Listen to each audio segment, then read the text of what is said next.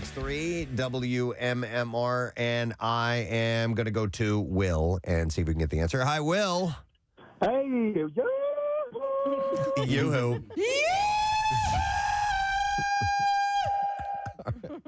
Will, what condition is singletus better known as? it's hiccups. Hiccups. Yep. You got it, man. Hang on, Will. We're going to give you a $50 Bonefish Grill gift card. And if you're in the mood for seafood, Bonefish Grill's got covered with new summer specials like the shrimp rangoon dip and pineapple glazed shrimp paired perfectly with a zesty key lime cake for dessert. Visit bonefishgrill.com. What celebrity it was recently in the news over the past year, had a bout of continuous hiccuping? Yeah, we talked about Jack that. Shepard. Who was it? Was it Jack Shepard? Yeah, I think you're right. Yeah. Yep, I think you are correct about that. Like for a few days. Yes. It got him, yeah. All right, well, yesterday a civil jury ruled in favor of Judith Huth, who alleged that Bill Cosby sexually assaulted her at the Playboy Mansion in 1975 when she was a teenager. The verdict was announced in Santa Monica in the courtroom following a 2-week-long trial. Huth alleged that Cosby molested her at Hugh Hefner's Playboy Mansion when she was just 16 years old. Cosby wasn't in the court, right? No, he was not. He was watching via Zoom, pleasuring himself. Oh, my God. Little deal, I'm by myself. You can't. It's below the table. I'm trying to keep it respectable. No. Still not good, sir. Yeah. Please don't. I can't catch a break. Yeah. He doesn't, if you stop and think about it, he was in jail for the other charges. This is simply, what is like $500,000 he's got to pay? Or That is correct. Yeah. Yep. In the civil lawsuit He filed was just like a disgusting man his whole life, basically. Yeah, it seems to be, yeah. in the civil lawsuit filed by Huth in 2014, she alleged that Cosby approached her and a 17-year-old friend at a San Marino park in Los Angeles before inviting them to his tennis club the following Saturday. After Cosby served them alcoholic beverages while they played billiards, he then surprised them with a trip to the Playboy Mansion, and the lawsuit alleged that Cosby molested Huth in a bedroom at the mansion. Yeah, she was awarded $500,000 in damages. Cosby's legal team was present on Tuesday, but he was not, as we said before. So I don't know. Zoom. He's on via Zoom. Can you hear me? We can hear you. Can you hear me? I can hear you. I can't hear you. Is anybody there with you? I can't hear you. Hello? Should I turn off messages? Yes. I can't hear you. All right. Can you hear me pleasuring myself? Can you hear me? That I can hear. Can you hear me grunting? No, I haven't heard any grunts yet. Frizzle dazzle. Is Theo there? Frizzle. Okay. So I don't know what Help me with this thing. How do you work the Zoom? Theo's got to come in and help him with the technology. I can't use both hands. So I'm not sure what this means as far as appealing and all that. I didn't see. Not that it's not appealing. It's very appealing. Is it? Yeah, when I stand up, you'll see. For an old man, it still looks pretty good. What are you saying? That's very appealing, Mr. Thank Cosby. you. That's why I'm playing with it under the table. Weird. My guess is he's going to eat that $500,000 because he's a multimillionaire many times over and let it go. Yeah. What do you think he's doing? Like, I was dragging it under the table. no, like, does he go outside of his house? Probably not, right? So I wonder how his, like his Harvey Weinstein, when he was doing all his stuff, when he was being wheeled in and out of court, he was in a much worse way. And I wonder what his actual eyesight situation. Yeah, because they flat out say he's blind. I'm not sure. And I'm not sure about that either. Yeah. I'm not. To be honest, I'm not sure about that. I think they amp these things up to Can you hear me? to curry favor with the jury. Oh, absolutely. So, If you look at Weinstein, he had one of those old man walkers with tennis balls on it. He was doing everything to look feeble and infirmed. Weinstein seemed like he declined faster than Cosby. Like, Cosby was pretty fast, but Weinstein was like kicking his heels up one day, and then the next day he couldn't walk. Kathy, there was a shot of Cosby coming out of the court after the trial when they got him out on the appeal.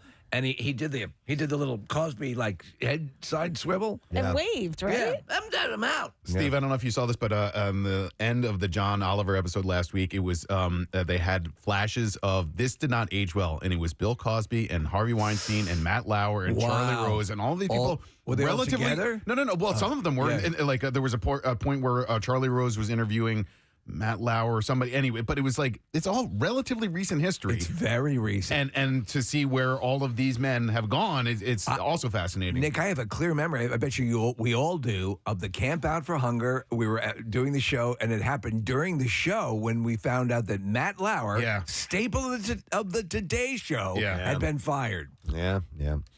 All right, well, I have some other things to get to. In a surprising turn of events on Monday night, Dave Chappelle declined having the theater at his high school alma mater named after him. Chappelle announced the news during the renaming ceremony, sharing that the Duke Ellington School of Arts Theater would be named Theater of Artistic Freedom and Expression instead. The star added that the school students, quote, sincerely heard him during the original renaming ceremony that was scheduled to take place in November of last year. They hurt him?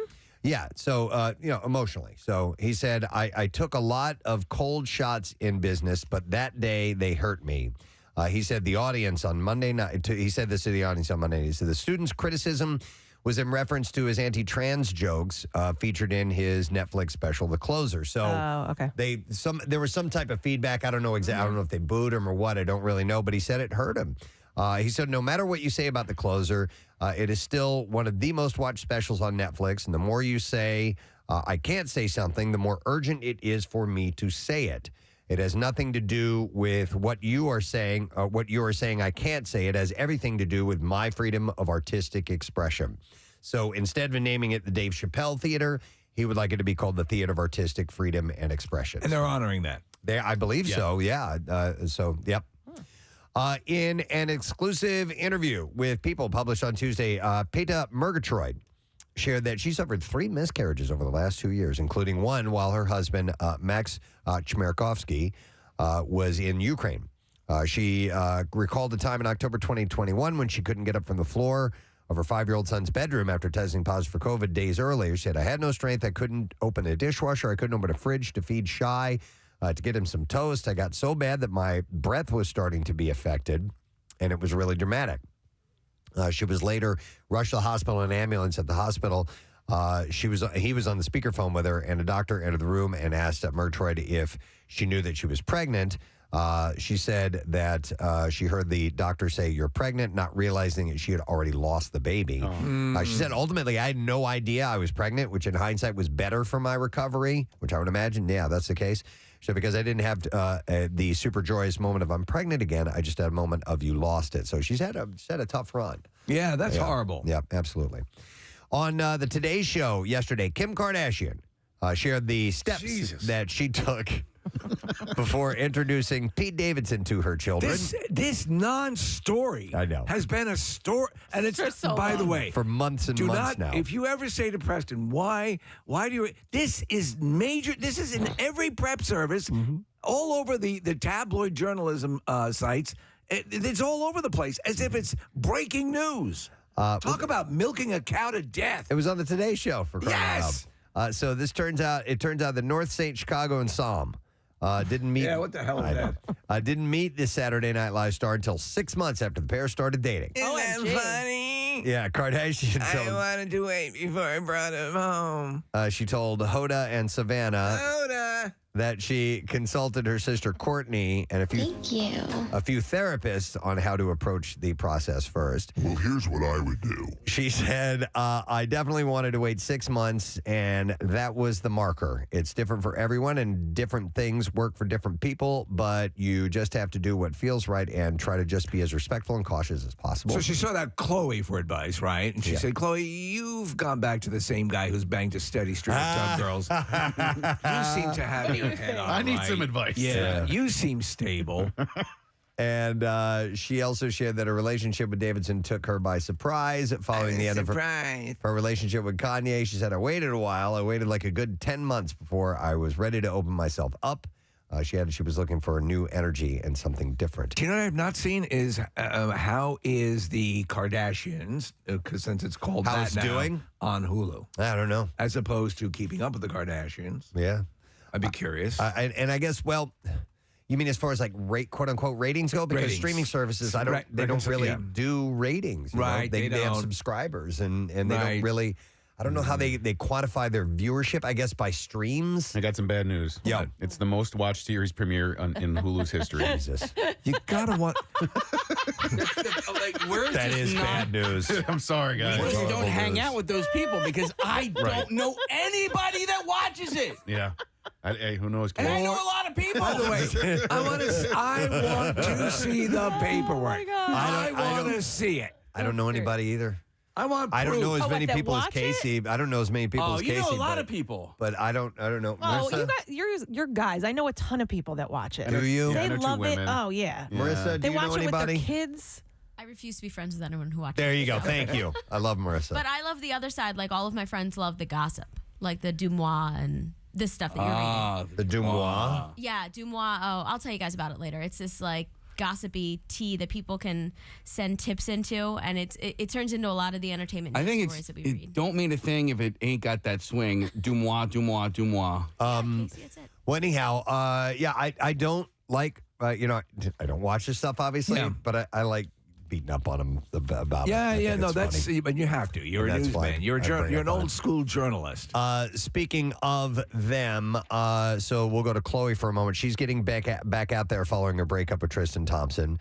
A source said to Page Six that the Kardashian star is dating a private equity investor. What? She met Not a through, basketball player? She met through Kim. Wait, who is this? Chloe? This Yeah. is Chloe. And by the way, she looks nothing like herself these days. Like, absolutely. Well, She doesn't look like herself in 10 years. 10 years. Oh, it's but even as worse little now. as she looked like herself a year ago, she looks that much less like herself. So she apparently had met this person through Kim. The pair met at a dinner party at Chloe, and Chloe is feeling really good about this. Are you going to eat that? All right. I pulled up a photo from her Instagram account. Check out the dude's shirt, Preston. I know. Okay. Is that a Hulk shirt? No, Kathy, look. Right? No, it's probably Mr. Steve, Freeze. check it out. You'll appreciate it. Look. It looks like a sculpted male body. Oh, come on. He's an investor? I don't know if that's him or not. Yeah, that's just a guy on her Instagram account. She looks good, though. Chloe? Thank you. God, except for those talons on the ends of her fingers, man. She does look good, though. I use these to pierce separate kernels of popcorn. Who's on the left? My trainer. No, I don't know. All right, anyhow, some other things to mention. Screen Rant reports that Thor Love and Thunder director Taika Waititi recently said that not including a nude scene in the new film would be a, quote, crime against humanity. He said, I think you have a body like Chris Hemsworth, like, even he understands. It would be a waste to not show it off. There is a great, I've watched the extended clip of it. It is Taiki, how's it pronounced? Taika Waititi, and he's being interviewed by this guy who's asking about his career, and he is purposefully being very self-aggrandizing. And he goes, I'm maybe one of 5 great directors. And he's doing it. And it's just hilarious. So he said it would be a crime against humanity to not have this nude scene. He said, so it's you have to provide for the masses. It's probably Thor's hiney, but he did the Probably. same thing. I mean, he saw Hulk's hiney in Thor Ragnarok, right when he's coming out of the the hot tub. Yeah, that's right. Yeah. Okay, maybe that's what they're talking about. But the dude is in unbelievable He's in shape. his absolute best shape for this movie, clearly. Yeah. I mean, he's gigantic. Yep. You guys want to talk to somebody who was in jail with Bill Cosby? Yeah. Yes, we All do. right. He texted. We got him on the phone line. This is Corey. Hey, Corey, good morning. Corey, Corey, are you there? Bristol National. He just hung up. Now, I don't know. You get off the phone. I don't know if that is a... Bill I'm called him listening right to away. BNS, and if that's you, I swear to God, I'll kick your ass. I don't know if that is our phone lines yet again. It looked like it because they all. Yeah. So, which, by the way, let me touch on that for just a moment. There's a weird phone problem that we've been having now. It's been for weeks, and Rodney, who is an engineering genius, is working on it. And we might have to one morning. I don't know if they'll go back to this or not, but they want us to try out a different phone number. I know. That's how bad it's gotten. So we may have to do that eventually. So just pre-warning you that might come up soon. Let's just use the Y100 number. 1-800-232-100.3. Yep. That we could do that. Don't call that right now. Don't call that now. I have no idea where that's going to be. We should call that. Yeah, we should call that. Yeah. Yeah. See if that happens. All right, maybe we'll do that in a minute. All right, here was the text from Corey. He said, Bill Cosby is deaf blind. He's not. Oh, I thought it was deaf and blind. What? Oh, my God. He's Helen Keller. He's definitely. He's definitely blind, just deaf blind. I can't see and I can't hear, and I'm mute. He said, No, you're not mute. I was in jail with him and sat next to him at lunch a couple of times, and he said he can't see S. He has a little helper everywhere he went. And apparently, Let me feel your face. Oh, wait, Corey. Let me feel your daughter. Oh, my God. Oh my Let's try this again. Corey, are you there? Yeah, I'm here. All right, Corey. Nice. All right. So, thanks for coming on. First of all, we appreciate it. When were you? Were you at Phoenix PSI? Or is that what? Yeah, it I was SCI. at CSI. SCI Phoenix. Yeah. Okay. All right. So, tell us about your experience with Bill Cosby. Well, for about 6 months, me and him were on the same side, and we used to go to chow together. And the way it works, they just fill in seats, like you don't get to pick where you sit. Okay. So I got to sit with him a couple times and talk to him. And I mean, he is definitely blind. He used to have a guy that walked around with him, and so he knew if anything was in front of him. A lot of times he was in a wheelchair too, but he definitely had a couple of bodyguards as well, like inmates that would make sure nothing happened to him. So okay. Wow. So was anybody provided by the facility itself? I mean, obviously you have guards looking over all of you, but do they have someone attending to him? Yeah, he got a little bit of special treatment. I mean, it's not like there was a guard next to him 24/7, but they were always close by and they always knew where he was. Okay. What'd you guys talk about? He was just cracking jokes, really. I sat with him 3 times. Most of the time he's cracking jokes. The one time the kid was asking him about his case, he didn't want to talk about it. And he's like, I just want everybody to know that I'm not this person everybody thinks that I am. All right. Did you talk about that for what it's worth? Did you talk about, growing up in Philly or, local stuff or anything like that? Not when I was with him. I'm sure people did. I heard other people that had talked to him about him that were from West Philly that, they used to reminisce about things that went on back in the day in West Philly. And I'll tell you, Corey, for my money, it's the Preston and Steve show. That's Is that right? Did he talk about us a lot? That Kathy whips up a hell of a news. It's great. But you got along with him okay, Corey?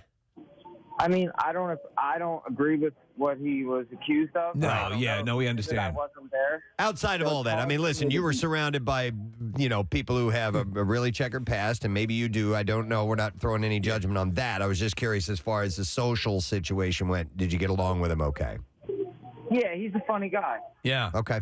Did you know any of the other inmates that kind of had his back? I did not. They'd been there. They were lifers, and they'd been there a long time. Wow. Okay. Corey, did you ever witness Theo coming in for a conjugal visit? Conjugal.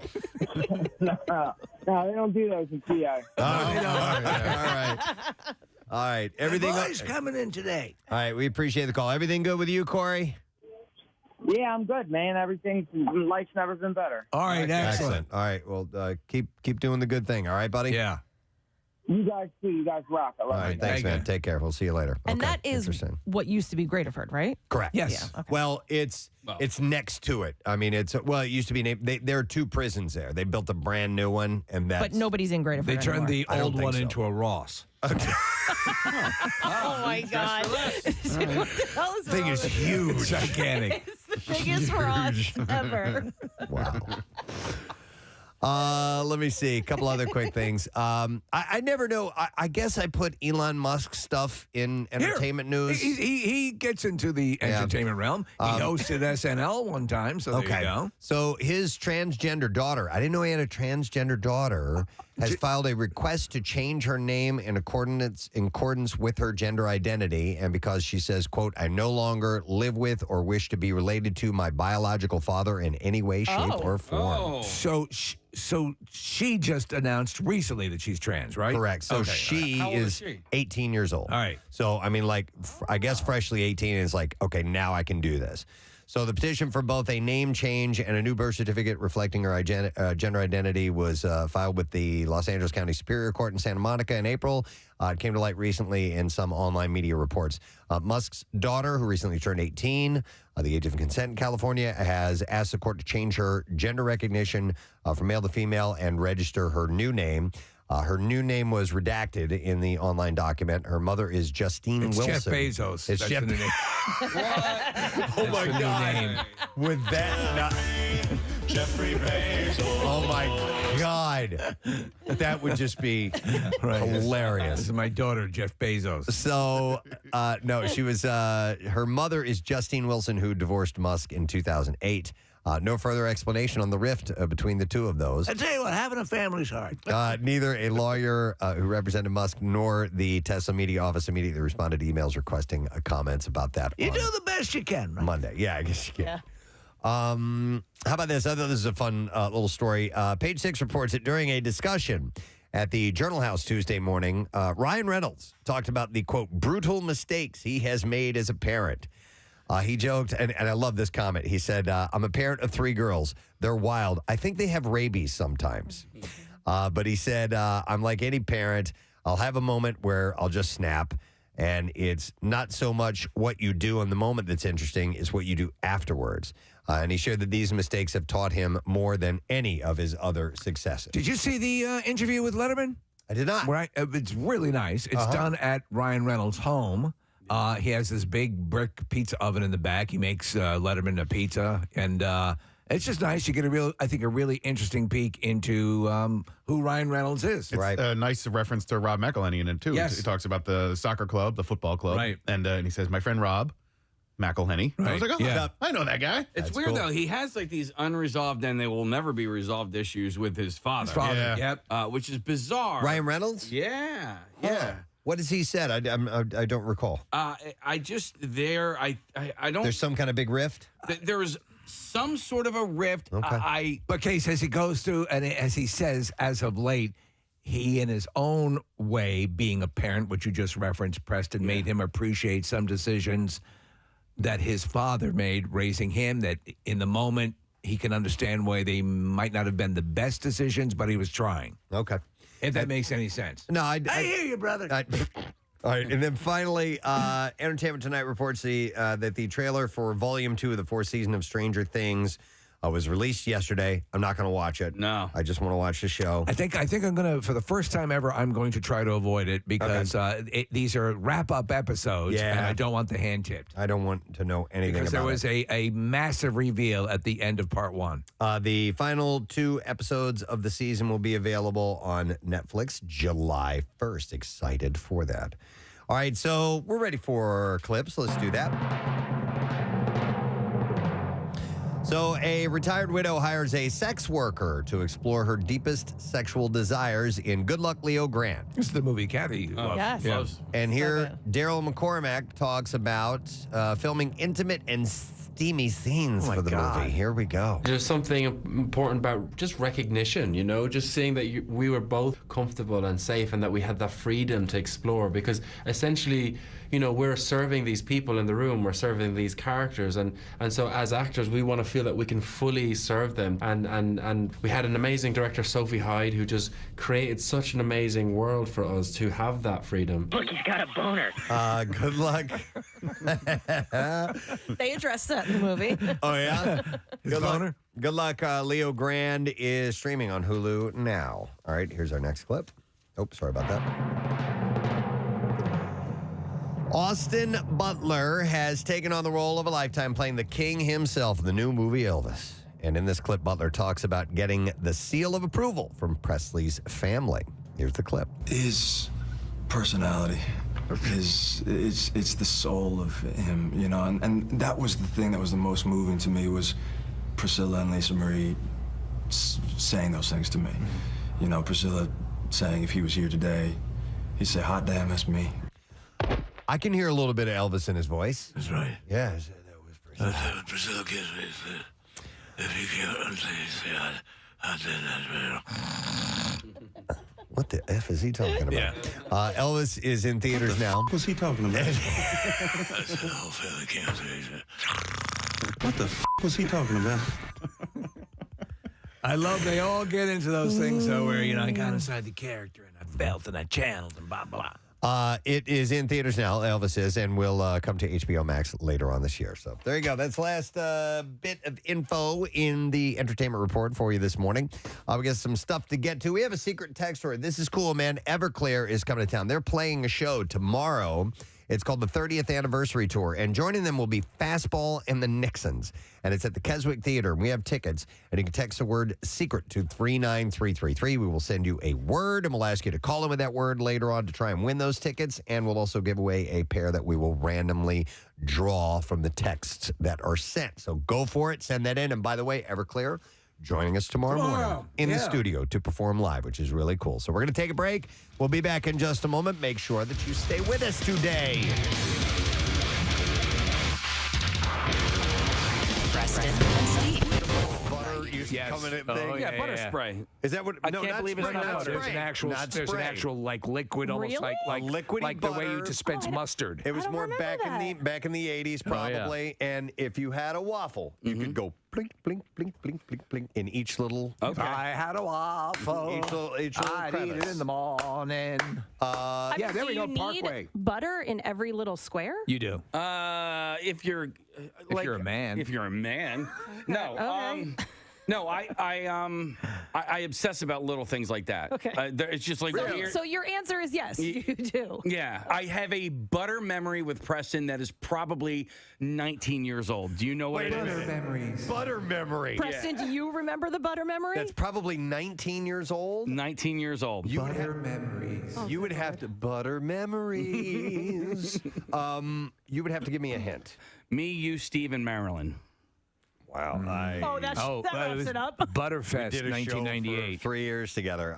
Media Court Diner. Oh, okay. Oh, yeah. Okay. You know the butter memory? Yeah. Oh, well, do tell. So we're sitting there, and it's after we had done a show, and we're having lunch, and there was We're all just getting to know each other, by the way. yeah, we're all getting to know each other, and so they had a little ramekin full of butter, which is a small dish. And so I guess it was a ball of butter or something like that. And we're just talking, and I just reach out and grab it and just squish it with my hand, just to be outrageous. Provocative. I'm like, ooh, butter. Yeah.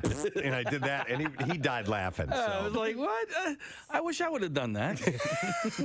On the first sight. That looked fun. Butter memories. But if I owned a diner and I dine in the morning. and I was serving waffles, there would be a special little spray that I would put melted butter in so that you could go.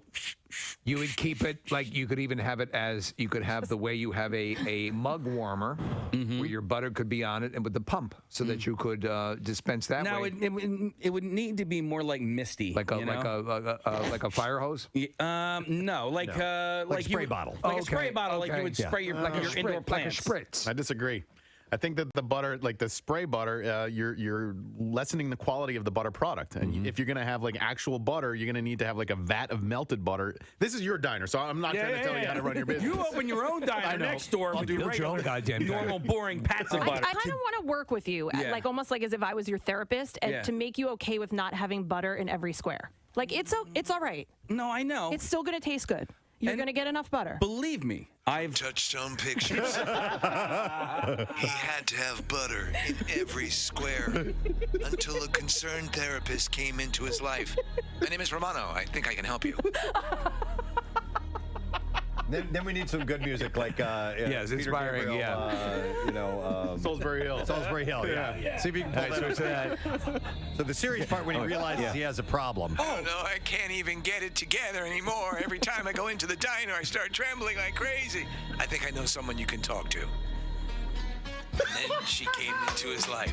My name's Romano, and today's the day we start making changes. From Touchstone Pictures, the story of a boy who learned now how to not have butter in every square of his waffle.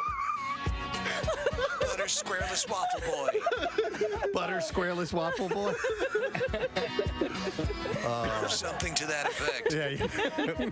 It's butter therapist. I feel like I already went through this with Jace. Like at breakfast time. It's okay, honey. Unbutterable. Is that the name of the movie? Yeah. I'm doing it. I heard recently that isn't even. I mean, just the old, sneaking the look at your next door neighbor's paper is not necessarily the chosen form of cheating these days, because so much stuff is done online now that students are using Google Docs quite a bit to cheat with. All the time. Yeah. And so now they're trying to make. In fact, they've said they've noticed a general increase in grades that they believe is artificially manipulated. Really? And so much so that Google itself has stepped up and has, like I'm looking at an article here, they're trying to set up ways to prevent Google Docs being used for cheating. So here's the way I understand that this works, and if I'm wrong, please tell me. Yeah. We've got students here, we've got strippers that know the answers as well, because Victoria was chiming in on this while we were off air. That if someone takes a test in a class before you, that you're going to have that same class, and they therefore can get that exact exam that you're about to take and send that to you before you take the exam. Is that kind of the way it works? Is that what I understand? You know who knows? Ben knows. Ben, come in here. Ben here. Intern Ben, we're going to get him on the mic. And by the way, Ben, are you currently a student?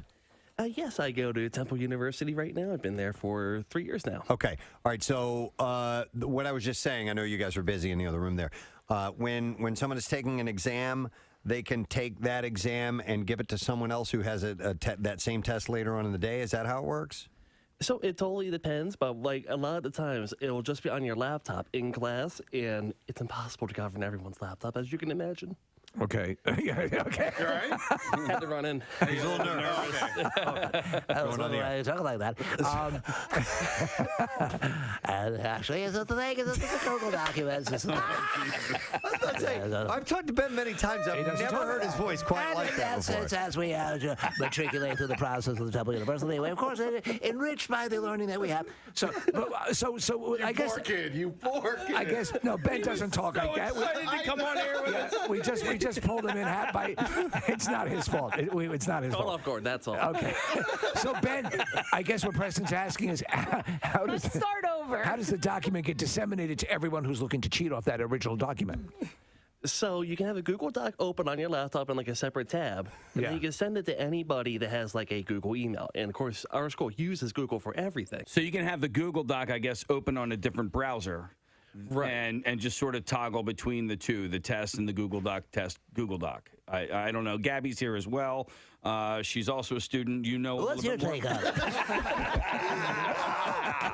Yes. Stop it. I'm just kidding. Poor Ben. We pull him in while he's trying to do other work. So What's your take on it, Gabby?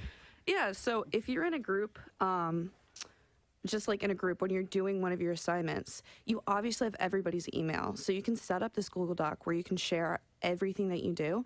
So even if you're in one class earlier and you have a friend that's in the next class later in the day, you can just share that document with other people in other classes. Okay. And Victoria, were you the student? Did you do this or hear about this happening as well? Yes. Why is your mic not on? I'm sorry. Go ahead. Yeah.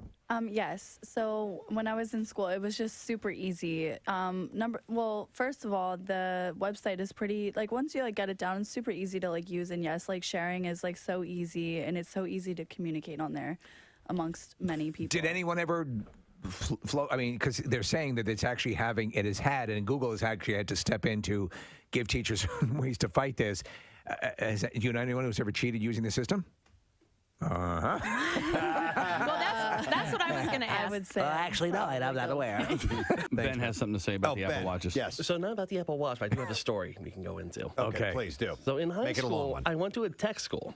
So I was in computer programming, obviously. Right, yeah. Obviously. So, but we figured out a way to cheat on the learning guides, which is our little exercises to learn how to program, but the teacher caught wind of this. Yeah. So for a month, every student had to handwrite all their code. Oh, because we were God. cheating, which is like Writing Java and HTML. That's awful. That's crazy. That's all little We had symbols. to handwrite all of it, then we had to type it up, and that was like his way to prevent us from cheating. And I was pissed because I wasn't cheating. I was the one actually doing it right because This all is the other students were. outlandish. This is absolutely outlandish. I'm going to take you outside and kick your ass. Did you rat everybody out because you weren't What am cheating? I, a monk? This is ridiculous. No, Casey, I was trying to be cool. No. But so that's how long did it take to take a test like that? Well, for what would take 5 minutes on the computer was about 25 on the paper. Jesus. Just because you got to remember the symbols, you got to squiggle them or whatever. Just you have to talk through them. Just keep This is talking. the goddamn dumbest thing I've ever heard. It's goddamn ridiculous. 25 on the paper. No, but I mean, to write, who's talking about writing code is in all symbols and intense stuff. It's, Preston, get yourself together. I can't. Steve being outrageous Ben is killing me. Oh, this is an outrage. Preston, our dancer wants to chime in here as well. Oh, yes, Victoria. Yes. Yeah, don't forget about me. Okay. I'm anyways. sorry, Victoria. No, it's okay. It's just so funny. I'm listening to how like far people will go to like actually cheat. And I went to a really good school, and we would literally cheat in groups, and the teachers had no idea. That's how No oblivious. idea. I guess they were just paid so well that like I swear they didn't care. do you think there's some credence to the fact that schools who rely on, how the school's performing would allow this to happen to I guess to keep up with their the reviews standards and or stuff like whatever. that? Yeah. It's I mean, I conceivable. went to a really good school, so like I guess like high test scores were like super important. So it's And- plausible deniability, right? That you can say, okay, they're just getting good grades. And what's funny enough, in 9th grade, I actually had a social studies teacher that would literally grade you on like if he liked you or not. Like we would write what we had for breakfast on like literally I would write the most ridiculous answers, and some of them would be right and some of them would be wrong. I swear this man graded you on whether he liked you or not, or maybe your outfit that day. Like I swear I bet he you didn't did care. very well. Yes, being stunningly gorgeous helps too. I passed, by the way. And he It's gotta fed be us. so Like, he hard. was a G. He was awesome. What's going on over here? Just because she's super hot, she passes? I'm here writing goddamn code. My fingers are falling off. She talks about having egos and she gets an A+. You're a good sport, Ben. And that was an outrage, frankly. Goddamn, says like I have a rheumatoid arthritis writing all this code. And over here, she says she had a Pop-Tart for breakfast. She has an A+. I love when you threaten to kick their ass. Outside now, I'm going to put my foot so far up your ass, you're going to see my big toe coming out your nose. Oh my god. All right, we have to wrap this up. Oh, we do? Okay, Yeah, all right. No. Officials are working to contain a scabies outbreak. No. What the Yeah, hell? this is at Radnor Middle School, and Oh, no way. one student from Radnor Elementary School. Yeah. Yep. Scabies. And at least 18 students were diagnosed with the infectious disease. Okay, what is scabies? It's a rash. Okay. Isn't that? Wait. Okay. Scabies isn't crabs. Well, it is caused by a mite. A little creature. Okay. But they normally it's not visible to the naked eye. But it's not crabs. It's not. Okay. It's not like but crotch do you crabs. get it down there? You can. Yeah. Okay. Yeah. If so you're lucky. The scabies will burrow under the skin and lay eggs. Oh God. An itchy rash consisting of raised tracts, bumps, or blisters may appear on parts of the body, including between fingers, wrists, elbows, armpits, waistline, thighs, and genitalia. Including the nutsack. Yes, probably. Yeah. Well, there all were. the little crevices and cracks. Yeah. They lay their Ball eggs. sacks are yummy. I remember in high school there was an outbreak in our school, but it was everyone who was getting it down there. Yeah. And so it seems like it's few and far between that we have scabies outbreaks. I always consider that one of those bizarre peripheral things like scurvy and gout. There was the guy that I told you about that wanted to go halfsies on the fleshlight. Oh yeah. And by the way, again, take that in. Nick knows someone who wanted to go halfsies the worst thing to ever happen in a household. Oh, and TV commercials used to make that case all the time. And of course, the antiquated roles of men and women at that time is just hilarious to watch. There's one where the guy is literally spanking his wife for making a bad pot of coffee. Yeah, I think you're right. Yeah. I think I've seen that one. And then there are other ones. He also goes through these old social training videos of how to be socially correct and stuff like that. And if you want to be popular, and it's so funny to watch those old videos. First, approach the young lady and ask, "Are you a fan of felching?" Should you bring your own straw with you? It's always advised. Love this music. Well, listen, I do have a social thing to bring up here, or a relationship Doesn't thing. have to do with felching, though. No felching. No felching involved. Hang on a second. What was this? Well, it's just funny because the 20s music that we were playing yesterday wasn't actually 20s music, and we got a text from somebody who was like, "Hey, I didn't play that during the Battle of Gettysburg." But today, they said in this text. Yeah, they said, history nerd here who was bordered by the Civil War music. I love the new 20s jams. Excellent. Thank you. We appreciate that.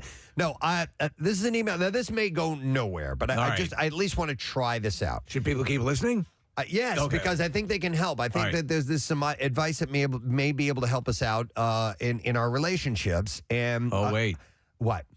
Are you now the helper? No, I'm not the helper, dude. So listen, this is, I don't even know who this came from. It was sent to a whole bunch of different people. B. Weston. And so the subject line is a comment on life's learning process. Okay. All right. So this says the things that some guys often miss to their disadvantage. All right. And they go on to say, an example, women and their feet. Women and their feet. They write, unlike men, the average woman just loves to be barefoot. The feel of the wood floor, the carpet, a rug, warm grass.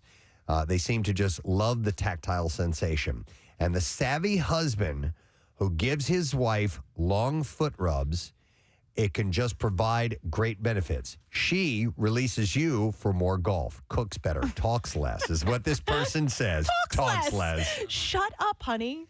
And sometimes the foot rub will lead to a My Hero front rub, the classic male goal.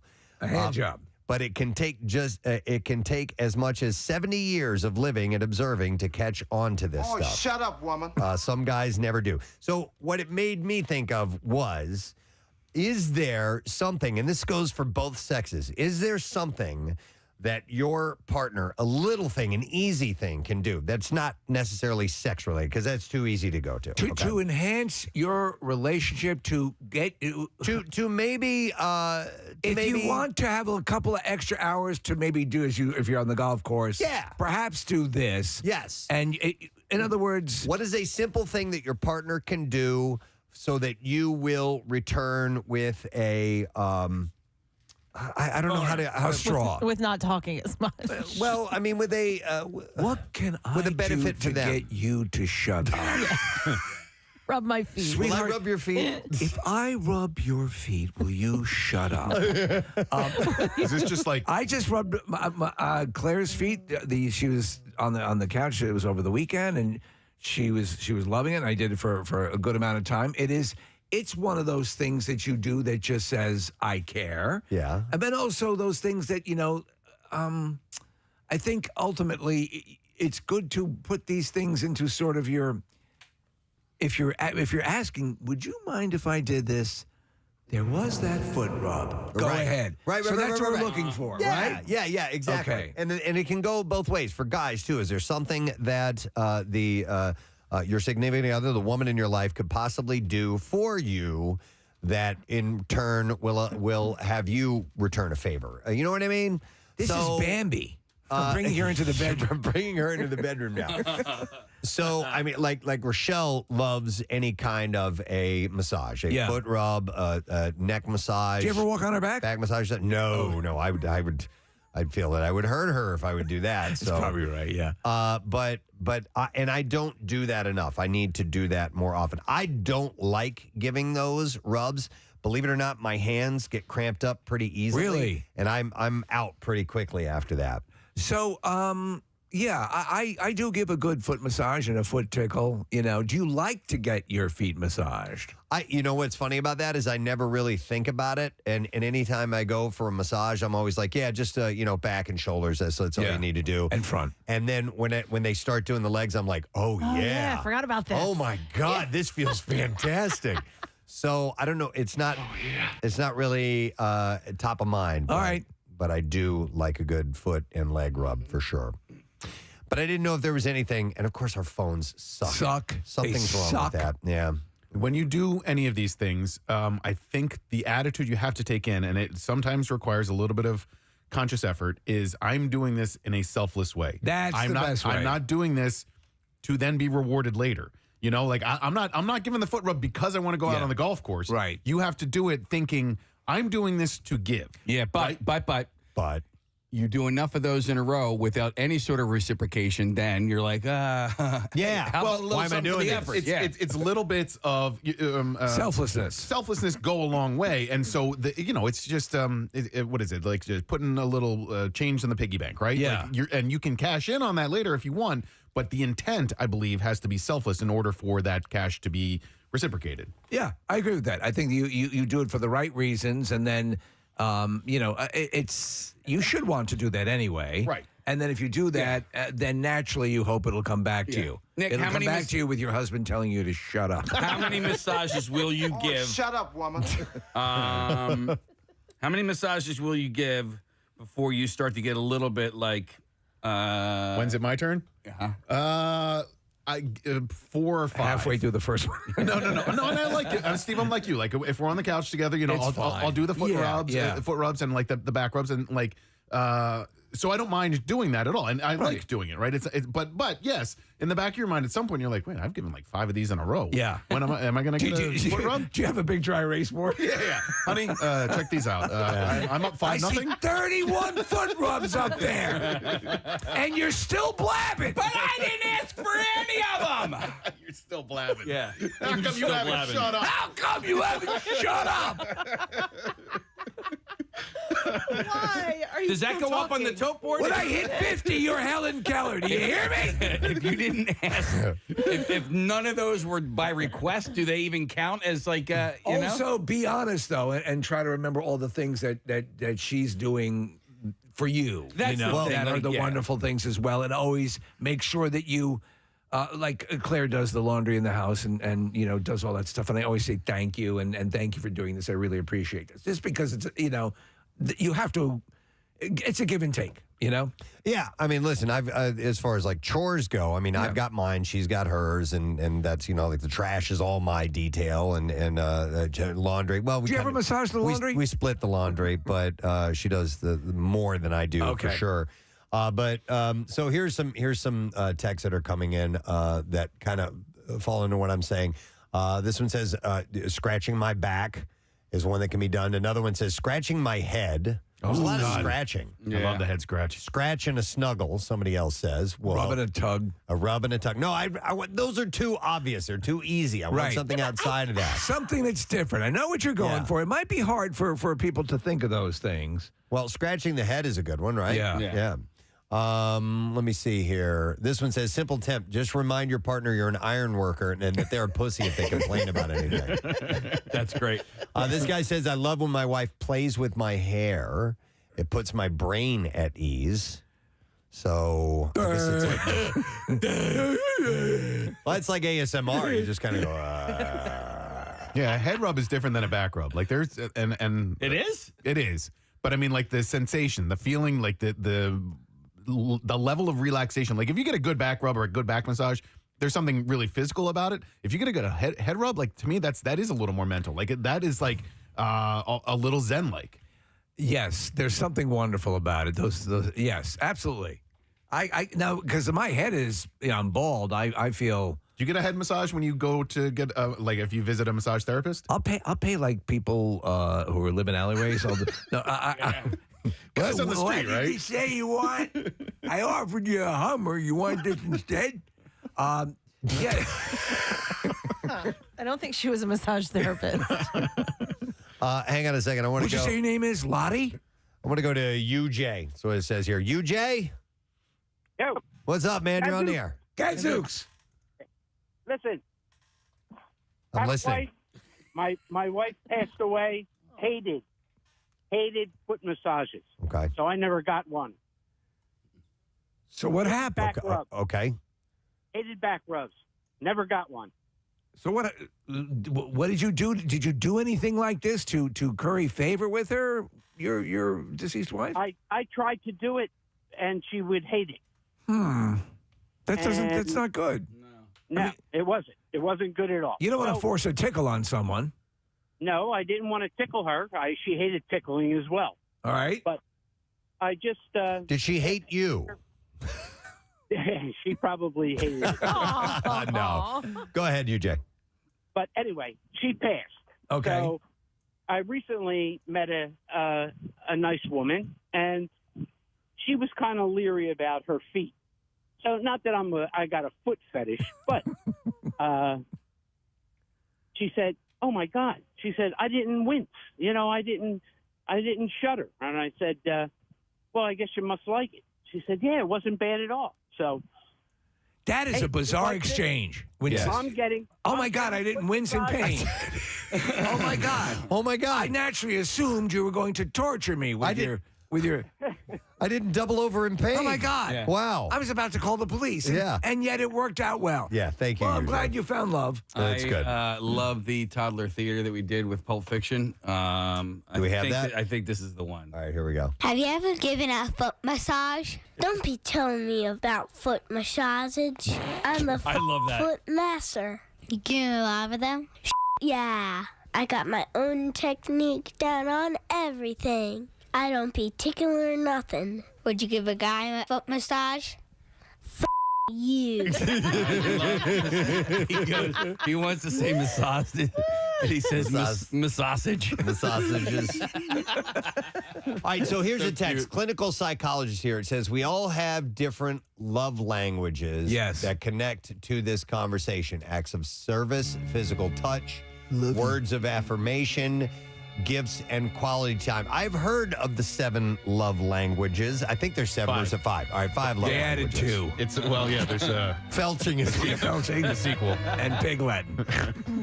Listen, if you ever end up in couples therapy, the 5 love languages is a good book to learn and to know, and can be helpful. All right, what do you know of it, Nick? Because I just have seen. Well, I'm divorced, Preston. Headlines, so you're still trying to figure that out. No, I mean, it's a great way to communicate with your partner, and you find out what's important to them that you might not know otherwise, and it removing sex from the equation. Like, talk about stuff that isn't physical.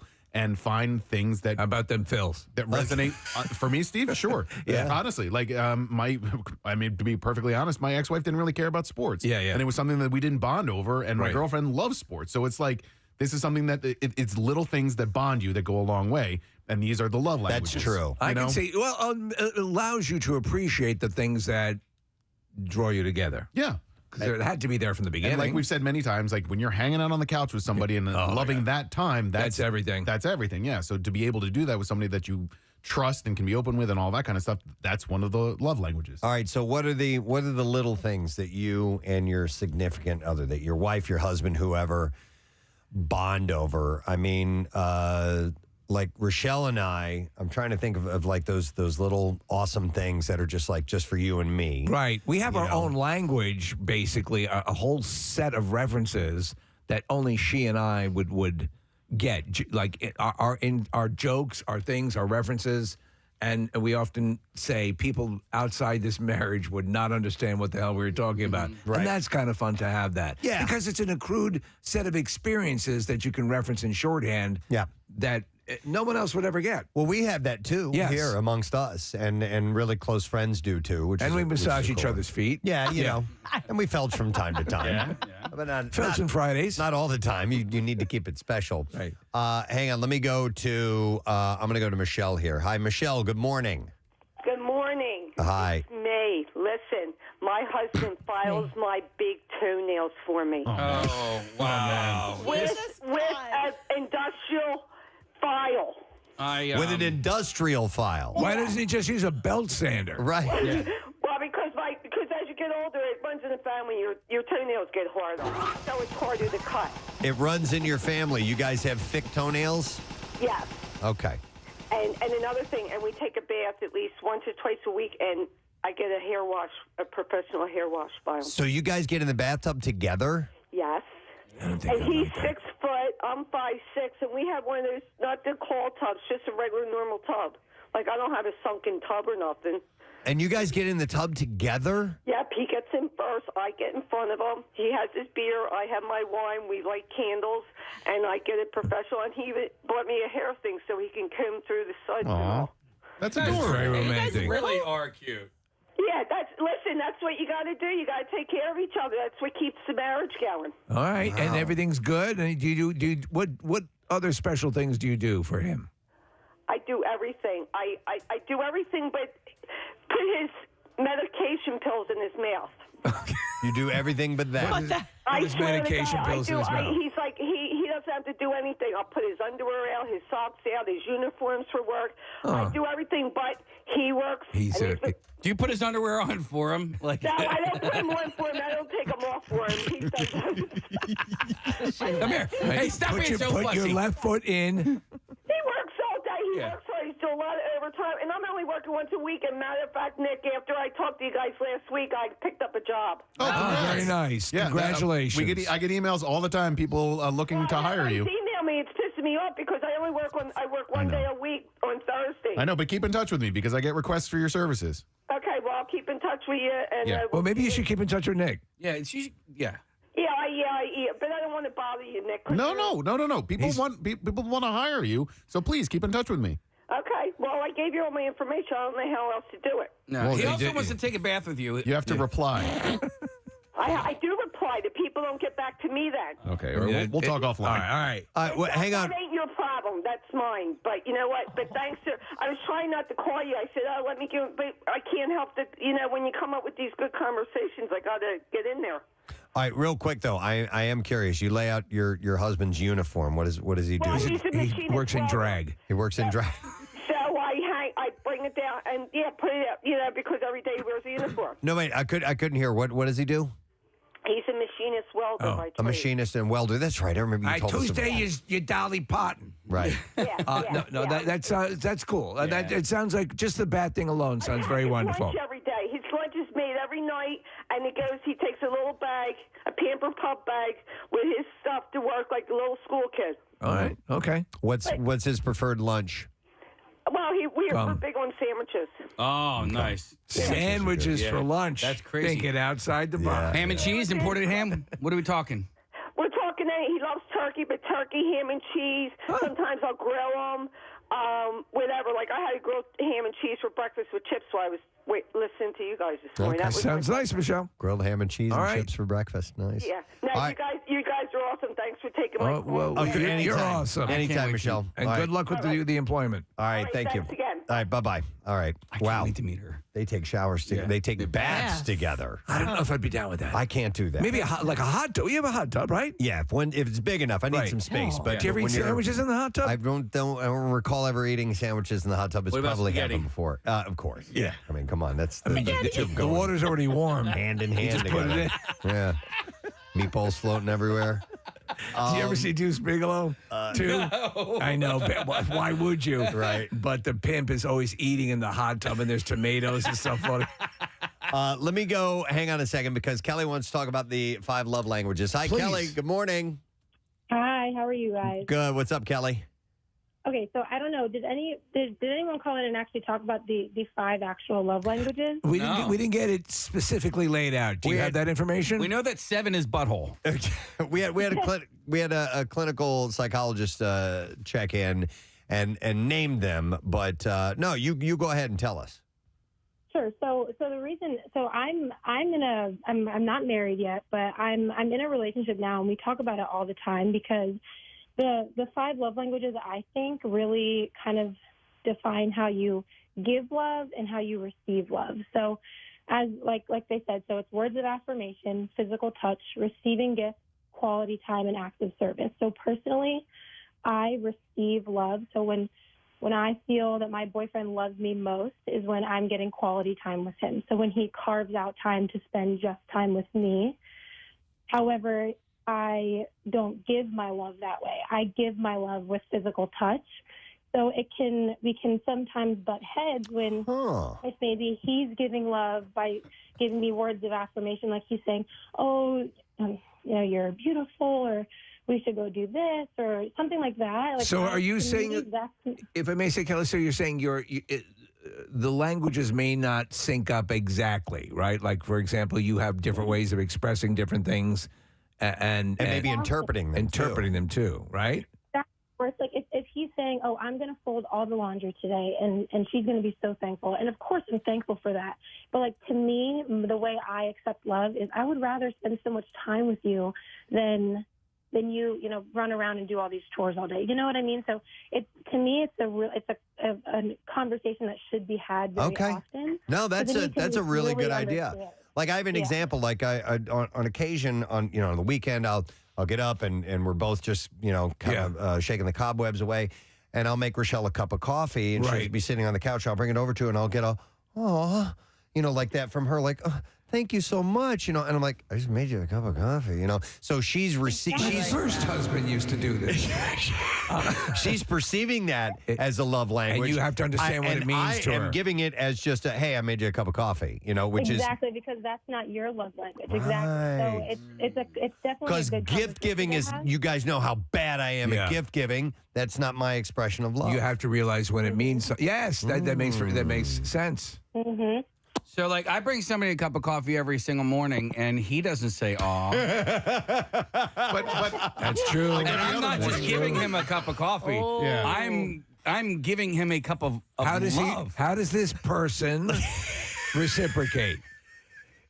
Doesn't even say. Well, does he ever the only way he reciprocates is like sometimes if I didn't put massage enough your feet? coffee in the cup, he'll let me know. Oh, he'll criticize you. Oh my God! Wow. Wait, does he really? Or I will make a horrible face when it tastes bad. I'm like, this sucks, man. As if I made the coffee. You Somebody didn't else make the coffee. That's why I know it's okay to criticize it. But By you the get way, him coffee sometimes too, right? Never. Hey, the coffee today I made. How was it? Is that maybe that's not the way Preston shows? That's not how he shows love. No, he clearly it's shows just a cup of coffee. He shows love by keeping you away from coffee. He shows love by keeping me employed for the last 24 years. Okay. So criticizing how much is in his cup. Yeah. No. Hang on a second. I had an important question. Okay. When somebody makes coffee in the kitchen, who is it that when they put the grind thingy in, they turn it to the side? Who does that? I know what you're talking about. It locks it into place, and it is unnecessary. There's a handle where you put the coffee grounds in, and you just slide it in, and the handle is supposed to stick straight out. Somebody. So I always put it in straight, and when I come back, it's to the side. Wait, but why don't you want it to lock? Because you need to slide it in and out. You need to take it in and out once regularly. It's done brewing. Yeah, let it. It will unlock once it's done brewing. Yeah. What are you talking about? Once you hit the button to brew, I have gotten into a tug of war with that freaking thing. It is locked. It is locked from the front two case. When you hit the button to brew, if the handle is facing forward, it's locked. That's a function of the brewer. It will not allow you to pull the filter out when it's brewing. But still, keep the handle in front. Keep the handle in front. All right. So the way they did it on the American Prairie. So it's nobody here. All right. Anyway, I'm looking at the clock. We're doing Fox Good Day today. Do we need to take a break now? We got to take a break now. Okay. All right. So listen, I wasn't sure if this was worth talking about or not. I think we learned the 5 languages of love. I think that is an important conversation. The way our last caller put it, it's one to consider. So, denial, acceptance. No, that's grief. That's how you handle grief. It's totally different. Words of affirmation, physical touch, receiving gifts, quality time, acts of service, and it's important to know how to get your mate to shut up. What you perceive as your love language, how you express love and how you receive love, and that's I never thought about that. It's very nice. Yeah. I brought this to you so you would shut up. Yeah. It might sound hippy-dippy and ridiculous, but it can actually work. Okay. It can save a marriage. It can save a relationship. Okay.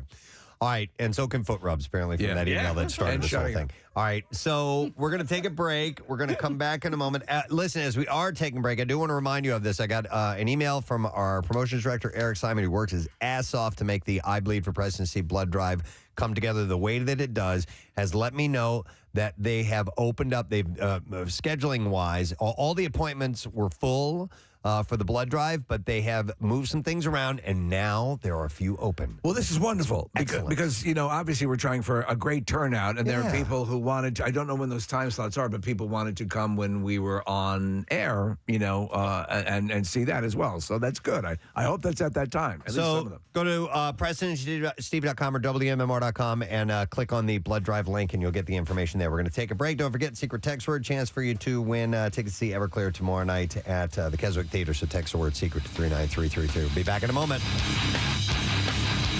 Preston and Steve on the An outbreak of it in college. Is this guy an Elvis impersonator by any chance?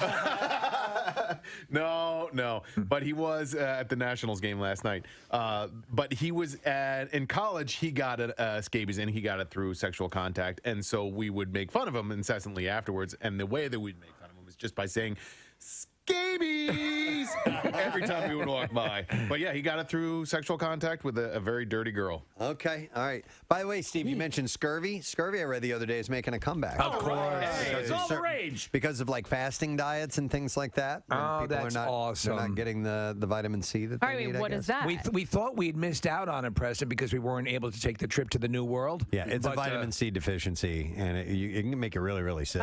Fruit and stuff like that was how you fought it, right? Yep. And leprosy, we learned, is making a comeback. That's where the term limeys came from, is when the English would travel, they would load up all these limes to try and keep scurvy away.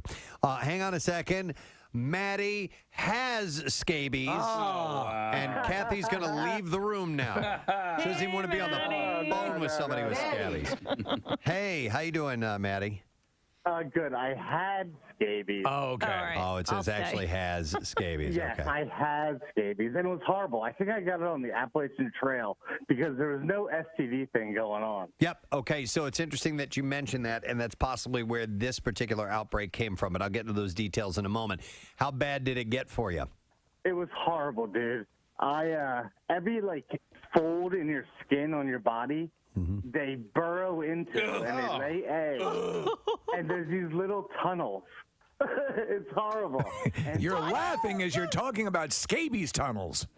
Yes. Yeah. These tunnels, they're under your skin, in your knuckles and the creases of your finger. die. So Maddie, in your junk too. In your junk. Okay, we're looking at a picture. You're right, Maddie. It says skin condition caused by burrowing mite. And they lay the eggs in there, yeah. They lay the eggs. It was horrible. They gave me this poison that I had to rub all over my body. Yep. And I had to wait an hour and let it seep in. And then blistering caused. There's blistering afterwards. Maddie, let me ask you: did they make the trip down to your junk? Did you have it around that region? They were anywhere there's a fold or a crease. There is burrowing mite. And not for anything. Go ahead. Here's the reason why it spreads like that. The incubation period is 2 to 6 weeks. Oh my God! Before the itching even occurs, so it gets all over your body. These and you things, don't know yet. And like you said, Maddie, listen. It says the doctor in this story said you apply this cream. It's a topical prescription from scalp to toes. Every part of the body. Everywhere, and it burns. And then you have to sleep overnight with it on. They said it needs to be on for 8 to 10 hours for it to work properly. Yeah. Do you have to put it in the butthole? Oh, my God. You put it everywhere, Preston. Okay. Thank you for clearing your throat. Do you have to put it butthole? No, I'm a 40-year-old man, and I had it when I was 30, and I had to have my mother rub the cream on my back. Well, you didn't have to. Yeah, I would have. Can you who else am I going to ask? I don't know. Thanks, Maddie. I appreciate Maybe it. a girlfriend or wife. Somebody who could put it in your mother. I have to go over to my 30-year-old single son and rub ointment in his ass. That is horrifying. Yeah, that's nasty. I did not realize the burrowing was an issue. That that adds a whole other realm of hell to it. I always thought it was a slightly bit more benign, but it does sound very similar to genital crabs. So they said the outbreak was caused by a camping trip that some of the students attended. Oh, they went to Whore Island. The doctor said they all hung out together, which is the typical story for scabies. Some of the kids, we did see a few of them, and that, that most likely it was just because they were all in close contact with each other. They were camping. Oh, yeah. And that's when the whores come in. It's true. So sleeping bags and things of that nature and camping tents, it's a confined space. I've had a few texts come in, and also it looked like a call had been up as well. Were you guys familiar with chiggers? Yeah. Chiggers, yes. Yeah. Growing up I lived in the South for a little while, and we would always warn about, those look like chigger bites. Which were painful. I mean, because you could scratch them until they bled almost. I mean, as a kid, I was just like, it itched so much you wouldn't stop scratching. That's why that park went out of business at Chiggerland? Yeah, no, that's Digger World. Oh, I'm sorry. I'm thinking of. But anyhow, I don't know if they're the same. They're related, I guess. Are they? Yeah, they're also mites. They're just different kind of mites. Chiggers, I always assumed were a little bit bigger. I don't know. Mites, I guess, you can't really see them. No, these ones are called trombiculid mites. Okay. Which are different than the scabies mites. By the way, there are little creatures all over your body all the time, Kathy. I right? plan on it. Oh, stop it. Like in your hair follicles? Not constantly. Oh, crawling in and out of all sorts of orifices. No, not mine. And then, of course, they have to defecate. Right. I mean, they are alive. I mean, and so all over your body, there's little recesses where they're crapping. All right. And then having sex. Interesting. In your own body. Growing up, my dogs would get fleas all the time. Yeah. And it's never been an That's issue. from sleeping with dirty dogs. No, but I mean, it's kind of an invasive species. It's incredibly invasive. And once you get it in the house, we had to have our house bombed a couple of times.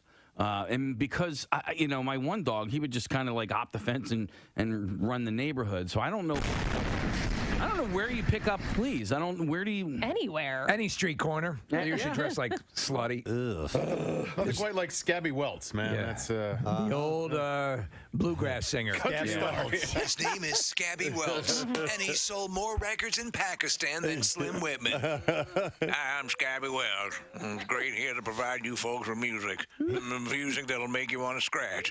He and Boxcar Willie went out on tour together, so. But he died of scratching himself to death. Yeah. Scabby Welts. You remember Scabby? Yeah. From the good old Order days. now and get a second collection from Pussy Fistula. Oh, my God. Let's see if we can get an answer to our stupid question. Wow. I don't know who's on the phone. I don't know what they have to say. So I think our phone screener's messed up here. So this is Guess the Caller Wednesdays, Preston. It's a new thing. Okay. Hang on now. My phone lines aren't even lit up. I gotta. Okay. Casey has to do what's called retake the board. You need a gun?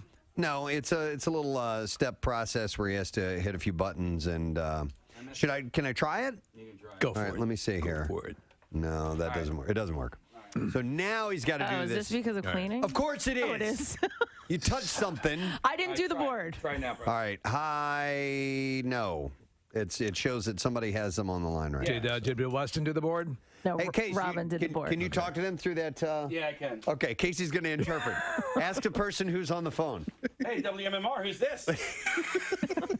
John, how you doing, bro? What's your All right. answer, man? What's the question? Ask John. So the angles in a triangle add up to how many degrees? Yeah, how many degrees, bro?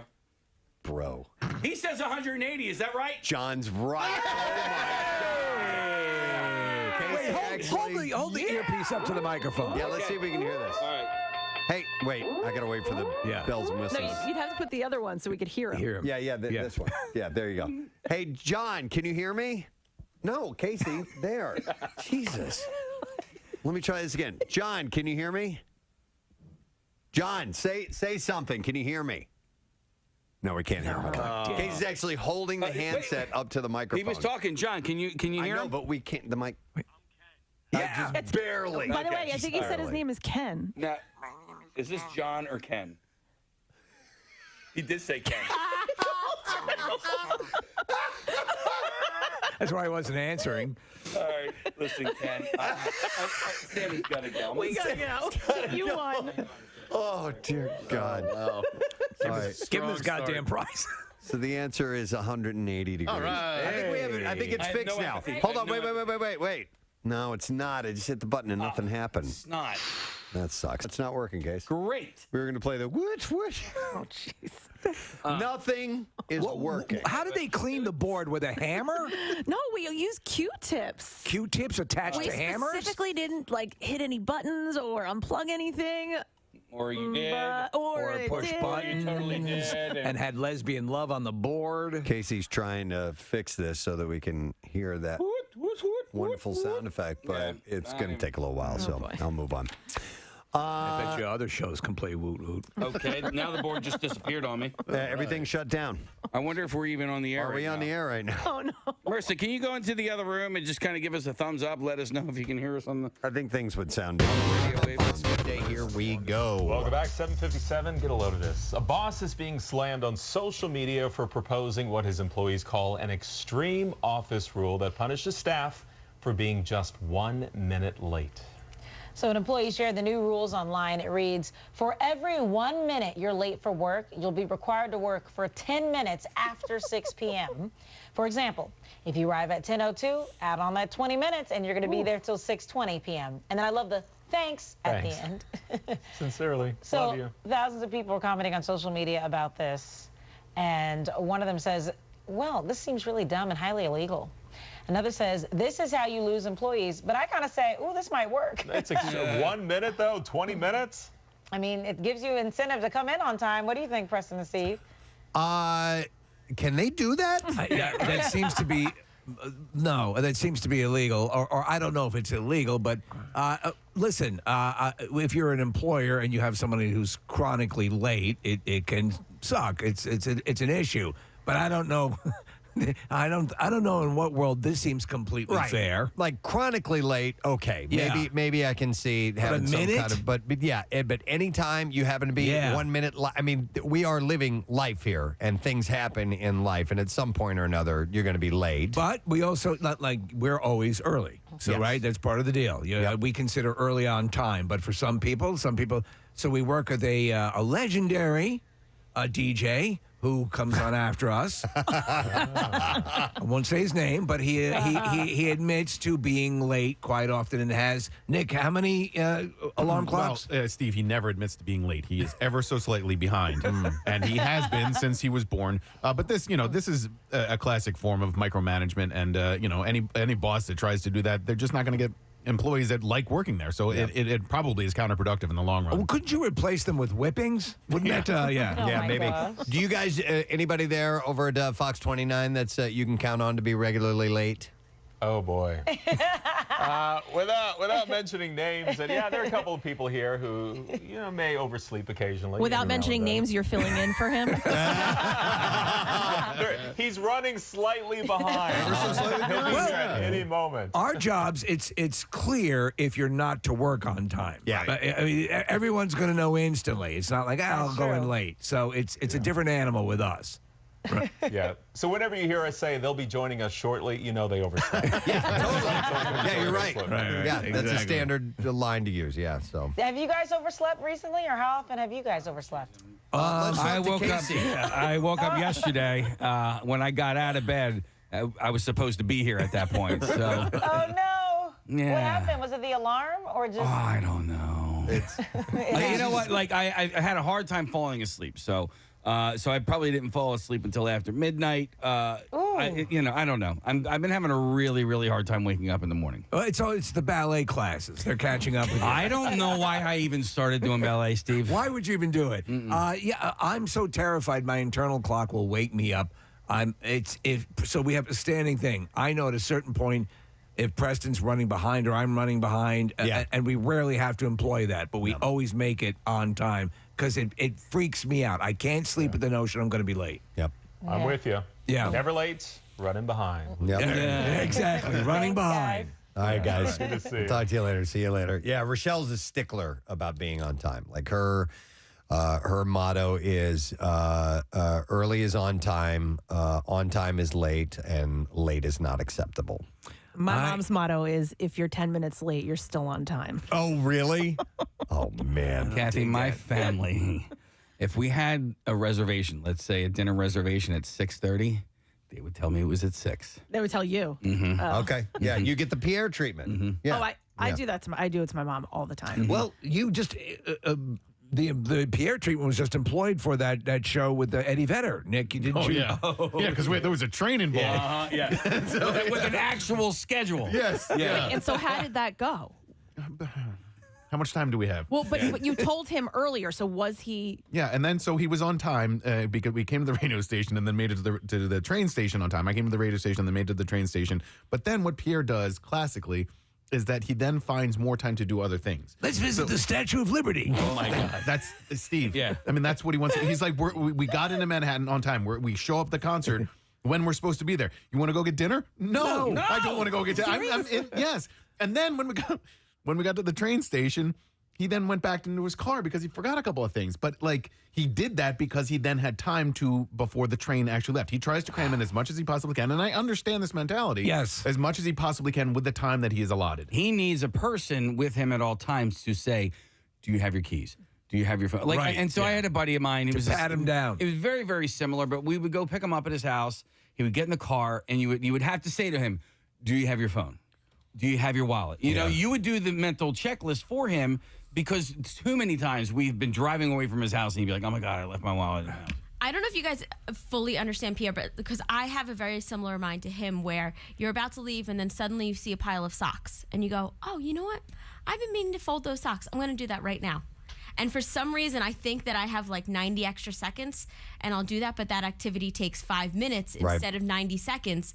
And it's just, it's a mental block. And there's just nothing in my mind that says, no, don't do that. Do that later.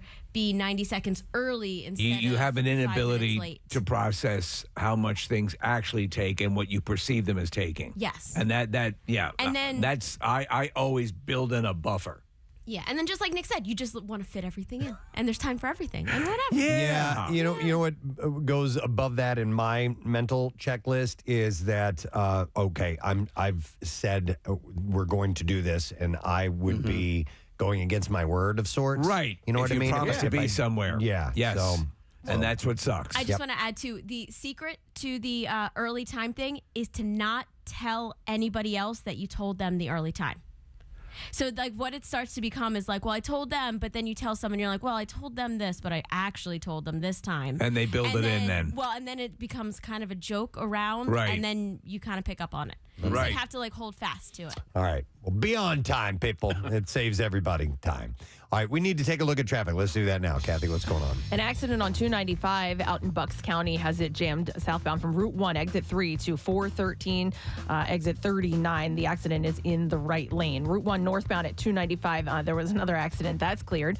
And then Route 1 southbound is slow from Highland Avenue to the Pennsylvania Turnpike. We've got another issue on the Schuylkill westbound. It is stopped between the Boulevard and Conshohocken. There's an accident. It is off to the right shoulder, but you are crawling along. Eastbound slows the Boulevard into the Vine. South on 95 slowing Academy to Bridge. The Vine westbound slows from 95 to the Schuylkill. The Blue Route northbound, we have volume here 95 to the Media bypass southbound from Ridge Pike to the Schuylkill, and then Route 1 to Media. In Lower Marion, Montgomery Avenue, both directions at Haverford Avenue being affected by an accident. 55 northbound jams north of Deptford to the 42 freeway. 42 north slowing 41 to 295, and then right lane construction on the New Jersey Turnpike southbound set up at 322. This traffic report brought to you by Bally's Atlantic City. They introduced The Yard, a brand new indoor-outdoor beer garden just steps from the boardwalk. Visit Bally'sAC.com. Must be 21. Gambling problem? Call 1-800-GAMBLER. WMMR presents Preston and Steve's Bizarre File. Brought to you by 80 Moyer Lumber, trusted expert since 1939. 80 Moyer Lumber is your professional source for decks, windows, doors, kitchens, millwork, and more. And you can visit them on the web at admoyer.com. A man is in custody, this is in West Virginia, for malicious wounding after a fight involving a chainsaw. Oh, my God. A criminal complaint says that a sheriff's deputy responded on Tuesday. The complaint said that a victim told the deputy that Gerald Arbaugh had come to the residence and slashed the victim's truck tire with a chainsaw. An altercation ensued, and Arbaugh allegedly got a hold of a rake and hit the victim with it. Yeah. The complaint says, back. The complaint says that Arbaugh later drove a sedan up to the victim's driveway and into a small, non-functional hot tub and then into the victim. And listen, Gerald, things got away from us. I'm first to admit that. The victim I see you sitting in the car in the hot tub, and I'm thinking, what's become of our life? Non-functional hot tub. Non-functional. The victim sustained a large puncture wound under his arm. That hurt. Southern California man was found dead in Death Valley National Park after apparently running out of gas and getting out to walk in the scorching heat. no. Yeah, park visitors found the body of David Kelleher on Tuesday. Kelleher, who is 67, was about 2.5 miles from the vehicle and apparently was walking toward Furnace Creek. I mean, everything in Death Valley's name. Rotting Corpse Way. God. Furnace Creek is where it ends up being like 128 degrees. Like, that's where they set the record temperatures every year. Well, listen to this. He was found about 30 feet from State Route 190, but the highway was obscured by terrain and a mesquite tree. You know what's behind the mesquite tree? A Carvel. I don't know if he did. Tragic. Ice cream. Ice cream? Kelleher hadn't been reported missing, but a park ranger had spotted a lone vehicle in the Zabriskie Point parking lot on June 11th and remembered it from 3 days earlier. A crumpled note inside Keller's vehicle said out of gas. An air-ground search had been limited by temperatures that topped 120 degrees at time. Brutal. When you get, the thing to do first is stay with the car and look for things to build a fire. No. Not in Death Valley. Kelleher had been cited for off-road driving at the park on May 30th, and when he mentioned to a park ranger that he was low on gas, and it was the second reported death this month. The body of John McCary was found on June 1st. So, man, you got to be careful in there. The names again, it's just brutally hot. Prosecutors charged a man after he is accused of threatening to kill children at the Worlds of Fun amusement park. No. That doesn't sound like fun. It's not fun at all. You're not getting the spirit of this, are you? Jonathan Gregory Smith is charged with first-degree terroristic threat. Court documents show Smith was arrested after police... You're looking for the world of terror. ...responded to the Hometown Studios Hotel near Worlds of Fun on Sunday. An employee at the hotel identified Smith and said they had called threatening to kill hotel staff as well as children at Worlds of Fun. I got a lot of killing to do today. He also allegedly threatened to blow up the amusement park and the hotel during the phone call. Is there a good restaurant in town? Smith told the hotel employee he was upset that the hotel lost his medication. So, there you go. So blow up the amusement park. Police located Smith. That should help. At Love's Travel Stop in Kansas City, Missouri, and it said Smith had already called North Kansas City police and told them that he planned to, quote, go out on his own terms in a Texas-style shooting. So what was his medication? Maybe we assume it's some sort of mood stabilizer? They didn't indicate. Sheriff's Department told investigators that Smith tried to buy a weapon from a department confidential informant. So the dude was kind of serious. Well, whoever found his anti-depression drugs, I hope they're happy. Yeah. Smith was transported to a hospital following his arrest, but he's now in custody. I love that. It's a great show. A driver facing charges after police say he sideswiped at least 40 parked cars in Queens. 40. It happened around 2 a.m. with the trail of damage stretching 2 full blocks. I mean, like car after car after car. 2, 3, 4.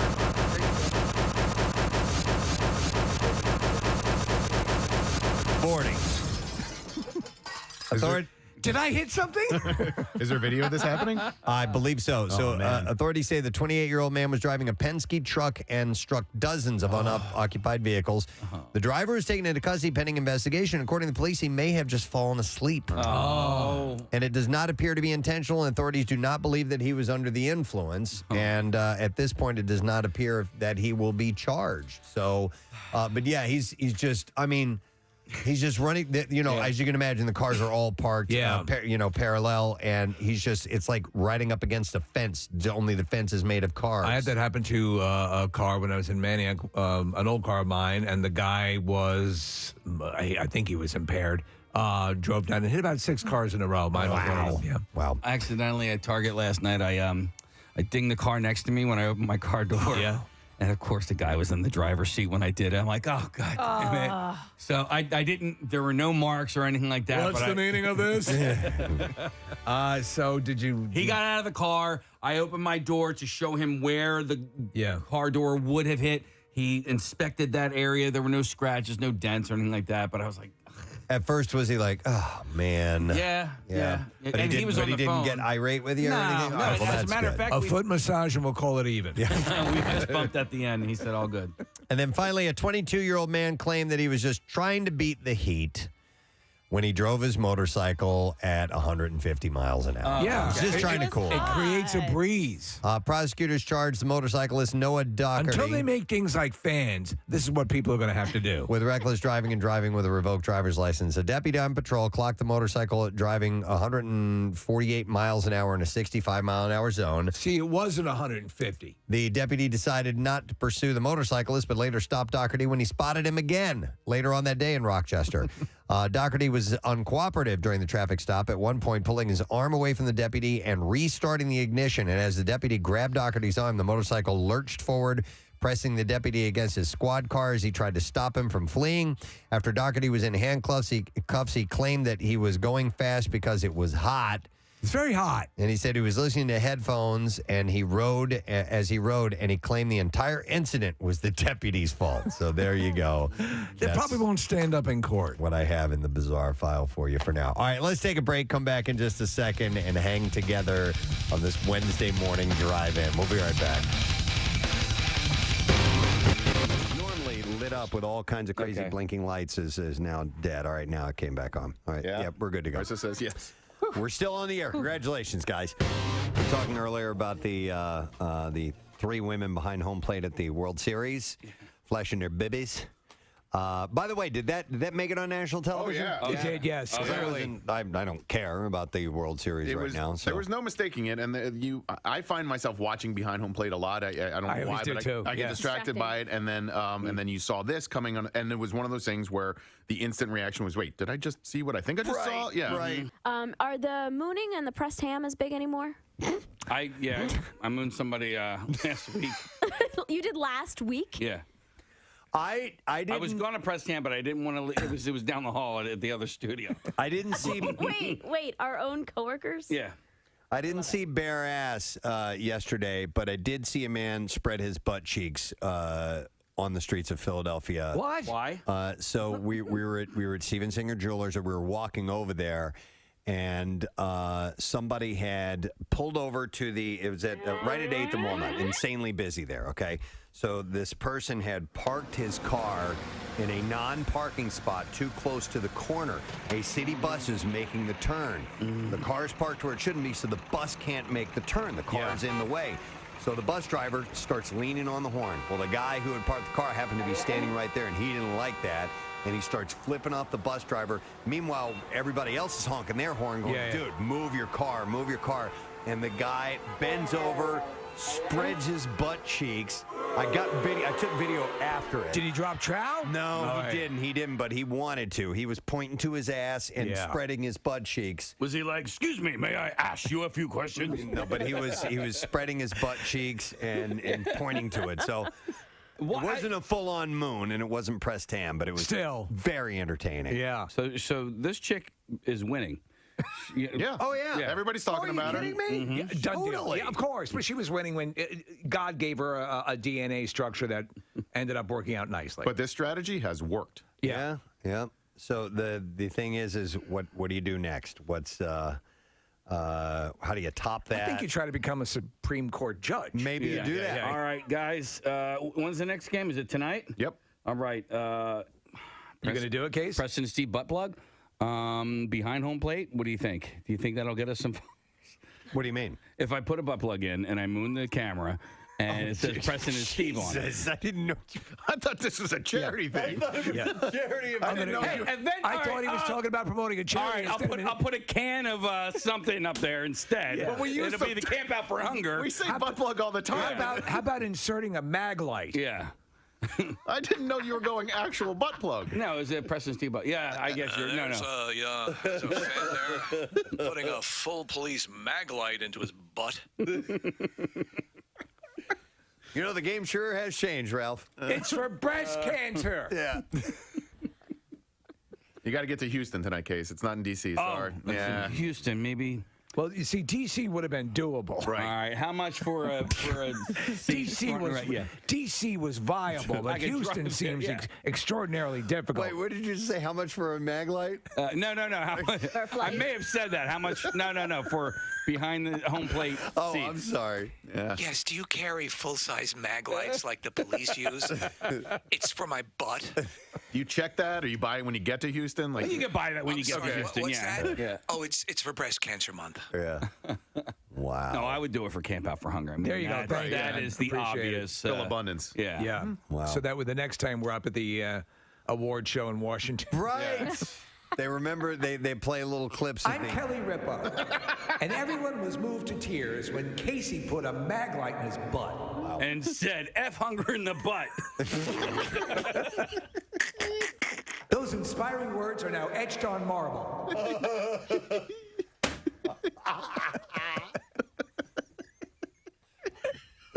That's the statement trying to be made. Yeah. F hunger in the butt. F hunger in the butt. Camp Out. Can't wait to see those signs this year. Oh, my God. No, you can't. It's offending. Have your son or daughter. Yeah. Camp Out for Hunger. Let's circle back to the royal family for just a moment. Kate Middleton and Prince William discussed marriage while they were dating in order to take the pressure off of themselves and make sure they wanted to spend the rest of their lives together. In royal correspondent Katie Nichols' new book, Kate, the Future Queen, she writes, there on the Paradise Island, William promised Kate that he was in the relationship for the long term. For the very first time, they talked seriously about marriage, and with the ocean before them and beneath the night sky, they made a pact to marry. My dearest Kate, I love you. What island were they on? Does it say? It says the Paradise Island. I don't know if that means Paradise Island in the Bahamas or not. Yeah, they went to like a Club Med thing. Yeah. Unlimited drinks and you don't have to tip. I left my wallet at home. I can't get enough of Buster Poindexter. They played a hot. Everywhere you go. It's like Marley in Jamaica. Hey. Totally. Oh, my God. He's walking. He's got 2 drinks with the little umbrellas in his hand. Do a little sachet. ID. As the music's playing. More jerk chicken, please. The pair did They split. call it oatmeal, but it tastes like tapioca. The pair did split temporarily after they made that pact, but all's well that ends well. Of course, they got married in 2011. They have 3 kids, and it's a wonderful, beautiful relationship. Yeah, I like her a lot. Speaking of beautiful relationships, Amy Schumer and Chris Fisher shocked many when they got married in a secret beach ceremony 2 years ago. But ever since, the pair have turned into couples goals for many. She posted a tribute to him, acknowledging what has changed and what hasn't since welcoming a baby together. She wrote, but before we had our little babe, it was just us. I love Chris so much. I hope whoever you are with is so kind to you and also drives you. Oh, I hope whoever you are with. Is there some of the shut up? Just improv that you have been known to, become to known as? I haven't heard that in a while. It's in a while. No, I hope whoever you are with. Yes, is there some of the improv that you have been come to known as? From Touchstone Pictures, The King's Speech 2. Is there some of the improv that you have been come to known as?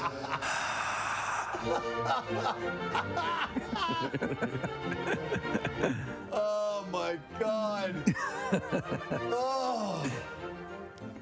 I love that idea. I absolutely love that idea. Pregnant Meghan Markle's sartorial choices. Yes. These are clothes? Clothing, yes. Okay, sartorial.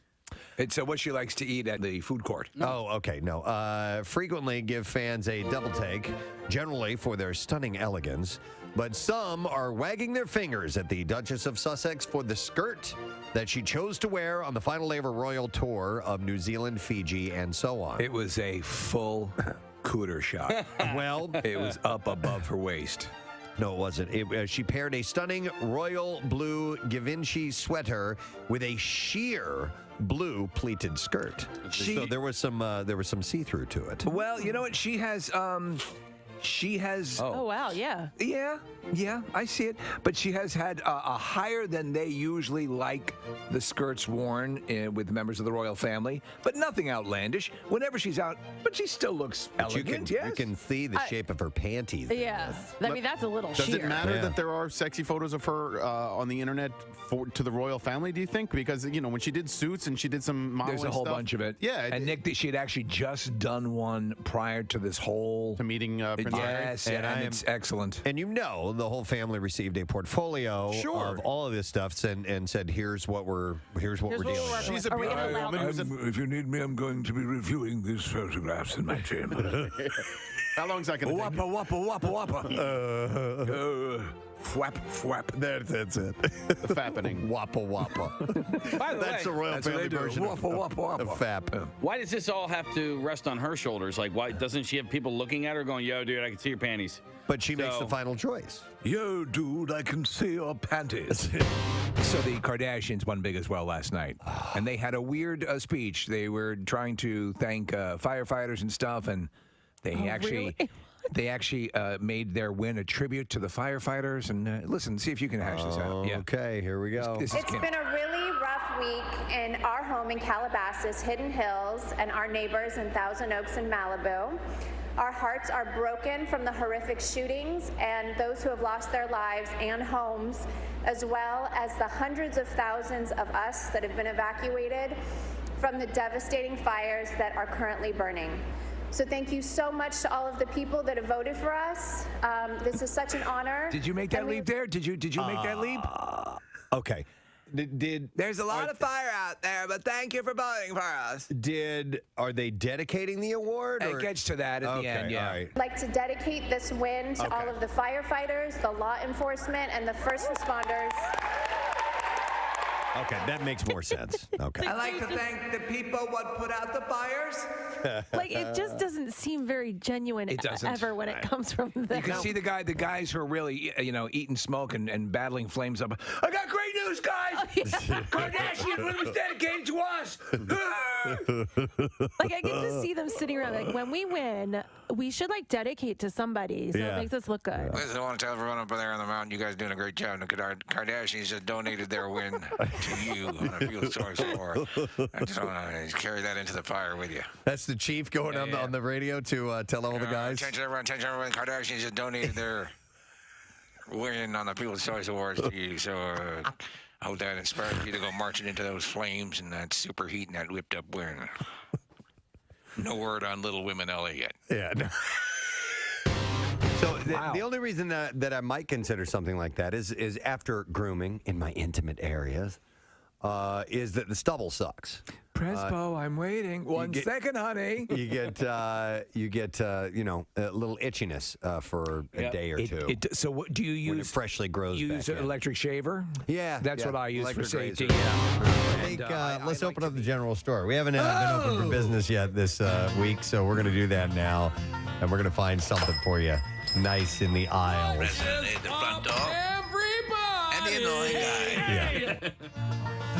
All right, so this is pretty cool. If I were to ask you guys to name the #1 tourist attraction in the Philadelphia region, do you guys know what this is? Have you seen this? I have not. I saw it. You did? I can make a you're guess. out. All right, what would it be?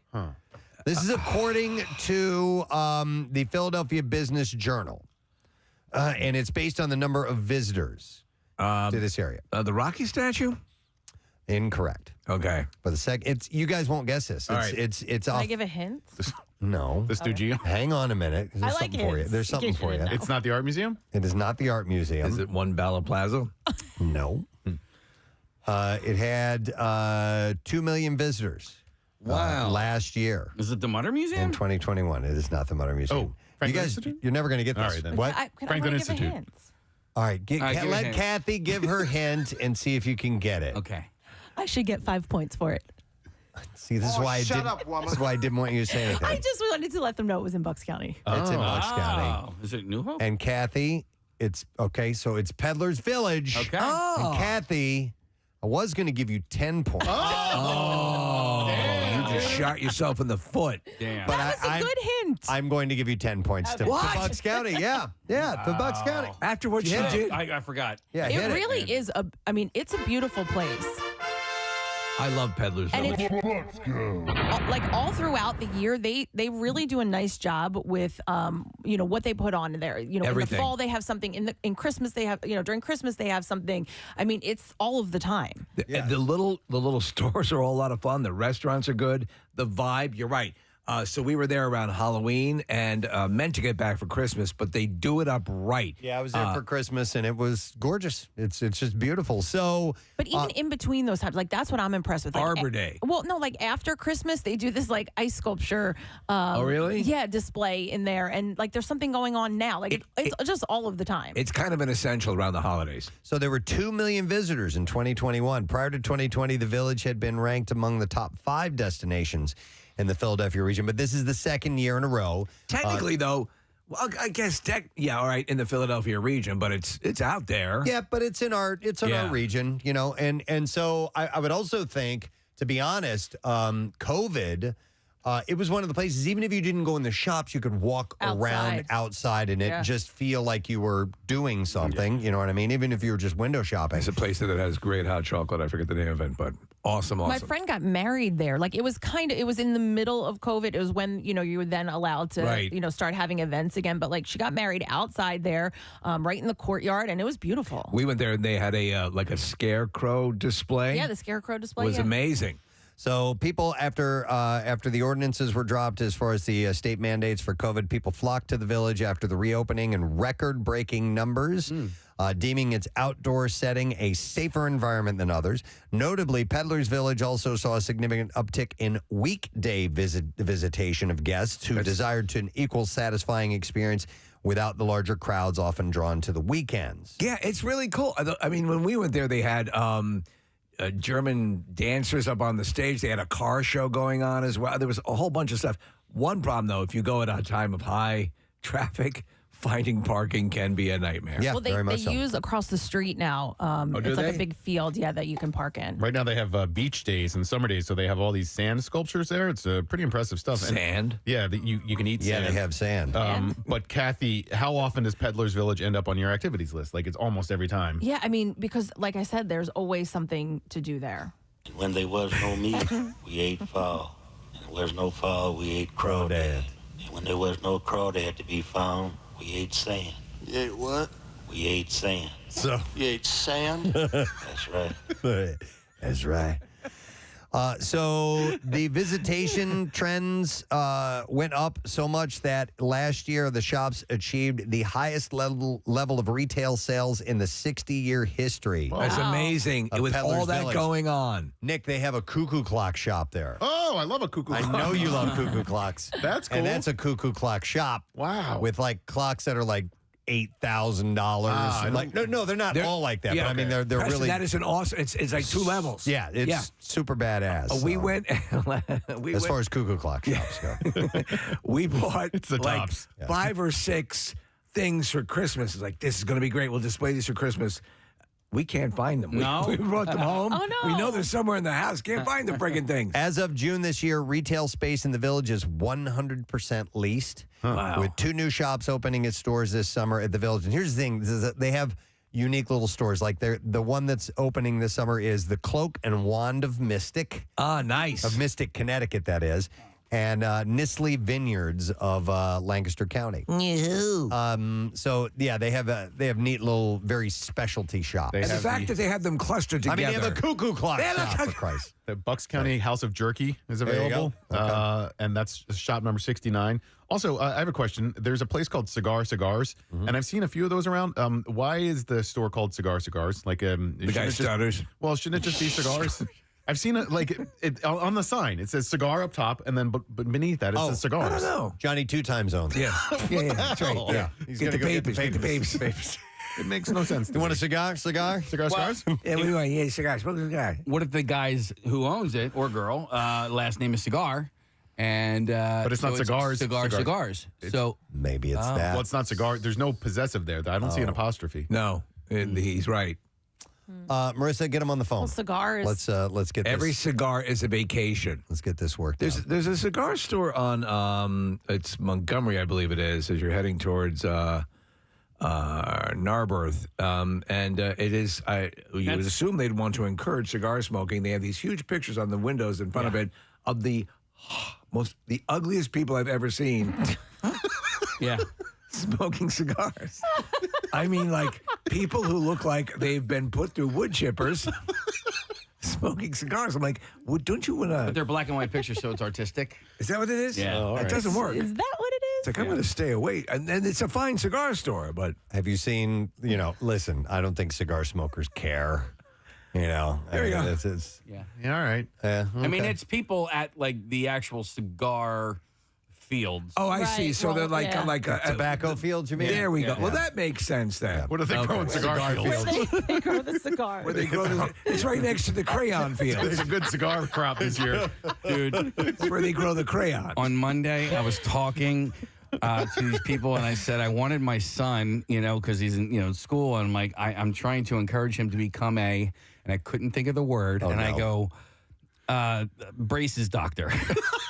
That's like the conversation we had the other day. If you can't think of it, and And the guy's like, an orthodontist? I was like, yeah, you know what I mean. yes, you know what I'm talking about. A braces doctor. Hey, I wanted to say in Peddler's Village, there's a place called Nina's Waffles and Ice Cream. If you happen to find yourself in Peddler's Village, Get the blue waffle, right? make sure you stop there. There was a line. We could not get into it. Yeah, it's good. Waffles and ice cream. That sounds awesome. But it's a stand, is it not? No, she has a little store. Oh, does she? Okay, yeah, yeah. it's on like the outskirts. Hang on. Mike is a member of Cigar Cigars. All right. So let's go to him. Hey, Mike. Hi, Mike. Good morning. Godzilla. Godzilla to you, sir. What's up? What's up, guys? So the reason that it's called that is it's just mnemonic, right? Like you remember it, like Coca-Cola. Yes. Right? Like it's the alliteration I meant to say. And that's why they decided to name it that. It's like Duran Duran. Yeah, it's just like Duran. It was only going to be one Duran. Yeah. And they're like, how are people going to remember that? Yeah. Okay, cigars. That's pretty it's just easy. an easy way. I'm a big smoker. I actually smoke sometimes with your friend Brian. Oh, Brian Miller. Yeah, excellent. Yeah, he's a big cigar man. Absolutely. Cigar Mojo. I mean, well, yeah, it's like a Mojo out in King of Prussia. Yeah. I'm up there all the time too. But that's why they named it like. All right. So just for a mnemonic thing. All right. It makes sense. Yeah, man. It worked for All right. us. Yeah. All right. Thanks, Mike. Hi, Mike. Thank you. Thank you, Carol. Well, also, yeah, they Peddler's Village continues to host monthly celebrations. Like Nick had mentioned, the Summer Block Party takes place on the weekends in June. They have the Bluegrass and Blueberries in July and Peach Month in August. Oh, Rochelle hates peaches. I love peaches. I love blueberries more, though. The Village is also continuing. Sorry. Its outdoor summer events, including comedy and murder mystery shows under its massive canopy. That's where they do that Golden Girls murder mystery in Peddler's Village. I would love to either. I probably would prefer to go to a murder mystery dinner party. Yes.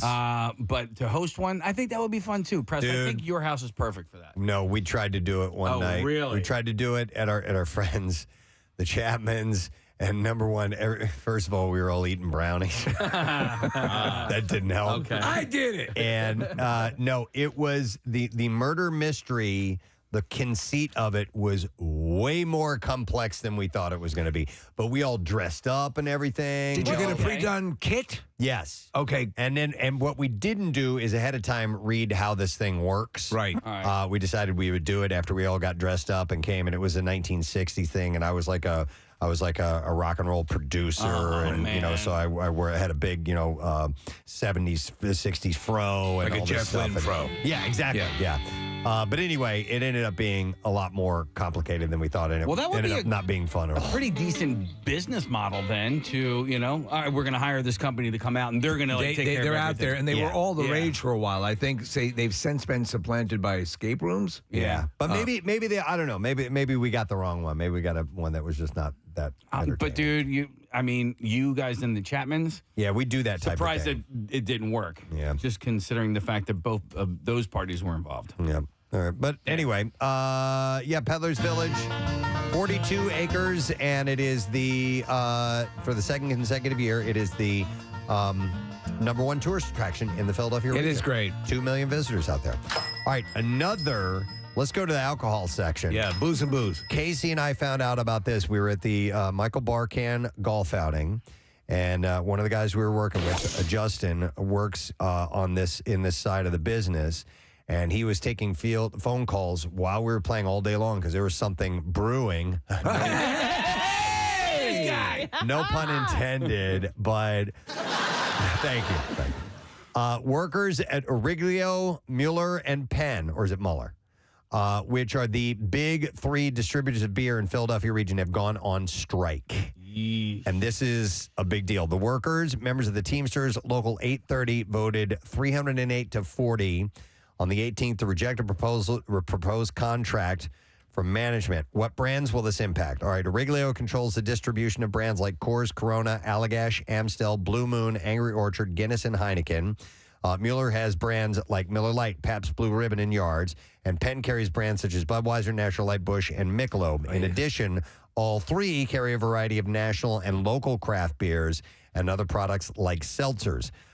Not every beer is carried by the big three. There are other distributors in the area that offer portfolios of international beers, smaller national brands, and beers from local breweries. Many local breweries do their own distribution. But here's the deal. Bars, restaurants, and your local beer stores are limited to the inventory that the businesses can keep on site. Most order for the upcoming week and receive a weekly delivery. They do not sit on a large inventory, and there is a chance you could run out of beer this week. Wow, man. Well, and they're saying this is, I mean, it's a big deal as it is, but leading into 4th of July weekend and 4th of July week, like this is going to be not good for bars. The and timing restaurants. wasn't by accident, right? And now, well, I don't know.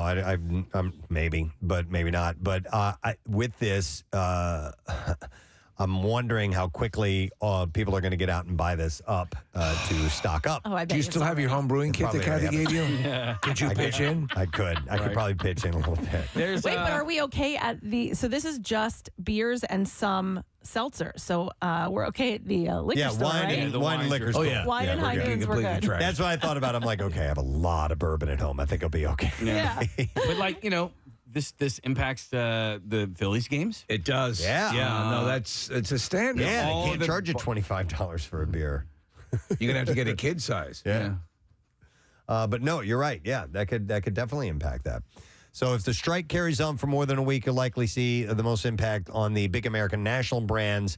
While there may be an issue getting nationally distributed craft beers, that will be less noticeable as they can be replaced by other crafts that are available from the smaller distributors and local breweries. Can I ask you a question? Why are the beers so gigantic at like concert venues and ballparks? So you don't have to go back Is- because okay. it's the lines and the waiting Yep. and All right. That's And that- exactly that's why the only I would reason? want one. That's exactly why I would want a larger drink is at those, because you have a ridiculous line you're going to have to deal with at a time when everybody else is going. Unless you want to miss out on the best parts of whatever event you're there for, you can skip the line. But yeah, But That's exactly the reason. The end of that beer, like the last 8 ounces, has to be so, unless you're pounding it, has to be so warm. well, if you get a mixed drink, you have ice in it. You're Okay. okay with that. Wait, when we were at the MM barbecue, Marissa bought me a drink, and so we got the doubles because again the line was long and all that. And I go, I'll get the next round, and she goes, no, you drove. I'm like, I think it was Marissa. Was it $48 for 2 drinks? I go, it didn't cost me $100 to get here. right. Wow. So heads up. if you need your beer, probably want to get it today. I almost didn't want to say this on the air because I don't want right? people to run out of You should have said it yesterday. We could have gone today. And then you should It's like insider trading. Do you have any stock tips? Yeah. Right. Next time we do a contest, if we have any beers to give away, sought after prize. You know, P. Elliott is a. All right, here's another item in the store. I don't even know what section I found this in, but today is National Kissing Day. It is National Kissing Day. Come here.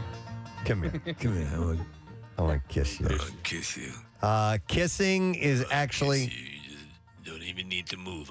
I'm not going to let you out. Oh, that's Rocky. I'm not going to let you leave my apartment. Oh, no. You just stand there. You don't have to do anything. I'm just going to kiss you and press you against the wall. So uncomfortable. Only 2. I'm going to touch you, but you don't have to touch me back. Yeah, it's a weird scene. Yeah, only 2 show members have actually ever kissed on the lips. Do you know which 2? Ooh. 2 show members here have kissed on the lips. You and Nick, I think. Yeah. On drunk day? On drunk day. Yeah. Well, One of then them. on a couple of occasions. Like yesterday. Also, when we had the lip spreaders on. Oh my God! Oh my God! That was hilarious. So both you twice, or who else? I don't remember the drunk day one, but I don't remember it. That was it. Okay. How do you know me and Marissa didn't kiss? Yeah, you guys make out all the look time. at me, Kathy. There was a moment where Take this back to the dorm room. this was like a God. decade ago. Marissa and I were like joking around. I don't know if you remember this or not, Marissa, but like we both leaned in like to pretend fake kiss, but we both got really, really close. It was at some event, and like your tongue was out and my tongue was out, and I swear to God, like neither one of us wanted. We were playing chicken. Yeah. And you didn't buckle and I didn't buckle, and then we realized. This is getting uncomfortably close, and then we both like bolted in the. So you never actually touched? We did not. No. Okay. No, we didn't make it that far. You made that up. I did not. You don't remember that? Vaguely. It was Casey, like a it's decade like ago. when you and I did the butt thing. Yeah. Remember that? Remember very close. I didn't want to pull back. And then I pulled it. And it was touching. And yeah. And then we were docking, but we didn't. Remember? Kissing apparently is actually good for you. Kissing relieves stress, burns calories, and benefits your immunity as well. Today, kissing is a form of communication. We use it to show love, and in some cultures as a greeting. And the running theory on the evolution of the kiss is based on our natural instinct, listen to this, to share food. Similar Like to a how, bird? Similar to how many mammals feed their young. Like chewing it up and spitting it in their mouth. Yeah, right, yeah. Remember, Alicia Silverstone was doing that. Remember that? That was Wouldn't that be a great, if that became the social greeting, where Hello. you just chew up food and pass it to You each like other? mashed potatoes? Yes. Hi. Thank you. So gross. A handshake would have done.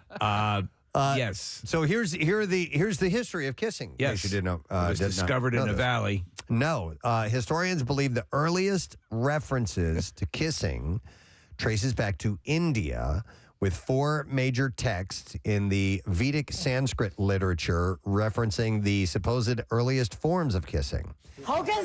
During dating back to from 1500 BC, these texts describe kissing as the act of rubbing and pressing noses together. So we usually associate the Eskimos with that. Fast forward to 326 BC, and kissing became mainstream thanks to the army of Alexander the Great.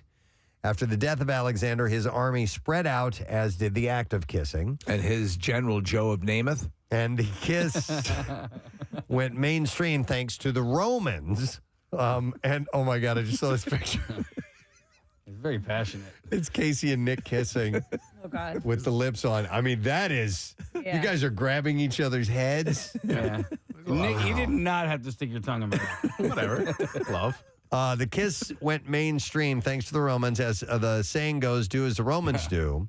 We'll ignore the part about when in Rome, since they took their kissing knowledge and made it popular around the world, apparently. Because there had to be a point at which this became associated. Now, there's a natural inclination that when you're intimate and you're being close, your faces are close, and that would be a likely something that it would touch. When it started to carry the weight of meaning something more, a kiss is about this time. Is that what they're suggesting?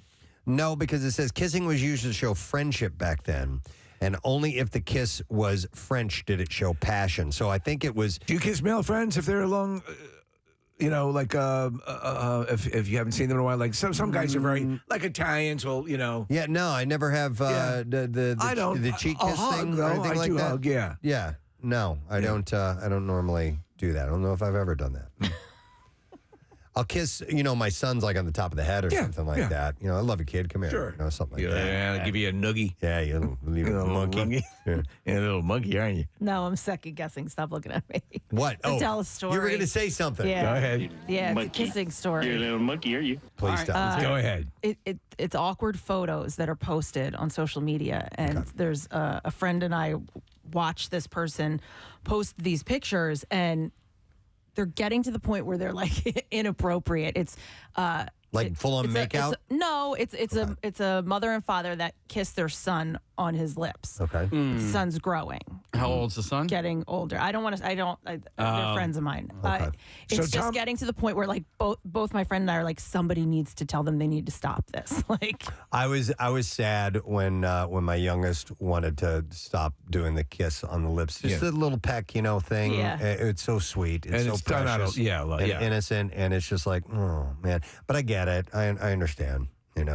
And listen, these pictures are still innocent, but it's just, it's like breastfeeding. Like you get to a point where you're like, your kid just got home from school and you're breastfeeding them. Like, right. What a day I've had. Whip one out. So anyhow, the French kiss is the one that showed using the tongue. There is shows passion. There's that sad thing when you do get older, though. I remember that when my dad said that he could no longer teabag me. Oh, and I was like, it's like, oh, End of an era. yeah. By the way, And I looked at my wife and said, do you believe this?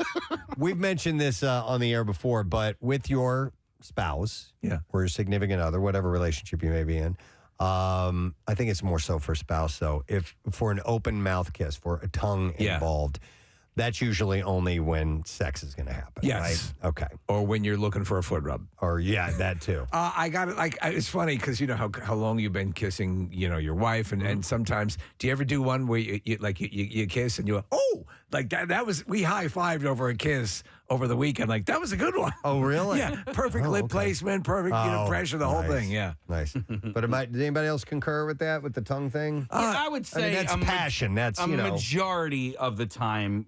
Yeah. You never do a cutie pie. You're I love you with the tongue rammed down the throat and cheese. Yeah, I usually don't. Yeah. Goodbye kisses and hello kisses are usually tongue free.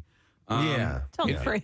Like any kiss that's accompanied with the shocker is it's a little bit more involved. So ancient Roman culture went so far as to create laws around the act of kissing, stating that if a virgin was kissed passionately in public, she could actually demand full marriage rights. Wow! So that was an interesting little fact about kissing. So, but today is National Kissing Day. So kiss someone. Kiss a stranger. Yeah, kiss a stranger. Go up to a stranger and kiss them today. I have two testicles. We're going to go to the, let's go to the cereal aisle. I love cereal. Kellogg's Company, the 116-year-old maker of Frosted Flakes, Rice Krispies, Pringles, and Eggos, is going to split into 3 different companies focused on cereal, snacks, and plant-based foods. Kellogg's, which owns plant-based food brand Morningstar Farms, said Tuesday that the spinoff of the yet-to-be-named cereal and plant-based foods company should be completed by the end of next year. So they'll have what is Kellogg's healthy cereal line called? They have their own Special K, maybe? Possibly. They don't own Kashi, do they? Don't know. I don't know. All right. Do not know. Kellogg's has net sales of $14.2 billion in 2021. It's like $1 billion. And it's like $1 billion. $11.4 billion generated by its snack division, which makes Cheez-Its, Pringles, and Pop-Tarts, among other brands. Cereal accounted for another $2.4 billion in sales last year. Thank you, Rocky. All right, real quick. Cheez-Its or Goldfish? Cheez-Its. Yeah? Yep. I think they have a stronger flavor. Wait a second. So I'm kind of brought this up on the screen here. Kashi, it's headquarters in Battle Creek, Michigan. Okay. So that's where Kellogg's is. Yeah, well, it says parent organizations. I didn't see that. Great. Kellogg's There we go. Ba-boom. Anyway, so I like Cheez-Its better. Yeah. I think but it's easier to take a handful of Goldfish and eat them that way. Uh-huh. So I usually get the big box of goldfish.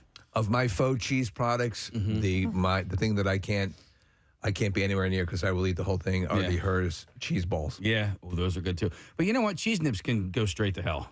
Why? Yeah. I'm not big on those either. What makes them not pass muster? That cylindrical shape? Well, no, they're those are tidbits, right? Those are or big old titties. Big old dude, no. Different. Can't say that one. That was great. Tig old bitties. That's what you were trying to say. But I said it the other way. Said it the other way back. Cheese nips are crackers. Yes. Cheese nips are like Cheez-Its, but they suck. Yeah, so Cheez-Its are owned by Kellogg's. Cheese Nips are owned by Nabisco. Okay. Wait. What's that? Cheese Nips are a cracker made by Nabisco. I'm just going to keep going. Cheez-Its are a cracker made by Kellogg's. Goldfish are a cracker made by Pepperidge Farm. Sorry. Those are your cracker facts. Cracker facts. While these three try to get I know. themselves together. Can't help it. It's too funny. Look up tidbits. Did you remember those? No. Well, look up big old. No, never mind. That's a different site. Big old I got in trouble yesterday for looking up vagina. You got in trouble for that? Bill wasn't a fan. He almost yelled at Marissa, Yeah. and then he realized it was you, and so you got in trouble. I'm going to put my foot up your number 7. The number 7. The number yeah. 7 thing, yeah. Oh, I remember. Okay. Cheese tidbits. Yeah, my remember mother those? loved these A things. Nabisco product. We had them in the house. I was never a big fan, but we always had them in the house. They're better than the nips. And then Tig old bitties. Nibs. All right, so anyhow, back to Kellogg's. At a conference call with investor CEO Steve Cahillane, said separating the business is going to make them more nimble and better able to focus on their own products. All three businesses have significant standalone potential, he said. It's okay. Prospects for they have prospects for cereal and plant-based meat, but it's a little less clear. The U.S. cereal sales have been waning for years as consumers move to more portable products like energy bars. And they saw a brief spike during pandemic lockdowns when more people sat down for breakfast at home, but sales fell again in 2021. Oh. In the 52 weeks of to May 38th, the U.S. May 38th. Yeah, that's the 38th day of May. It's right gotta, after it's Smart. gotta mean 28. 38 days after November. March. That's what it says here. It's March. U.S. cereal sales were flat. But I have cereal only on the weekends because I don't sit down. I leave immedially for work. There's no So I can't. laughable notion that you're going to sit down to a full breakfast at 3:45 in the morning. Yeah, I can't do that. So I have a banana on the way into work. I need something that's mobile. But on the weekends, I do like to have my Special K vanilla almond. All right. For breakfast. You know what cereal I think I like, and then I sit down and I have it, and I'm like, no, I don't like the cereal at all, is Rice Krispies. I like, there's something in my brain, I'm like, oh, I liked this when I was a kid. I'm going to sit down and have some, and it ends up being soggy and disgusting. What about Cocoa Krispies? I don't like overly sweet. Any of the Krispies. I'm not a crispy guy, and if I'm going to have a sweet cereal, I'm going to go Frosted Mini I'm Wheats. okay with Rice Krispies, but Frosted Mini Wheats are a home run because they don't have enough sugar. That can be a dessert in and of itself. Yeah.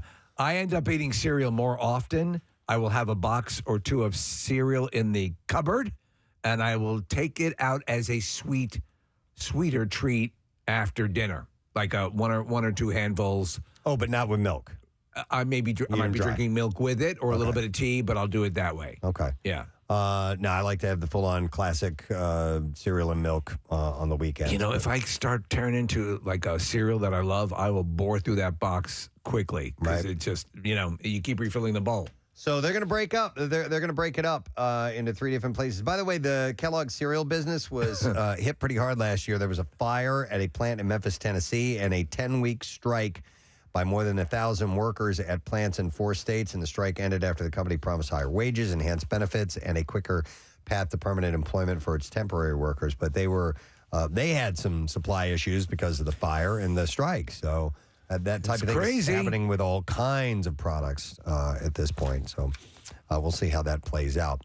Hang on a second here. Let me go to, I have Stephanie with a call. Hi, Stephanie. Good morning. Hey, good morning. Hey, what's up? So I just wanted to tell you guys, I love that you're talking about cereal. I do a 24-hour free cereal buffet at music festivals, and we did Beard Fest this weekend. Over 100 boxes of cereal was eaten. 100 boxes of cereal are eaten. So you just do a free you go to these festival shows and you provide free cereal buffets? All right, how do you make money? We kind of live off donations. Okay. All right. So Yeah, so you officially get you get an official vendor's license or whatever you need for these things. No, I kind of just set it up at my campsite and let people that walk by eat. If they're She also sells meth. Yeah. And you have 100 boxes you bring with you? Yeah, this past festival we went through over 100 boxes and about 30 gallons of milk. It was Beard Fest in the Pine Barrens. It was Beard awesome. Fest in the Pine Barrens. Wow. Free cereal at the Beard Fest, everybody. Yeah. Oh, man, I'll like milk going through people's beards. Did you see a lot of milky beards? A little bit. A little bit. It's kind of disgusting. Interesting. All right, Stephanie. Thank you. Spread I the never cereal. heard of that. love. No. Cereal. What was it Jones that had the, what was the place that was all? It was just a cereal place. It was just a cereal place. What was the Cereal name of it? restaurant. Yeah, they went out of business. They were down the U City somewhere. Yeah, in that area. All right, I got time for another thing here, real quick. And another thing. Let's go to the religion section Yes. of the store. The Bible aisle? The Bible aisle. Oh, behind the beaded curtains. The world's attention is descending on Vatican City as rumors swirl that Pope Francis is readying to resign. Heard about this. Yeah. Resignation rumors are gaining traction in the wake of a series of unusual activities by the 85-year-old leader of the Catholic Church. You know who they're talking to? Joe Girardi. Oh, really? Yeah. Well, yeah, he's looking for free. something. Yeah. Francis, who has been confined to a wheelchair due to a crippling knee pain, This friggin' hurts. canceled a scheduled trip to Africa. He has also supposedly called for a meeting of cardinals, with which the Washington Examiner is unable to confirm at this point. He has not. Oh, he's quitting. I quit. Oh. I quit. A lot of people know he likes to sing. I quit, Mr. White. Is that his boss? Mr. Boss name White? is Mr. White. Mr. White. That's what he calls God. Yeah, Mr. White, because he is always bathed in a white light. He's a guy wearing a white robe and all that. So it's it's his pet name for him. So this is highly unusual. It is a highly unusual meeting, and it is fueling the resignation rumors. Ranking members of the clergy are expected to be in Rome this week for the 10th World Meeting of Families, which is set to begin today. It seems really, now obviously this is a serious thing, but yet they did book Todd Glass. Oh, yeah. To lighten it up a little bit. Steve, you suggested a few weeks ago that Matthew McConaughey might be the first American pope. Sure. And he's, he's available. Why not? He could do it. How long has he been pope? I don't know. He's 85. Well, Benedict stepped down, right? Yeah, So, he like, resigned. Yeah. Yeah. Yeah, and apparently it's a rarity. Resignation. I thought you had to happened die out of office. Well, a lot of kinda times. do. So who is the longest? Who had the longest run as the papacy? Pope? Papacy, yeah. Felt like John Paul II. Pope John Paul He had II. a good run, did he not? Dude, we had a picture of him hanging up in our dining room. Yeah. Like, I don't know. For a long It time. was him on a unicycle. Where did we get that? Pope Pius IX was head of the Catholic Church from 1846 to 1878. Wow. The longest verified papal reign, which is a great Prince song. Papal rain, papal rain. Come on, lift up your scepter. Everybody, let's see a crozier in the back there. Yeah, raise it up. Come on. Papal rain. You're idiots.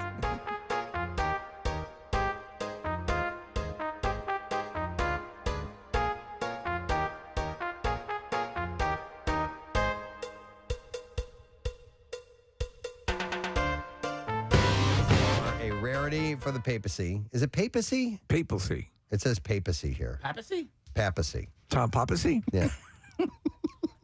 Papsmer? P-A-P-A-C-Y. Papacy. Papacy. Papacy. Okay. Yeah, I always heard an L in Hey, there. papacies are papacies. Papacies is papacies. So how long was J2P2 Pope? I don't know. You got the stats over there. He was You got his rookie card? Yeah, 78 to 2005. So he was 26 years. Wow. And then Benedict retired in 2013, and he's still alive. Wait a second. Pope John Paul II was the last pope before Benedict? Yeah. Yes. Remember there was Wow. they did the smoke out of the Vatican thing. I remember all that. And they played Smoke on the Water. Right, yeah, they're big Deep Purple fans. Guess what? Yeah. Guess what?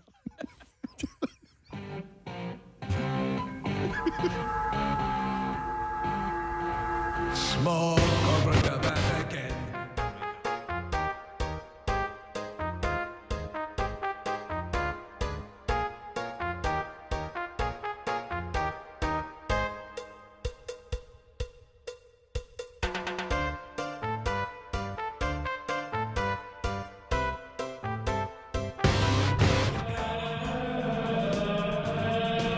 They don't work well together. For a second there. it Thanks for sounded good. coming on out tonight.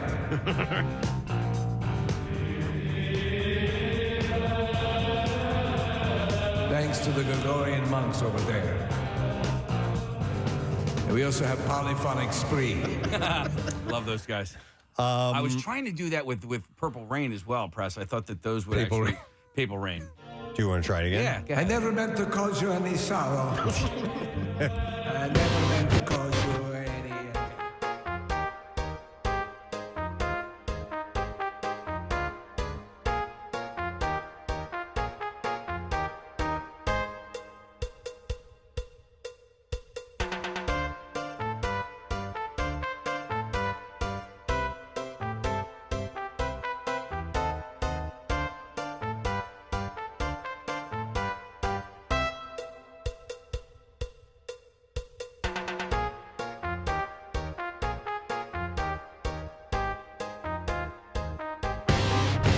But by the way, so resignations are a rarity in the papacy, but when addressing his knee pain in the past, Francis has said he'd rather than operate, I'll resign. There were also questions as to whether there were other extenuating medical conditions.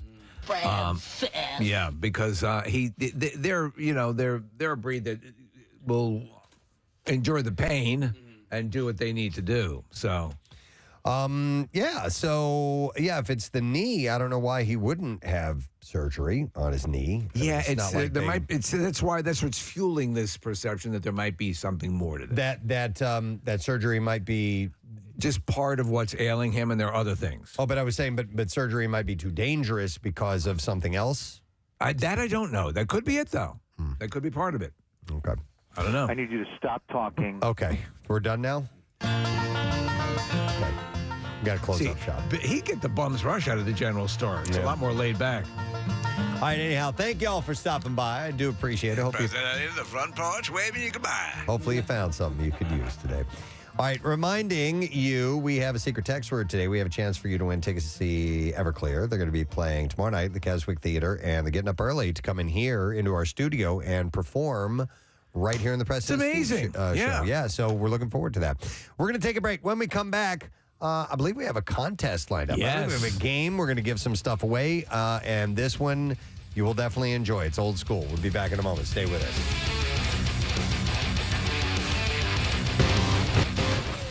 Oh, yeah, it's getting a little long, so... I mean, I do 100 brushes every night. Oh, gross. 1 second. I'm like Marsha Brady with her hair pressed. And the stubble's a bitch, but in the mirror. That's the only thing I might consider. So, why I would consider something. Press, you get your dogs groomed? Yeah, we do. All right, so do you have boy dogs? Do you let them do your crotch? Well, because I have 2 male dogs, and they have to like shave their peens and their heinies. Yeah. Which I've like. Did you ask if I avoid the dogs? No. I'm sorry. Okay. No, I was gonna say. You get thrown off by the peens and heinies. Do you have a boy or a girl? We or did both? the nails, the teeth, and the peens and heinies. That's the name of the place, Peens and Heinies. Peens and Heinies. Have you guys been? It's on 202. It's called Peens and Heinies. Come on in. By the way, I heard Casey on the phone with his groomer the other day, and he was like, so I've been told when I bring my dog back that he's not too calm and that we need some extra help. I had to get a big dog. I had to go and get sedatives for him. I had to go to the vet. Poor thing. Dude. And what's crazy about this, and Steve, you can probably attest to this, is that dog is the dog that I want to introduce to strangers because he's so lovely and nice and all that stuff. And the other one, check out that peen. But the other dog, who will like literally tear a stranger to shreds, is fine at the groomer, right? Like it's like they change personalities when they get. And my cats were the same way at the vet. I use the service that comes to the house. Yeah, I should probably have that. The same lady? It's Avery. Yeah, I used her. She was good. Avery's is great, and they show up, and so the whole deal is they get used to going out of the house, right up, step up into the van, which is parked right by your house, right there, and they get it done because otherwise I don't want to have them have a full-blown seizure. And man, the peen and hiney is great. My dog is peenless, so it's just hiney. Yeah, my female. Yeah, but so somebody was also telling me that a way to sort of combat that, because it's the hair dryer, is to, like, when he's eating, run a hair dryer next to him while he's eating, so he doesn't. I know he's gonna never eat again. Is this the big dog? This is the big dog. Yeah. What's the big dog's name? Reggie. Reggie. That's it, Yeah. Yeah.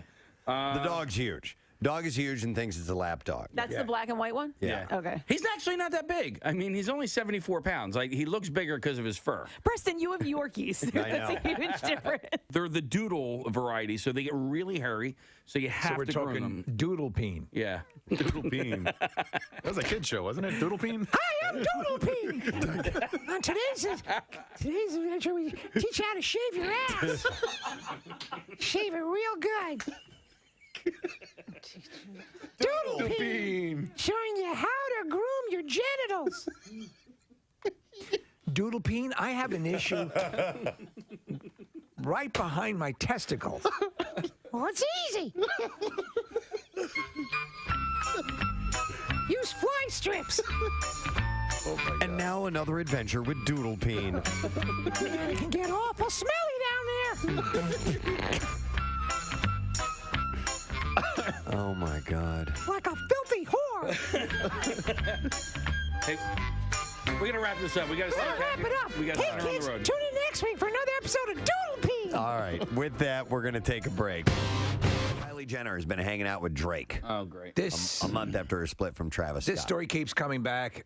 Do you think there's something going on between them, or do you care? I'll give you both questions. Well, I don't care, but most of these stories or most of the comments from quote-unquote sources say that they're just friends. They've known each other for a long time. I'll tell you what, we talk about the surgical enhancements, and we talk about, the people who overdo it. Whoever, I mean, if you look at Kylie, she's an attractive woman. Yeah. And besides the lips, there's she's had a ton of other work done, but nothing where you see all the lines and zippers and all that stuff. Yeah. I mean, listen, it's almost like I get mad because it's like you're a billionaire because of what you look like. And that's not what you look like. It's, like A-Rod, is he going to get into the Hall of Fame for baseball because you were juiced up half of your career? So it's almost like your numbers are tainted. Well, the most clear aspect of the whole hypocrisy of this thing is that what got her over the threshold, what started the Kylie Jenner empire, was the Kylie lip kit, and her lips were surgically enhanced. Yep. I say to you, Greg. But is it an indictment of the country? I'm wearing Kylie lip today. Oh, I hate you. I know. Why? That actually looks good. I told you I bought it. Yeah. I know. I got it at Ulta. I tried one color, and I like it. It's pretty good. You're giving her money. I want my lips to look good, all right? Yeah. Get off my back. Doesn't look like you're wearing anything. That's like Kylie genius. That's what it is. That's what I got. I got kind of like a neutral color. She is. It's like the Emperor's New Clothes. Yeah. It's like doesn't even. All right. Anyway, got it. Without all of the surgical enhancements, she's still an attract. She's East Delco hot, She's right? cute. Yeah. East Delco hot. Yeah. I think she's just Delco hot. Yeah. No, I mean, like, she's not Radnor hot. I see your point. All right. Emmy-winning SNL actress Kate McKinnon is set to headline a new series on UCP. The hell is that? I don't know. Is it the Paramount Network?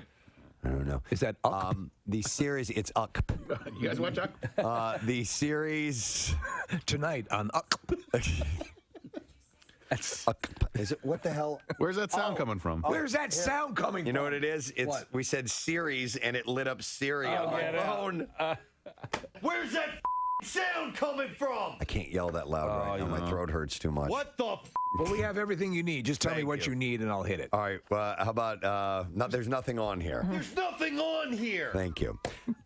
So Universal Content Productions. It's a it's a division. We here at Couple. There we go. This is a sister station. Couple. Yeah, couple is the sister station of Couple. And it's sister station. Couple. Cup. Yeah, couple.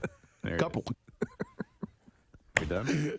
No. Okay, Just keep give going. it a minute. Give it a minute. Couple. Have fun. And instead of the CNN, Yeah. Couple. This is CNN. Couple. This Couple. is Do that, Fred. By the way, Shake Shack, Yep. love their burgers, but I might as well eat them while I'm sitting on the toilet because that's how quickly they go through me. just for some particular reason. Yeah. There is Do you get the special sauce? Dude, so He makes the special sauce. I literally ate it one time, and I was driving home. I ate it by Helium. There's one right there. Oh, no. And I ate it, Oh, no. and I had to race. Oh my God! I'm trying to get home. I was trying to get home. Yeah. And it was late. It was probably like 10, 11 o'clock at night. I I can make it. And by the time I got to about Route 1 on 76, I was like, there's no way I'm going to make it. So let me get to the radio station. Quick. Oh. Stat, right? Yeah. Got to the radio station. Couldn't make it to the fourth floor. I had to dump by it outside next to the... Dude, wait a minute. Yeah. Did you take a dump? You crapped outside of the building? I had to. How long ago was this? This morning. Kathy, I it was just- either that or in my pants. What do I do? Sometimes I don't know. Right? So I had to do it next to the... Couldn't you at least pick a competing station? Yeah. Well, no, I mean, because and also just so open to tell the story. It's amazing. Oh, not right away. I had to wait a couple of years before the security footage was deleted, you know? Hey, Gav! More FM's right over there. Right. Well, Q102 is right down the street. Q102's down the street. You crap there. oh my God. The story does get a little bit better. Funny. How? How could it? How? But could you have imagined had he been stopped at another radio station simply because it was an emergency? Yes. Right. Local broadcaster in a clear attempt. Like a superintendent of a school. Right, exactly. Right? He would have been raised to heroic levels here. Now, how does the story get better? Oh, man. I think I'm just going to end it there. Well, no. You started down the path. Just say it quietly so we can't hear. All right, I'll just whisper it. They're not listening. Yeah. So I had to smeared it on someone's car. I had to leave it there in the grass. Yeah. I couldn't take it with me. Right. Oh, you didn't want to take it with you? No. I couldn't. So what ended up... Take your dog for a walk. So... I left it there. All right, so a little bit did end up in my underpants. So I had... That was just like a bingo. So I had to luckily I had... Nobody can hear this, right? Right, no, All we're good. So luckily I had all these T-shirts in the back of my car. Did you fashion in makeshift underwear? I literally wore a pink T-shirt as underwear on the drive home. Oh, no. It gets better. Oh, my God. Okay. So then I'm on my way home, and I'm thinking, dude, there is, like, T-shirts and poop and all this stuff next to the building. All right. So I can't, like, if security goes and they see that on Monday, they're going to go, well, who pooped here and look at security. They're going to look at security and they're going to see me like all ashamed crouching next to my car. So on Monday, I came back to work with a giant trash bag and I had to like collect it all. Oh my God. And then throw it in the dumpster. So he cleaned his spot. Yeah, I cleaned my spot. hate you. I hate me too, Kathy. When I got home, And this was all because of what? freaking Shake Guys. Shack. Oh, Shake Shack. No, not Five Guys. Don't you? talk They're bad about- fine. Yeah, they're fine. Where in the building was it? On the over By at the loading docks. Well, you unloaded. Yeah, Yeah. I had to go. What's that? Why didn't you come inside? He couldn't get in. I couldn't make it. I couldn't make it. I do. Believe me. I'm not. don't. This is not a proud moment here, Kathy. Yeah. Though you would assume it could have been a proud moment.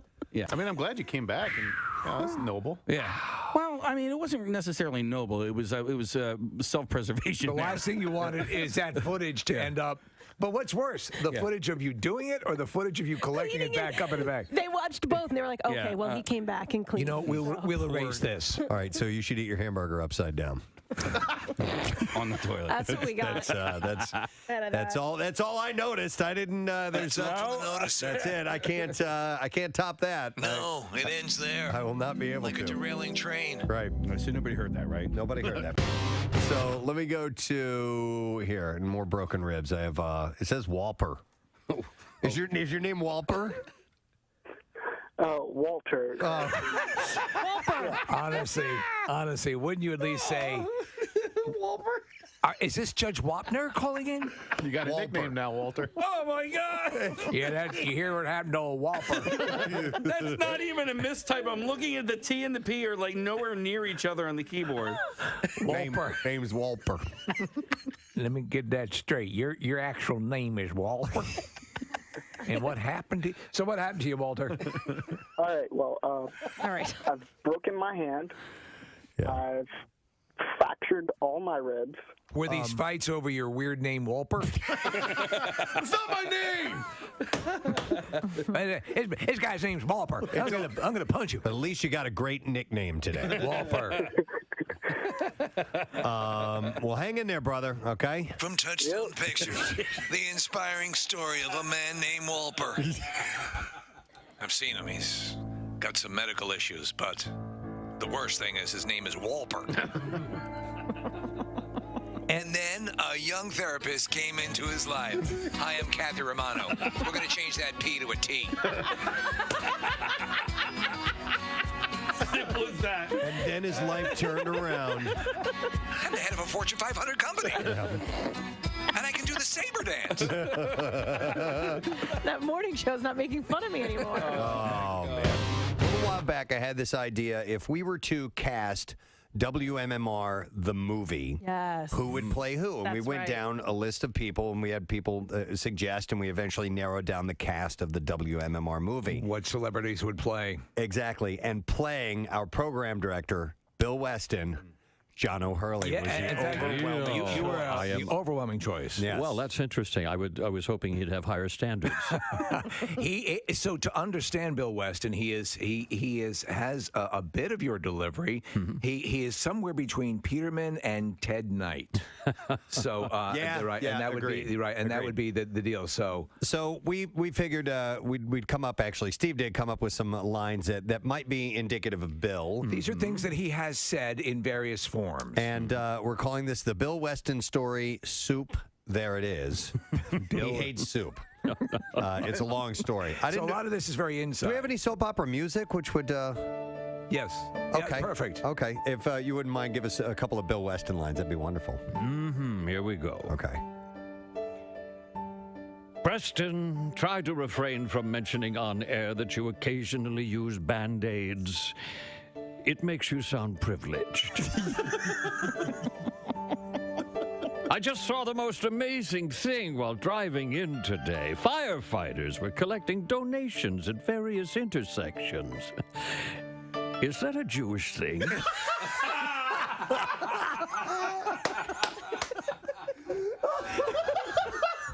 So last night, I was jarred awake from my slumber by a horrible nightmare. Both Preston and Steve were there in the studio, sitting on horses and eating soup. What say we file that one under who gives a crap? Oh, that recently widowed quadruple amputee was a terrible guest. She didn't bring the ha-ha.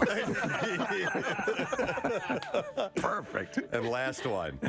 On today's show, you had the Pope driving in a go-kart, you solved the John Benet Ramsey case, and you raised Kurt Cobain from the dead. I'd give it a C+. I couldn't have asked for better. My God, that was absolutely perfect.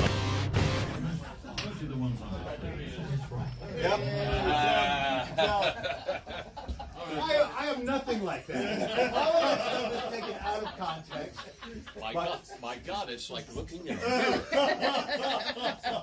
It's like, by the way, the interview, I'll give it a B+. B+. No, that was terrific. Oh, well, thank you very much. And for playing along with it. Absolutely. I don't know. You really Gold. It's gold, Jerry. It's gold. All right. We're going to have to probably pay a retainer to use that. So no drops. We're not going to use those as drops. So. But thank you very much. That was a great interview. By the way, who was the singer who did that ghastly song, Pina Colada? Oh, Rupert Ebert. Or wait. Rupert Murdoch. Rupert Murdoch. No, it was Rupert. It was about a year ago that we played it last. Oh, my God. Marissa said, I think it was a year ago. So much fun. But apparently we did it around Father's Day last year. And so we grabbed, these old school ones of my boys, Parker and Carter, who are now 21 and 20. So many people request this contest, and but we don't have access to kids that can do it at this level. I think we're gonna try. I think we might get. We need Desmond. Desmond, who is Nick Murphy's son. The median age, they were like, what, 6 or 7 at the time they were doing these? Yeah, something like it. Really? 7, 8 years old, something like that. Yeah, it sounds younger. Yeah. 215-263 WMMR. I mean, I was spoon feeding them the lines. Yeah. They didn't read them, but let's see. And I would love to do some new ones. Part of it was that at the time we used up all the good movies. I know. That had great, funny curse lines in them that were recognizable enough that you would pick up on them. But there have been a lot of great movies since then. So that we built up the stockpile. We can now probably get some together again. So I think we're going to work on that. But pretty simple. We play you the clip, and if you can identify the movie, then you win the prize. We will take suggestions. You know, if you have good quotes, send them our way, and we can set that up for the next time we do this. Yeah, movies in the last 10 years or so, right? That are iconic enough. You don't think it'd be as funny with Parker and Carter now, since they're... We could try it and see how that goes, but it probably wouldn't be as funny. 215-263 WMMR is the number. We could do disinterested teenage theater and my son. What about like a geriatric theater? That might be another way. Right, Contra Theater. I was thinking about that. That's a good idea, too. Yeah. That's a really good idea. Because your mom could do some things, Press. Maybe. Yeah. Okay. All right. We'll think about that, too. And your mom, too. Yeah. Oh, yeah. Although. What? She wouldn't play along. Like, I don't want to say muff. I don't think, to be honest with you, I don't think my mother has ever said the F word. So she wouldn't have to. Yeah, I know. Right. Does she ever listen to the show? She does. Oh, yeah? Yeah, it's funny. I mean, she has... Does she sprinkle holy water on you? She doesn't, rarely misses a show. There's a mist that as soon as he opens the door. Christ compels you. It just happens as he walks through the door. But she what? I'm sorry? She never misses a show. Oh, that's great. Okay. Yeah, biggest fan. Wow, interesting. Yeah, and but the she subject just- matter from time to time doesn't freak her out? No, I mean, she had no problem saying the SH word, growing up or whatever. You pick your battle. Oh, okay. Yeah, but Well, she just never... then we'll just pick lines that have the SH word in it. Yeah. Yeah. Okay, we could do that. Yeah, that could be fun. All right, we're going to go to the phones and see if we can play the game and get some winners this morning for Toddler Theater. And I don't know which clips you want to play, Case, so I'll leave it up to you. I'm going to go in that order. We're going to go in that order? Okay. Hey, Craig, good morning. Good morning. All right, buddy. So we're going to play a classic Toddler Theater clip for you. If you can identify the movie, then you win, okay? Awesome. Real easy. So I'm going to put you on hold. Here is the clip for you. Oh, she was a hoe. Folk show. All right.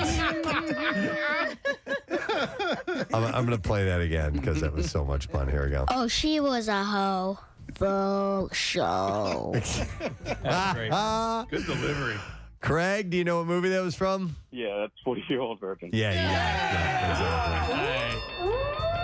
That means you win. Here's what we have for you. We have a pair of tickets as MMR rocks Everclear 30th anniversary tour with Fastball, as well as the Nixon's going to be this Thursday, June 23rd, at the Keswick Theater in Glenside, PA. Tickets are on sale now, and you can get all the details at WMMR.com. And Everclear will be on this show performing live tomorrow morning, so make sure you tune in like 9 a.m. How about that? All right. We'll go next to Mike.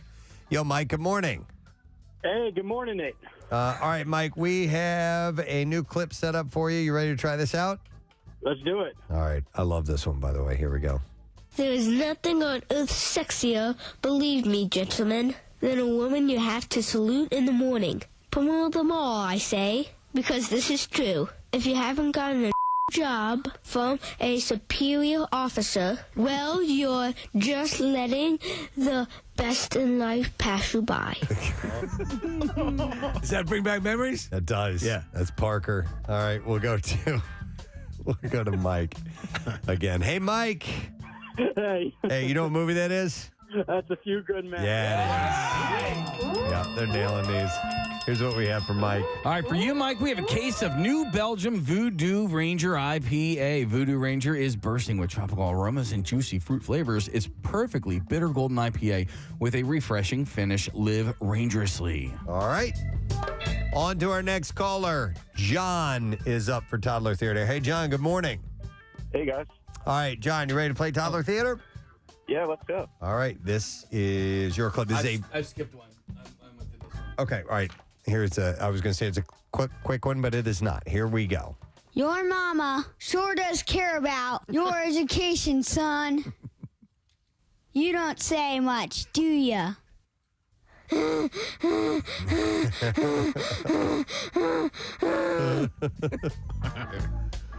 All right. Hey. Forrest Gump. Yeah, Forrest Gump. Yeah, exactly. Wow. We're going to burn through these real quick. All right, what are we going to give him, Case?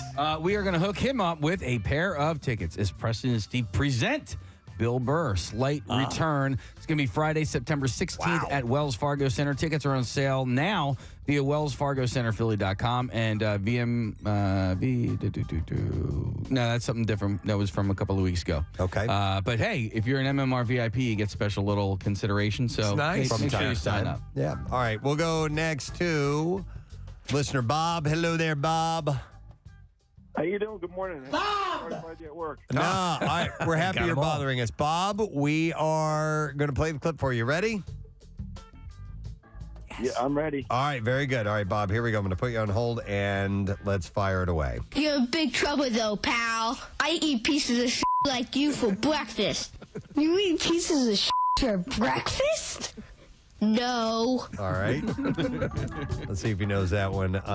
Back to I'm gonna go with Step Brothers. Step Brothers is incorrect. Sorry about that, bud. We'll try it out on Brian. Hey, Brian. Brian. There's nothing on here. There's nothing on here at all. There's nothing on here. All right, Brian, you want to hear that clip again, or do you know it? No, that's Shooter McGavin. That's Happy Gilmore. Damn right it is. You got it. Nicely done. There's nothing on here. Brian, here's what we have for you. We got a case of New Belgium Voodoo Ranger IPA. Voodoo Ranger IPA is bursting with tropical aromas and juicy fruit flavors. It's a perfectly bitter golden IPA with a refreshing finish. Live rangerously. When we are done with this, can we play the entire audio of me freaking out from the "There's nothing on here"? Oh, God, yeah. Because you were playing that earlier this morning in the sports clip, and every now and then it strikes me as to how mad I was. Well, those clips are all from the same session. Yeah. Do we have the unedited? Yeah. Straight through. You have a case. I probably have that, but I have other things. Yeah, loaded up at the end of this, when we're done, I'm gonna go to Joey next. Hey, Joey. Not a finger. Not a finger. All right, Joey, we got a fresh one. You ready? All right, let's try it. All right, hold on a second. Here is it queued up, Case? Yes, sir. All right, here's the next clip. What is that smell? That smell, Bob, is all Parker flushed the toilet in the den so that septic tank overflowed. I told you, Jack, it wasn't me. It was Jinx. Parker, and I'll tell you again, James cannot flush the toilet. He's a Catholic, I said. How did I who's that end old up kid? in there? Yeah. I think they needed I think that needed to be edited out, and we edited the wrong thing. That's great, Hang though. on, let me hear it. Yeah, because that should have been a line that I was feeding. That's how I would feed the lines to them. And they they'd would repeat it repeat back, after me. yeah. Parker flushed the toilet in the den so that septic tank overflowed. I told you, Jack, it wasn't me. It was Jinx. Parker, and I'll tell you again, James cannot flush the toilet. He's a Catholic, I said. They were really young. Oh, is that Parker? That's both of them. Yeah. All right. So. And then who's the old kid? Hey, Joey. You know what movie that is? I'm gonna say, what about Bob? No. Oh, man. Incorrect. Sorry, buddy. We'll go to Brandon, see if he knows. Hey, Brandon. Hey, what's up? Yo, buddy. You need to hear that again? Yes, please. All right, let's play that one more time. Ignore the older kid in this. What is that smell? That smell, Bob, is all Parker flushed the toilet and the den so that septic tank overflowed. I told you, Jack, it wasn't me. It was Jinx. Parker, and I'll tell you again, James cannot flush the toilet. He's a Catholic, I said. You know what? I know what it is. There are 3 people in that scene. Yeah, it's gotta be. That's what it is. All right, Brandon, do you know? Oh, man, I don't know. All right. Thanks anyway, bud. man. Incorrect. All right. We'll get one more guess on this one. Ed, are you there? Yeah, I'm here, and I don't know. All right, I'll get 2. Well, okay. All right. Sorry, Ed. No, that is from Meet the Parents. Yes. It's when Jack flushes the toilet he was told not to, and it floods, the septic tank overflows, and it floods the yard with poop. I made an edit, so if you want to hear it, I think this might work where your part maybe sounds a little bit younger. What is that smell? That smell, Bob, is all Parker flushed the toilet and the den so that septic tank overflowed. I told you, Jack, it wasn't me. It was Jinx. Parker, and I'll tell you again. That works, right? Back it up.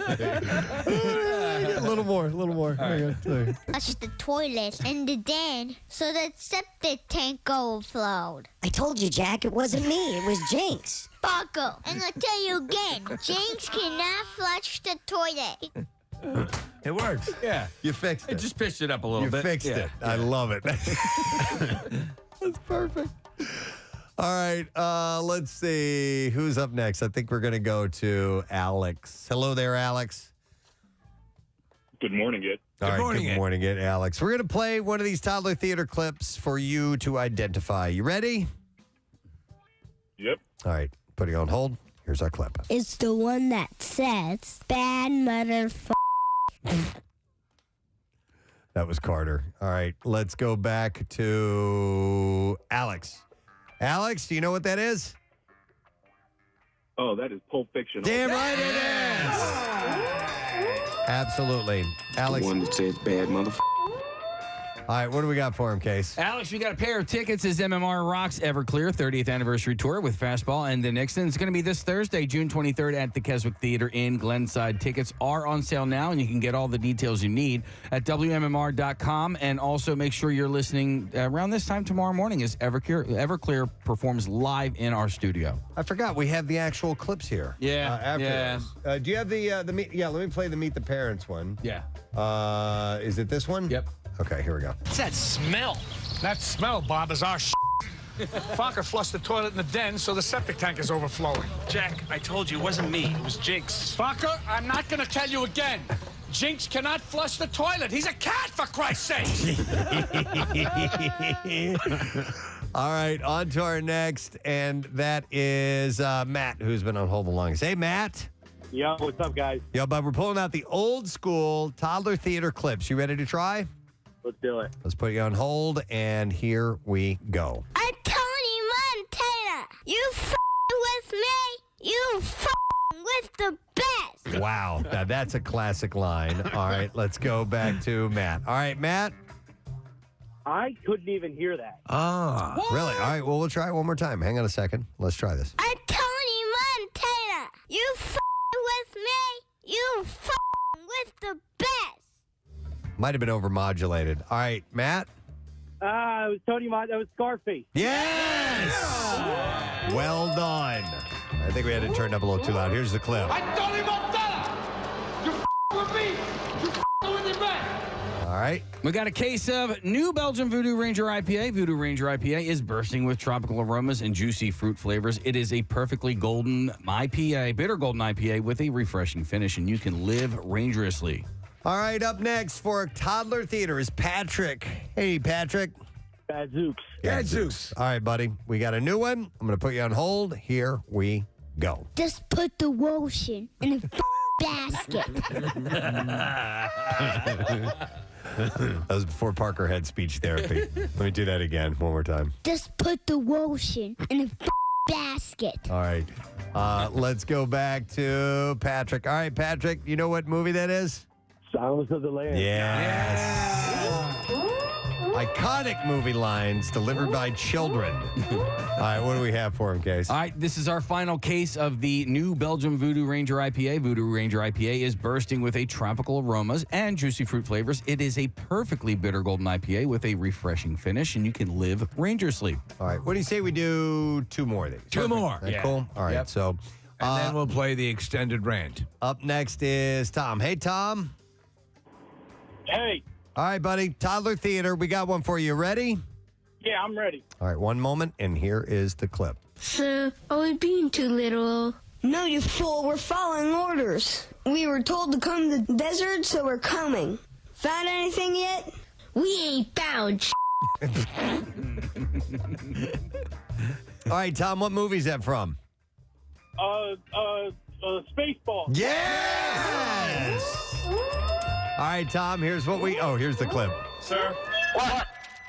Are we being too literal? No, you fool. We're following orders. We were told to comb the desert, so we're combing it. Found anything yet? Nothing yet, sir. What about you guys? We ain't found All right, and what do we have? Our final pair of tickets as the Preston and Steve Show present Bill Burr, Slight Return, Friday, September 16th at the Wells Fargo Center. Tickets are on sale now at wellsfargocenterphilly.com. All right, we will do one more. And let's see, it's Erica that we're going to go to. Hi there, Erica. Hi there. All right, you ready to try this out? I am. All right, put you on hold, and here is our final clip for Toddler Theater. Oh, the silent majesty of winter's morn, the clean, cool chill of the holiday air. An ass in his bathrobe, emptying a chemical toilet into my sewer. Was full. That's great. All right, Oh, Erica, do you know what movie that is? Oh, that last line. No. Is it one of the National Lampoons? Mm-hmm. Is it National Lampoon Christmas Vacation? Oh, nice.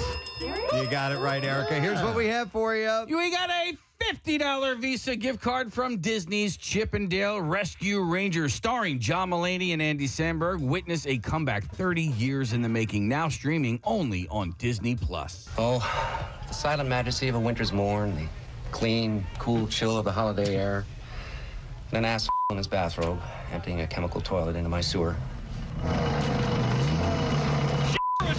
There you go. All right. And Toddler Theater once again. Yeah. That was fun. That is fun. I didn't know it was a year that we had done that last. Case, can you find my rant? Oh, yeah. Preston freaking out over the noise. Explain the scenario again. What yield? Because we use these clips all the time. If you're not up early enough to know that when Kathy's doing the sports of the morning, I will pepper Preston's comments from this rant in throughout it. I was recording something. I was here in the studio, and my laptop was open, yet it was muted. And for one reason or another, these sounds kept coming up, and they were like ads or something along those lines. I may not have had the speaker. I don't know, but something. There was nothing open to indicate where these sounds were coming from, and I had reached critical mass, and I just couldn't take it anymore because it kept happening over and over. And when you're doing a recording session and you're repeatedly interrupted, it is insanely frustrating. Oh, there's a brief glimpse. So this is me when we were interrupted doing a thing with Zach, who's imaging. This was when we were at Y100, but this is my response. God damn, yeah! The phone kept ringing. Yep. That's what happened. All right, so here was me during this session. Here's another update on casting. What the F? Where's that sound coming from? My laptop. What? Hang on. No, this was different. That was something else. That was me doing a little riff on it. The original one, you and I were the only ones in the studio, I think, and I was sitting over here, and you were sitting on your side. And Case, what was that one that you just had highlighted? That was the one. That was the one we just played. No, that's Shoot. Okay. Oh, that's too bad. I don't. There are so many clips of me. I mean, I have them separate if you want. On here, the whole thing is what I was interested. It's like in. an origin story. Yeah. It's got to be there. Okay, we'll have to find it another It's time. in here, man. All right. Oh man. What is Where's that sound coming from? I love this. What is this one?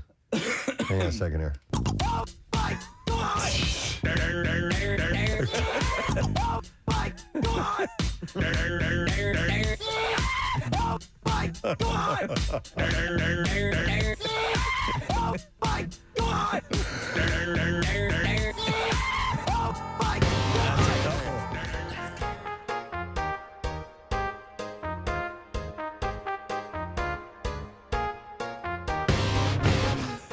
All right, well, listen, we got to take a break. All right. All right. Man. I'm going to find it. See if you can find it. All and right. We'll come back, and if we have it, we'll get to it right before we do the bizarre file, All which right. is on the way next. So stay with us. We'll be back in a moment.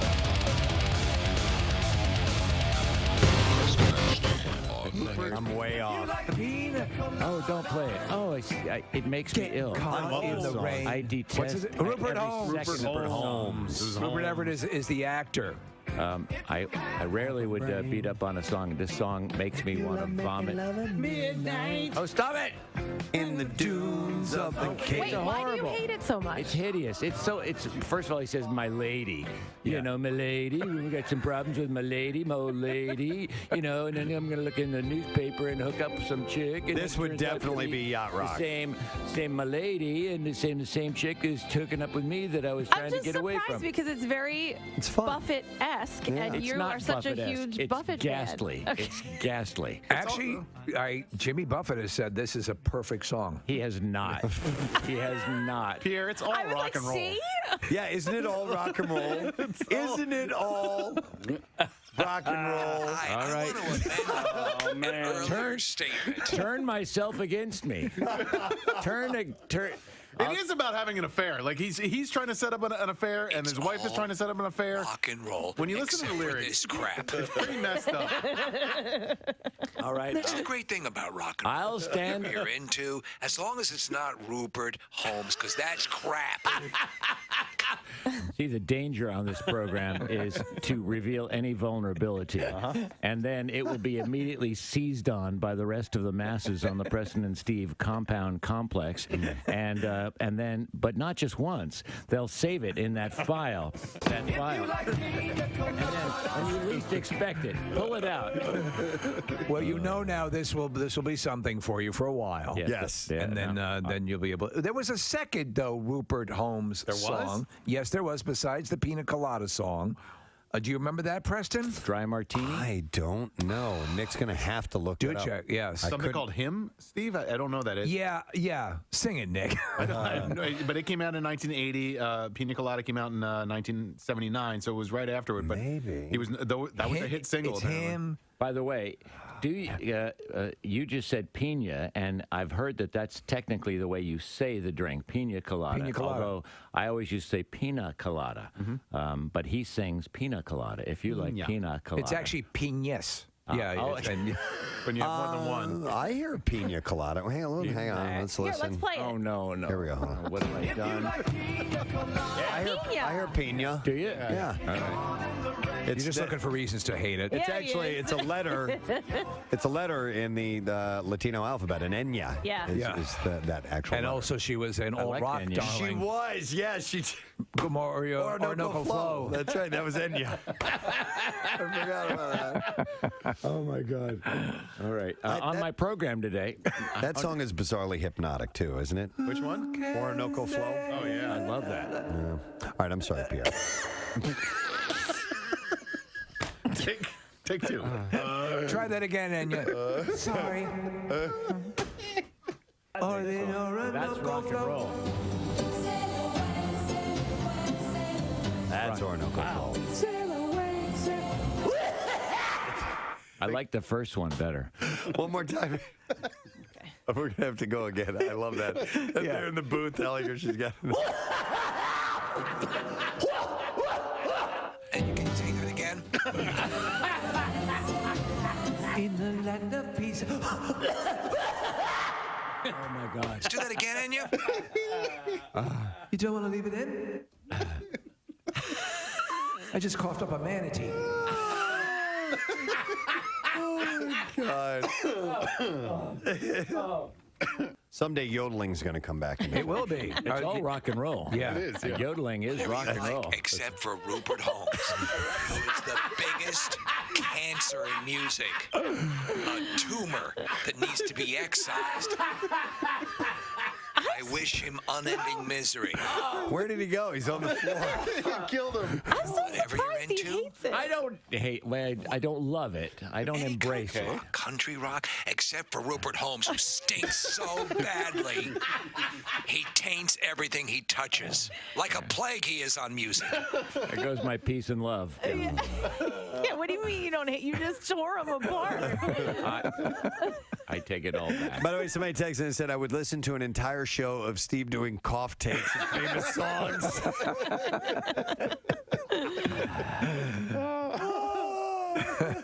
Okay. I'll leave you with one more thing. If you like me,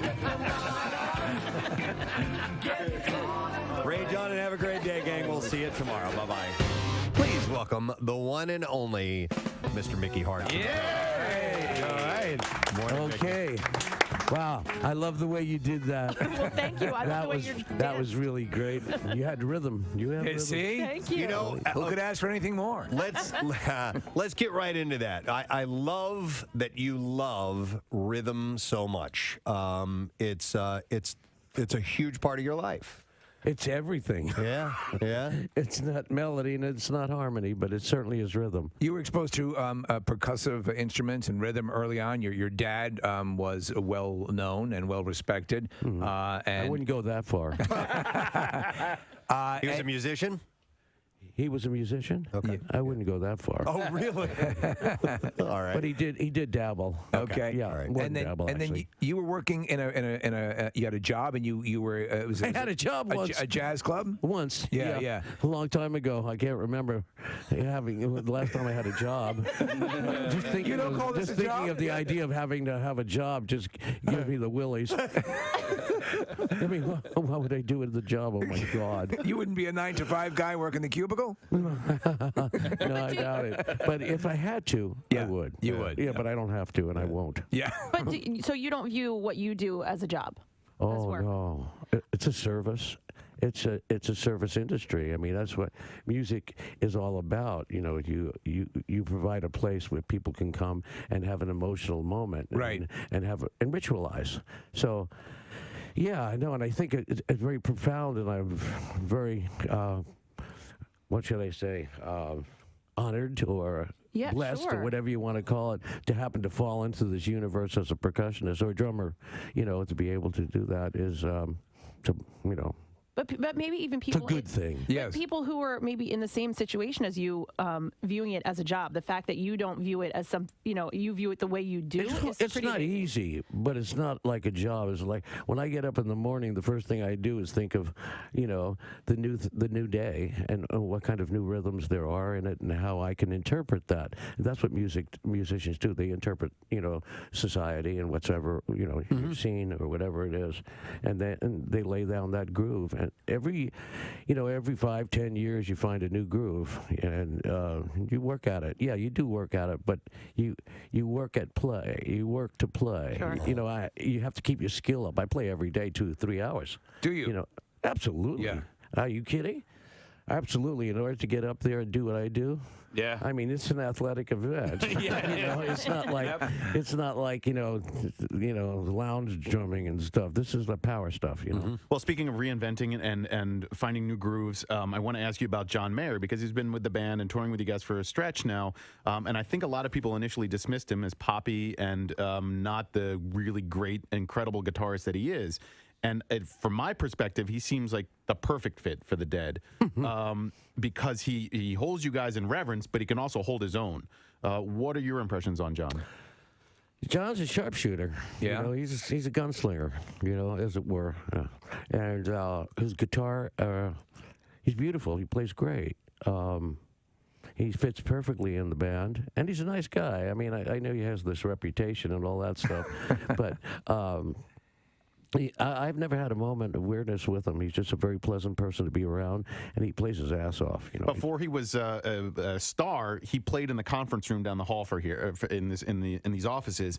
And I went to see his show that night, and one of his strings broke during the performance. He tuned the guitar to itself and kept it. He didn't miss a beat. And right then, I knew this guy had it, and I was so impressed by his ability. I'll tell you when I knew he had it was one day when he was just joined the band, and I had gotten him into this droning things, feeding back, getting a little crazy. And so during the drums and bass part, he got down on his knee and he put the guitar into the speaker and he started feeding back. And I was looking at him and I was saying, oh, okay. So I walked around to the front of the speaker, sat down right next to him, and I had on one hand I had what do you call it, lighter fluid. Yeah. And the other hand I had a Bic. Okay. And so he looked at me, I looked at him, and I went like that. And for a minute, I thought he was going to do it. And then so he took it. He did take it while he was feeding back, and he put he put the Bic on his amplifier, and he took the lighter fluid and used it as a slide. And so he played slides with lighter go fluid. full Hendrix. And I said, John, you were going to do it, weren't you? And he said, I was really thinking about it, but the guy who makes my guitar is in the audience. I couldn't do it. He almost lit his guitar on fire, so I knew right then he was okay. Wow. I was wondering if you had watched the Grateful Dead documentary that was on Amazon and what your thoughts were. No. It was very, very in depth. Oh God, it was just awful. I just did not like it. You didn't care for it. It was just a one-sided affair. It was not for me, and it really didn't show the Grateful Dead in its totality. It was more like a Jerry, whatever that is, memorial thing or whatever. He was trying to do, but it wasn't really. It didn't have the heart of the Grateful Dead. Okay. That's for sure. There's been a lot done about it. They made me watch. Oh, I watched it once. Yeah. Okay. Just to say I didn't like it. But that's it. I didn't see it at the premiere. Me and Bob and Bill, we went out and had dinner. Yeah. While they showed the movie. That's funny. We came back right at the end when they all started. And we go, okay. Thank you. I wanted to ask you about some of the things that you do like. I was listening to the concert in Paris, 1974, this morning. Yeah. What was it besides the United States? What was your favorite country to play in? Oh, Jesus, that's a good question. I think that I can't answer that question because they're all good when you play good. Every country is the same. Yeah. If the music is played well and we have a great time, France is great, England's great, Germany, it's all good if we play well. If we don't play well, the city sucks. It's displaced. We blame it on the city. Blame it on the city. Of course. Franklin Port. I also, as a fan, I there's an ebb and flow to the way I listen to your music, and so recently I flowed back to. I guess I ebbed back to. I ebbed back to studio albums. Do you? I don't know if you ever listen to your own music. No. But do you have a favorite studio album? Yeah, I would have to say it would be, it was half studio and half live. It was called Anthem of the Sun. I think it was our second record, back 3,000 years ago. Yeah. And that was probably my favorite. American Beauty, Working Man's Dead. They were nice, fuzzy, warm. See, my first album I ever bought was Mars Hotel, so I automatically go back to that one. And Unbroken Chain. And we were never very good in the studio. We never could cage the animal in the studio. WMMR presents Preston and Steve's Bizarre File. Brought to you by Horizon Services. You can buy a new cooling and heating system for Horizon Services and get up to $1,000 back. And Horizon will install your new system as soon as tomorrow, or it is free. Book online in seconds at horizonezbook.com. Italy has a problem. Over the past 7 years, gangs of wild hogs have become an increasing nuisance in the country, with the population of the animals reaching an alarming 2 million, effectively doubling since 2015. They can be aggressive, right? Very much so. And anybody who lives in a pig-heavy area knows that the dangers these animals pose to humans and property alike. They are like bullies. They're just like their American cousins. And for years, stupid. For years, wild hogs have been destroying the crops of Italian farmers and killing their livestock. They're also responsible for over 10,000 car wrecks a year. And gambling debts. And the hogs have become so problematic that Italian farmers swarmed Rome, demanding the government take action to curtail the wild hog population. And now they've made news for indulging their vices, sniffing out cocaine.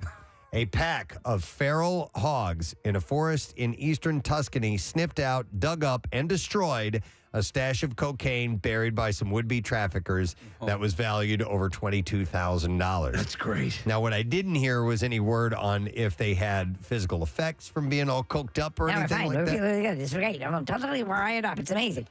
But apparently they are running amok in Italy. Yeah, I would have to assume that would have a bad effect on their health, Think so, right? right? And they probably didn't stop and do lines. Yeah, they probably just scarfed right through all of it. A child was hospitalized after being, listen to this, stabbed in the chest by a catfish's stinger and experiencing difficulty breathing in Florida. Didn't realize catfish have stingers. They do. So on we used to go catfishing, and their dorsal fin. That's right. Has a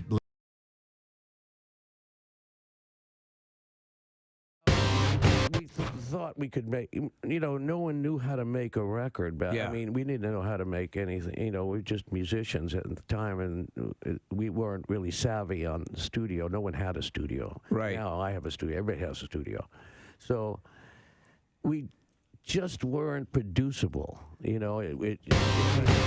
much animal. and it reported that the child was a boy under the age of 10 who was stabbed at a pond. The stinger entered 1 to 1.5 inches into the chest cavity. Jeez. That's pretty damn deep. Yeah. And caused the child to experience shortness of breath. The child was flown to the hospital in Tampa for treatment. While heading to the hospital with their mother, the child experienced difficulty breathing. No further details were released, and the child's current condition is unknown. Even though catfish don't have a conventional stinger, but they kind of jab with their sharp and pointed pectoral and dorsal fins, younger catfish are considered more dangerous because their fins are sharper at a young age.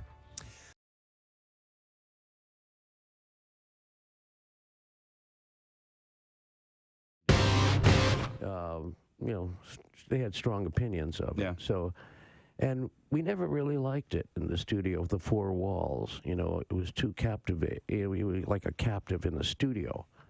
And we never really made a great record. You guys had a pop explosion in the late 80s. When you were 30 pounds more than the next largest python ever found in the state. Most Burmese pythons that are found in Florida range between 6 and 10 feet long.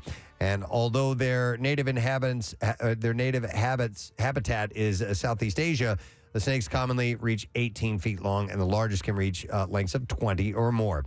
So despite being larger than most Florida's native snake species, Burmese pythons are extremely difficult to spot within the vast marshlands.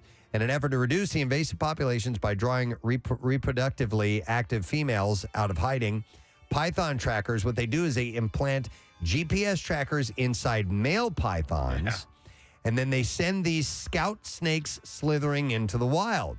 Looking for some strange. And a 12-foot-long scout named Dionysus, nicknamed Dion, served as bait for the record-setting female that the team captured. At the time, the team noticed that Dion had stationed himself in one particular location near Naples. All right, I'm about 5 clicks away. And when they went to check on their scout snake, they found him coiled up near a monstrous female. Wow. After an intense wrestling match. I'm going in. After an intense wrestling match, the researchers managed to wrangle the huge female into a bag, which they then secured in a tub and transported to their research facilities. Dion, meanwhile, survived the encounter and continued scouting for the conservancy. And after euthanizing the female snake, the team performed a necropsy on the hefty python. Inside his body, they found a record 122 egg follicles, roughly spherical structures that mature into eggs once fertilized. So this is how this population has gotten out of hand. Yeah, they can crank out 122 eggs, or at least ones this size. Do could. they estimate at the size of the potential python population down there? I haven't seen numbers, but it's out of control. Yeah, I do know that. So in the snake's digestive tract, they found bits of fur, clumps of dissolved bone, and a chunk of hoof. Evidence that the python's last meal was an adult white-tailed deer. Yeah, it's having an effect on the alligator population. Yeah. Right? Alligator. I know. So you can find alligators, obviously, in Florida, Georgia, South Carolina, North Carolina, Louisiana. Anywhere else? You can find them in Mississippi? I don't know. Yeah, I don't know. sure. Yeah. Quite possibly. Texas, right? I was wondering about Texas. Yeah. Maine. Yeah, maybe Maine. Probably not Maine. Well, in the summer, they go up. Yeah. Sure. It's the reverse of a snowbird. It's better climate. It's a summer alligator. Acadia's really nice. I'm a summer gator. I'm a summer gator. All right, and then how about? Oh, this is a terrible story. I don't know if I want to end on a terrible story. Smile while you say it. How about this one?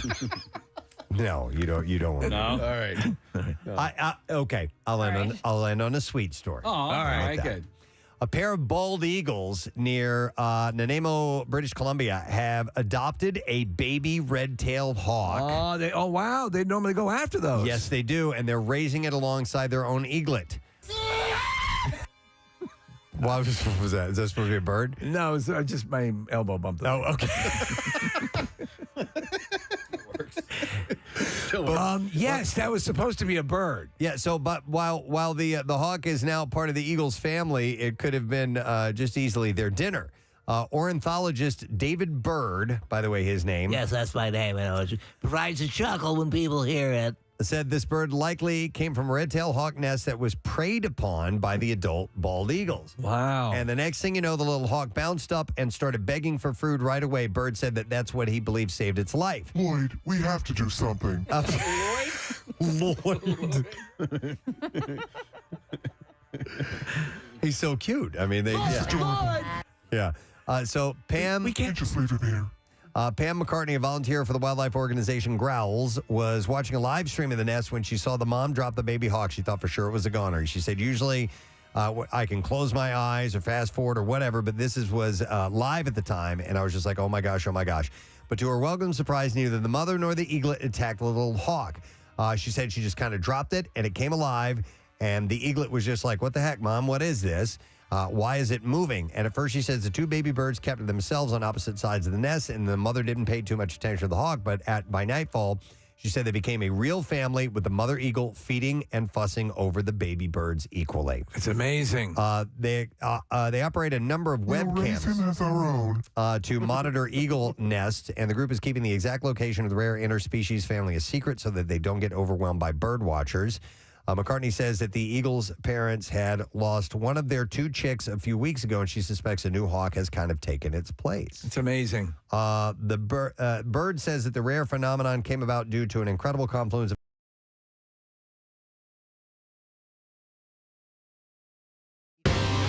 people who maybe had not been turned. You always had legions of loyal fans, but here all of a sudden, boom, you had fresh music.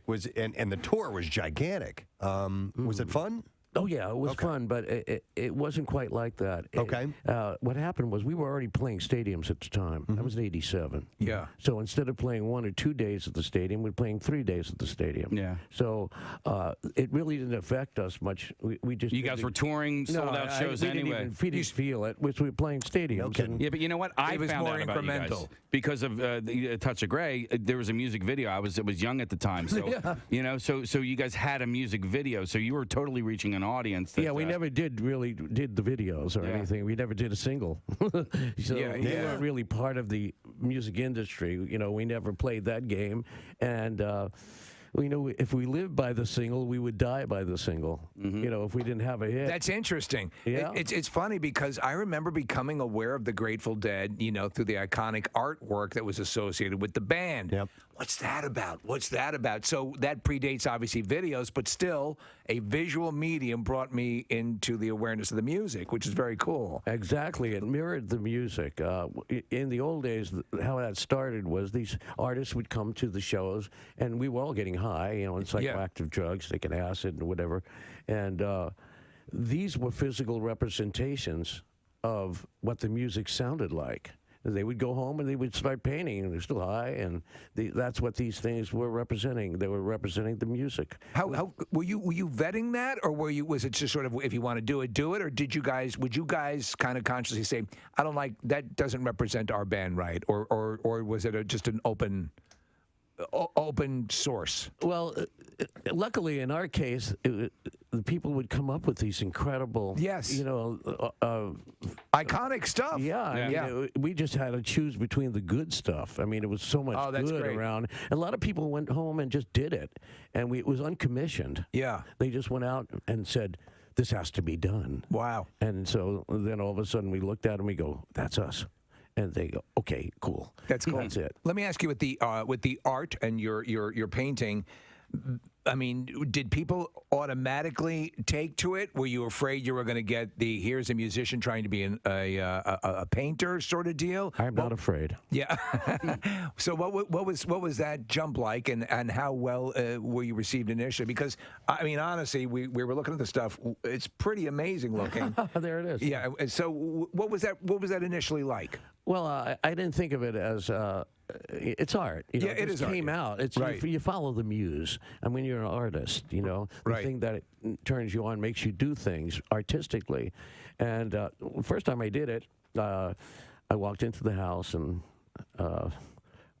my daughter looked at it and she said, "You know, Dad, this got legs." Yeah, that's pretty good. Legs. He liked it. Yeah. And so if my daughter liked it, and she doesn't like much. Does she like the Dead? Does she like that? Okay. So I said, "Okay, I'll paint. If you like it, I'll paint it." You can take a look for yourself and see Mickey Hart's work. It's called Vibrational Expressionism, The Art of Mickey Hart. And Sunday, back out this way, King of Prussia, noon to 2. Is there a spot where we can go to get all this information, a website or anything, you guys? I just want to meet the King of Prussia. We all do. And I want to see Mrs. Prussia. Sure. Mr. Prussia. And all of the little Prussias. All the Prussiattes. Yeah. I'm actually Mrs. Prussia. She is. Yeah. She shops there all the time. I heard that she cooks. Oh, You heard wrong. have heard wrong, sir. Wrong, Mrs. Prussia. She makes reservations. Yeah. I can make a mean reservation. She makes a mean reservation. She makes a mean Romanoff. Ladies and gentlemen, please give some love to the one and only Mr. Mickey Hart. Yeah. Thanks for coming by. Do you remember the squirtable butter used to come in a thing? Yeah, butter spray. Is that what? I no, can't not believe it's spray, not not butter. There's spray. an actual, Not there's an spray. actual like liquid, almost Really? like liquidy like the way you butter. dispense mustard. It was don't more remember back in the 80s probably, and if you had a waffle, you could go blink, blink, blink, blink, blink, blink in each little. Okay. I had a waffle. Each little I'd eat it crevice. in the morning. I Yeah, mean, there do we go, you need Parkway. butter in every little square? You do. If you're you're a man. If you're a man. No. Okay. No, I obsess about little things like that. Okay. It's just like weird. So your answer is yes, you do. Yeah, I have a butter memory with Preston that is probably 19 years old. Do you know what it is? memories. Butter memory. Preston, do you remember the butter memory? That's probably 19 years old. 19 years old. You would have, memories. you would have to butter memories. You would have to give me a hint. Me, you, Steve, and Marilyn. Wow. that wraps it up. Butterfest, Did a show for 1998. 3 years together. Media lucky. Court Diner. Oh, okay. Oh, yeah. Okay. You know the butter memory? Yeah. Oh, well, do tell. So we're sitting there, and it's after we had done a show, and we're having lunch, and there was We're all just getting to know each other, by the way. yeah, we're all getting to know each other, and so they had a little ramekin full of butter, which is a small dish. And so I guess it was a ball of butter or something like that. And we're just talking, and I just reach out and grab it and just squish it with my hand, just to be outrageous. Provocative. I'm like, ooh, butter. Yeah. And I did that, and he died laughing. So. I was like, what? I wish I would have done that.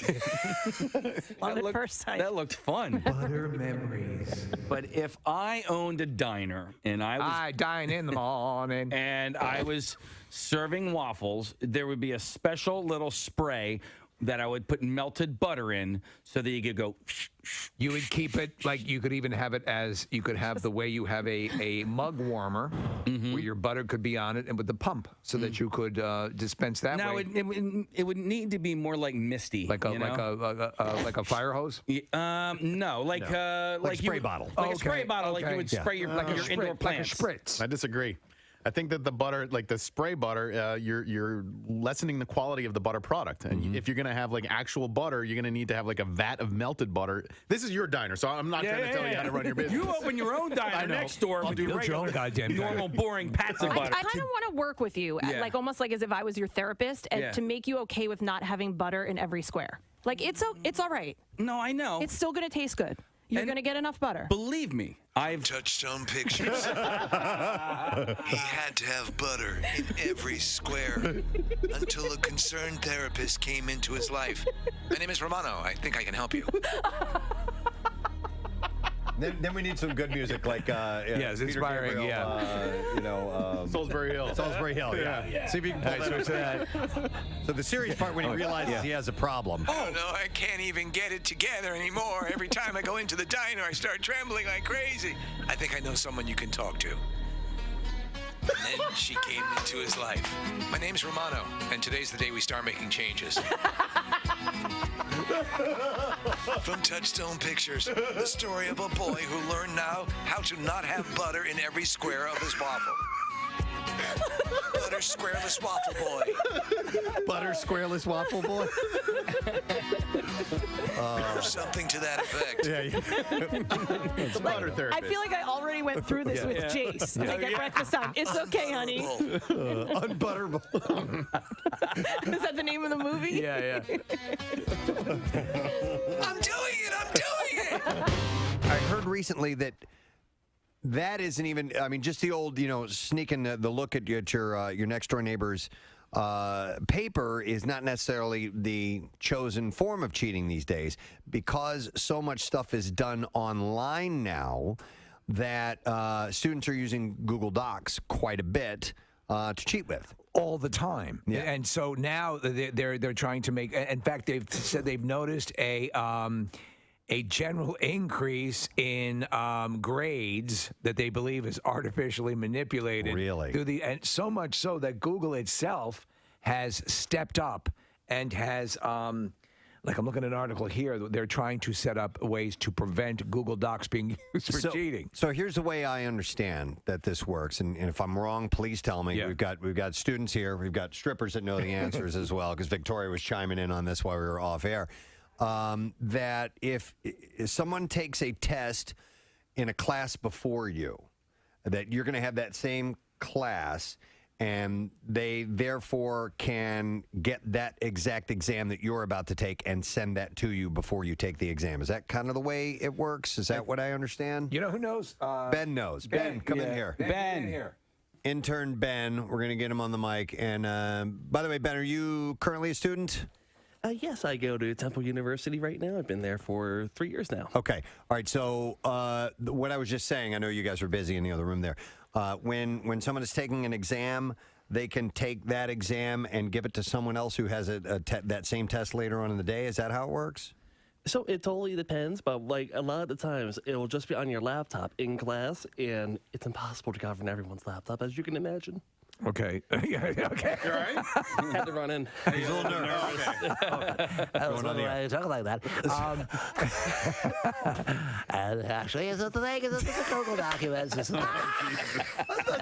I've talked to Ben many times. I've never heard his voice quite like that before. As we matriculate through the process of the Temple University, anyway, of course, enriched by the learning that we have. So I guess. You poor kid. I guess no. Ben doesn't talk like that. Come on air with us. We just pulled him in by. It's not his fault. It's not his fault. Call off guard. That's all. Okay. So Ben, I guess what Preston's asking is, Let's start over. How does the document get disseminated to everyone who's looking to cheat off that original document? So you can have a Google Doc open on your laptop in like a separate tab, and then you can send it to anybody that has like a Google email. And of course, our school uses Google for everything. So you can have the Google Doc, I guess, open on a different browser. Right. And just sort of toggle between the two, the test and the Google Doc test, Google Doc. I don't know. Gabby's here as well. She's also a student. You know. What's your take on it? Yes. Stop it. I'm just kidding. Poor Ben. We pull him in while he's trying to do other work. So What's your take on it, Gabby? Yeah. So if you're in a group, just like in a group, when you're doing one of your assignments, you obviously have everybody's email. So you can set up this Google Doc where you can share everything that you do. So even if you're in one class earlier and you have a friend that's in the next class later in the day, you can just share that document with other people in other classes. Okay. And Victoria, were you the student? Did you do this or hear about this happening as well? Yes. Oh, why is your mic not on? I'm sorry. Go ahead. Yeah. Yes. So when I was in school, it was just super easy. Well, first of all, the website is pretty, like, once you like get it down, it's super easy to like use. And yes, like sharing is like so easy, and it's so easy to communicate on there amongst many people. Did anyone ever flow? I mean, because they're saying that it has had, and Google has actually had to step in to give teachers ways to fight this. Do you know anyone who's ever cheated using the system? Well, that's what I was going to ask. I would say. Actually, no, I'm not aware. Ben has something to say about the Apple Watches. Yes. So not about the Apple Watch, but I do have a story we can go into. Okay, please do. So in high Make it a long school, one. I went to a tech school. So I was in computer programming, obviously. Right, yeah. Obviously. So, but we figured out a way to cheat on the learning guides, which is like our little exercises to learn how to program, but the teacher caught wind of this. Yeah. So for a month, every student had to handwrite all their code. Oh, God. Because we were cheating, which is like Java and HTML. That's awful. That's crazy. That's all little symbols. We had to handwrite all of it. Then we had to type it up, and that was like his way to prevent us from cheating. And I was pissed because I wasn't cheating. I was the one actually doing it right because This all is the other students outlandish. This is absolutely outlandish. I'm take you outside and kick your ass. Did you rat everybody out because you weren't What am cheating? I, a monk? This is ridiculous. No, Casey, I was trying to be cool. No. But so how long did it take to take a test like that? Well, for what would take 5 minutes on the computer was about 25 on the paper. Jesus. Just because you got to remember the symbols, you got to squiggle them or whatever. Just you have to talk through them. Just keep This talking. is the goddamn dumbest thing I've ever heard. It's goddamn ridiculous. 25 on the paper.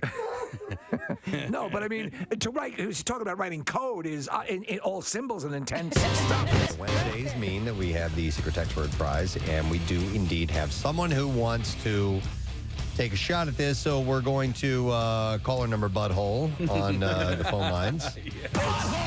It's Thomas. Hey there, Thomas.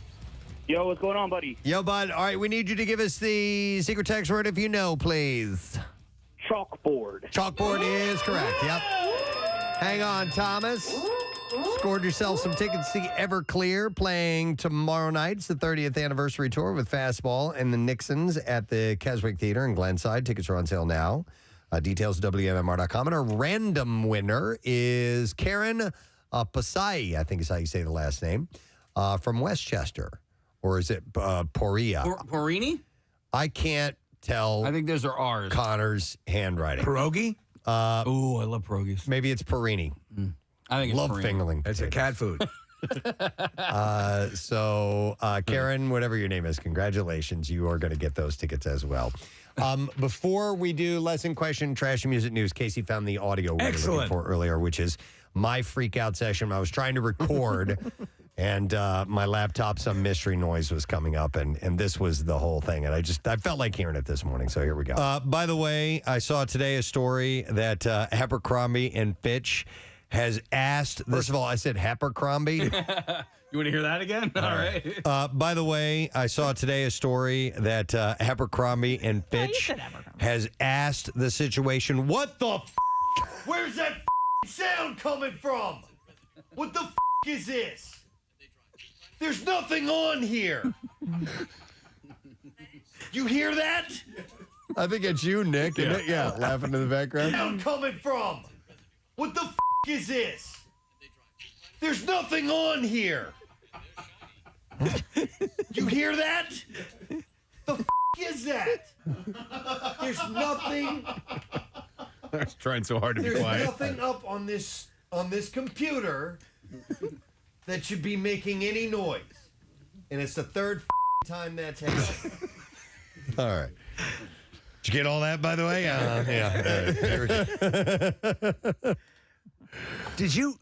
So where did what the F is that? So you said what the F is this? But this one. By the way, I saw today a story that Abercrombie and Fitch has asked the situation, what the f***?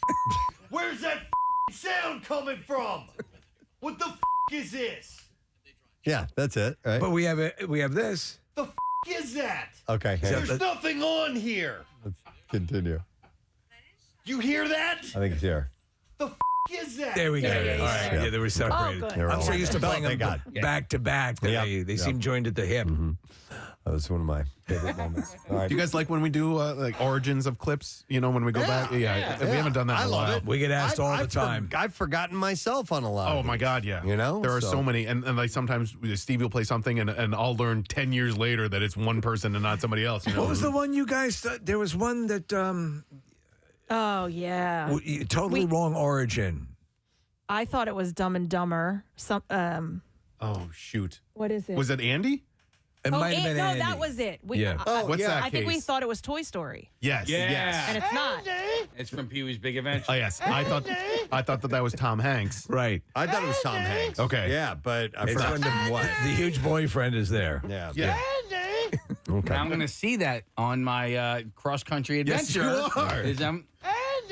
Yep, that took place with a giant dinosaur statue song. Tell me about your big butt, Simone. All right.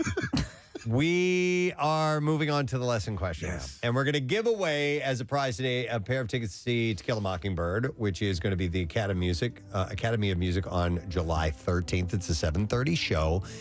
Question that I'm going to go with this morning is, what did they turn the old Graterford prison into? 215-263 WMMR. All right, let's see if you know the answer to that. I was going to ask what is Elon Musk's daughter's new name? Jeff Bezos.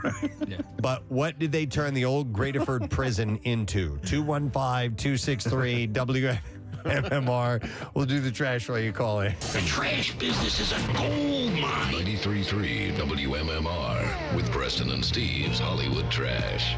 Brought to you by Dry Tech Waterproofing Solutions. Protect your home from water damage, cracks in your foundation, and mold with Dry Tech Waterproofing Solutions. Good stuff. Preston and Steve listeners get 15% off when you mention our show. Go to drytechcorp.com. What's up this morning, Steve? Well, as he promised, Vince McMahon has stepped away as CEO of the WWE over sexual misconduct allegations. Interim CEO Stephanie McMahon announced there would be a swift and thorough investigation into waiting until it blows over. Yeah. Oh, my God. A 12-person panel awarding Judy Huth $500,000 in damages against Bill Cosby for sexual assault.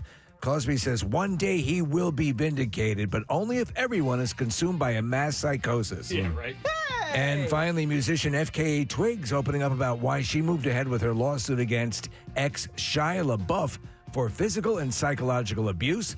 Twigs says she originally was conflicted about coming forward, but changed her mind after watching a motivational speaker scream, "Just do it." And that's your Hollywood. All right. We'll go to the phone, see if somebody knows what they turned the old Graterford prison into, and I will go to Jesus. Jesus, good morning. Hey, good morning, guys. All right, buddy. So what did they turn the old Graterford prison into? They turned it into a Ross department store. Yes, Ross. Where you can dress for less. That is correct. Jesus, hang on the line. We're going to give you tickets to see the show To Kill a Mockingbird at the Academy of Music. It's going to be on July 13th, 7:30 p.m., and the show runs from July 12th through July 24th. You can get tickets at kimmelculturalcampus.org. Let us get to music news. Now, Preston and Steve's Music News on 93.3 WMMR.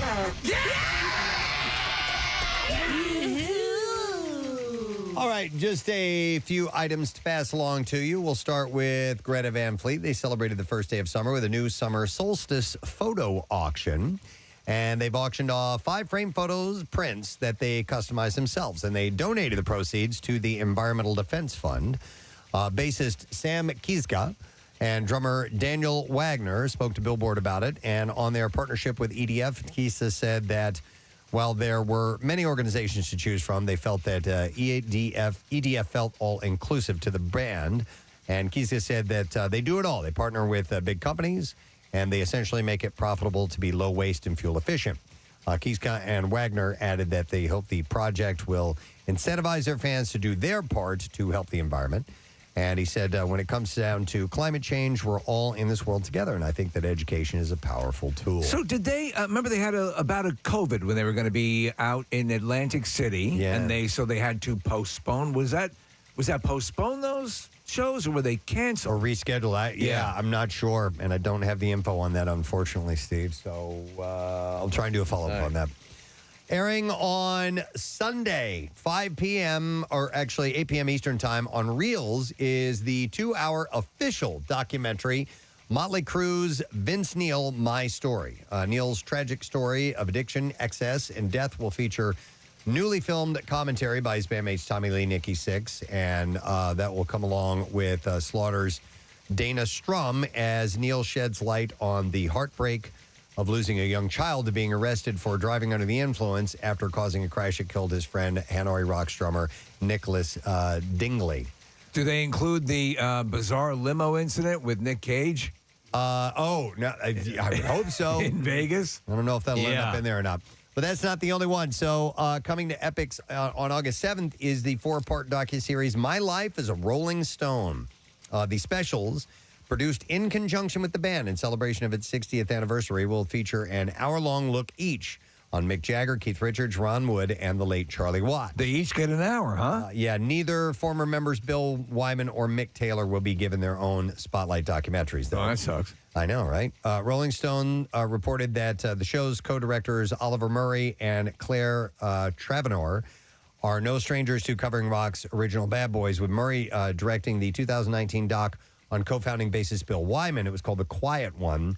And Travanor behind the camera for a TV special based around Keith Richards' memoir called Life. So I would imagine that there's a lot of intersecting going on with these various documentaries, right? I mean, unless there's each their personal lives is so rich, it'll warrant a full documentary on their own. Yeah, but there'll have to be some intersection. But I guess it really will take a peek at their personal worlds outside of the band as well.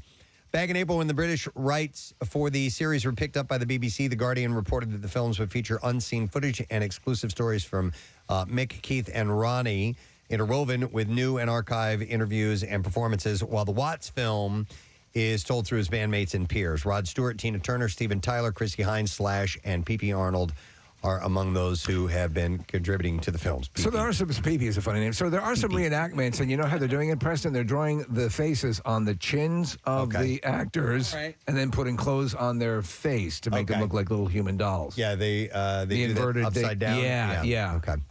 And then finally, Judas Priest have rolled out a 29-date North American fall tour with special guest Queensryche. Wow. The trek launches October 13th. The closest show that I saw is probably in Wilkes-Barre at the Mohegan Sun Arena at Casey Plaza. I didn't know you had a plaza there. Nah, me neither. Has anybody been to that venue? October 19th, by the way. No. They seem to get a fair amount of shows. Mm-hmm. Yep. So that's coming up, and I don't have the ticket on sale dates, but you can get that information by doing a quick search on Judas Priest. And there you go.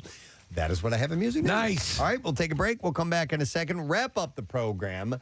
Letter of the day for the Word of the Week prize when we return, and we'll see what Pierre's up to. Stay with us. Preston and Steve. On 93.3 WMMR. Being outrageous Ben is killing me. Oh, this is an outrage. Preston, our dancer wants to chime in here as well. Oh, yes, Victoria. Yes. Yeah, don't forget about me. Okay. I'm anyways. sorry, Victoria. No, it's okay. It's just so funny. I'm listening to how far people will go to actually cheat, and I went to a really good school, and we would literally cheat in groups, and the teachers had no idea. That's how No oblivious. idea. I guess they were just paid so well that I swear they didn't care. Do you think there's some credence to the fact that schools who rely on, how the school's performing would allow this to happen? I guess to keep up with their reviews and stuff like that. Yeah. It's conceivable. I went to a really good school, so I guess high test scores were super important. So it's plausible deniability.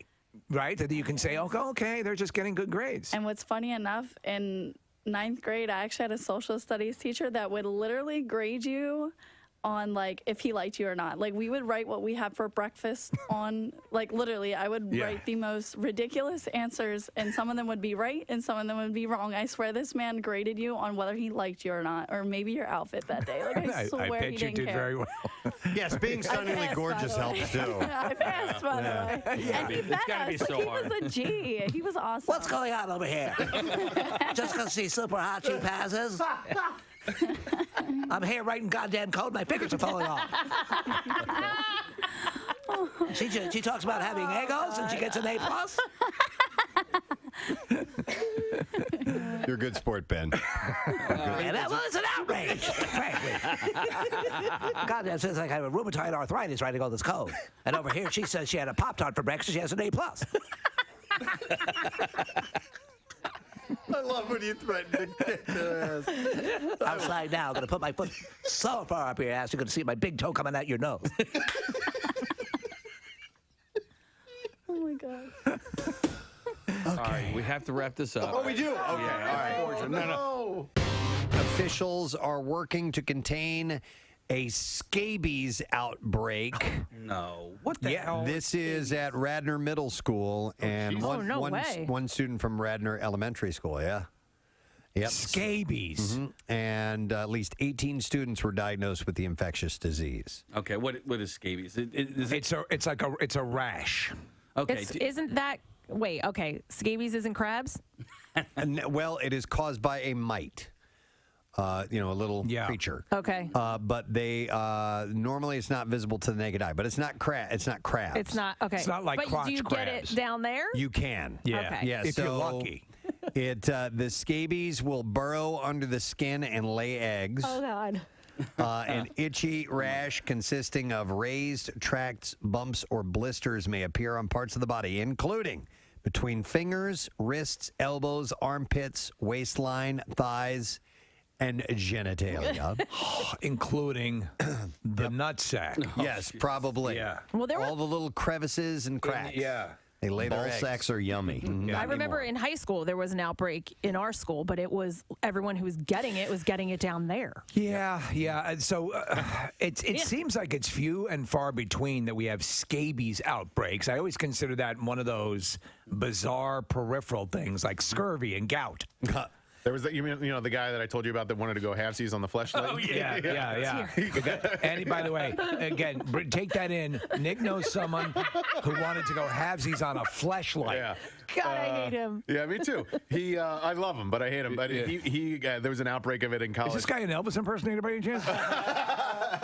No. But he was at the Nationals game last night. But he was in college. He got scabies, and he got it through sexual contact. And so we would make fun of him incessantly afterwards. And the way that we'd make fun of him was just by saying scabies every time we would walk by. But yeah, he got it through sexual contact with a very dirty girl. Okay, all right. By the way, Steve, you mentioned scurvy. Scurvy, I read the other day, is making a comeback. Of course. Hey, it's all the rage. Because of like fasting diets and things like that. Oh, that's awesome. They're not getting the vitamin C that they All right, need, what is that? We thought we'd missed out on it, Preston, because we weren't able to take the trip to the New World. Yeah, it's a vitamin C deficiency, and it can make you really, really sick. And like fruit and stuff like that was how you fought it, right? Yep. And leprosy, we learned, is making a comeback. That's where the term limeys came from, is when the English would travel, they would load up all these limes to try and keep scurvy away.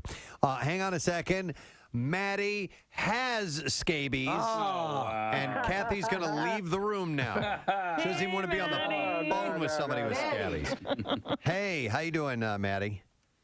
Good. I had scabies. Oh, okay. Right. Oh, it says actually has scabies. Yes, Okay. I had scabies, and it was horrible. I think I got it on the Appalachian Trail because there was no STD thing going on. Yep. Okay. So it's interesting that you mentioned that, and that's possibly where this particular outbreak came from. But I'll get into those details in a moment. How bad did it get for you? It was horrible, dude. Every fold in your skin on your body, they burrow into and they lay eggs, and there's these little tunnels. It's horrible.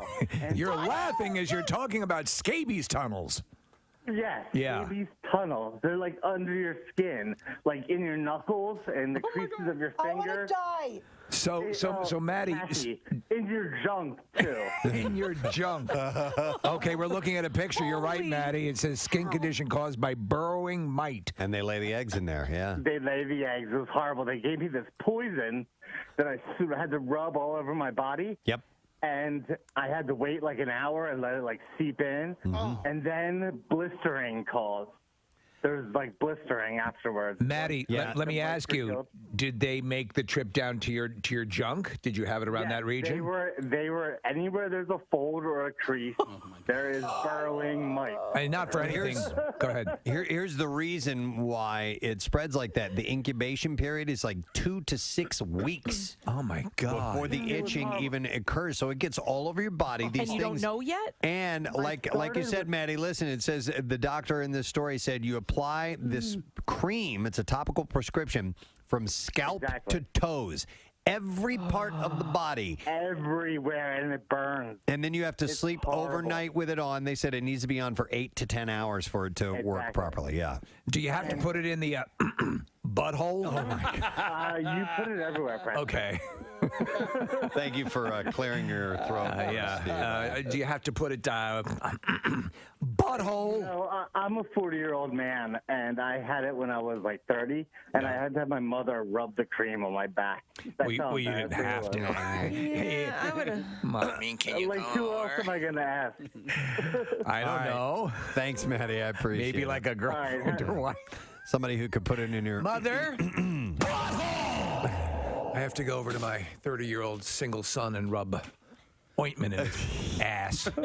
That is horrifying. Yeah, that's nasty. I did not realize the burrowing was an issue. That that adds a whole other realm of hell to it. I always thought it was a slightly bit more benign, but it does sound very similar to genital crabs. So they said the outbreak was caused by a camping trip that some of the students attended. Oh, they went to Whore Island. The doctor said they all hung out together, which is the typical story for scabies. Some of the kids, we did see a few of them, and that, that most likely it was just because they were all in close contact with each other. They were camping. Oh, yeah. And that's when the whores come in.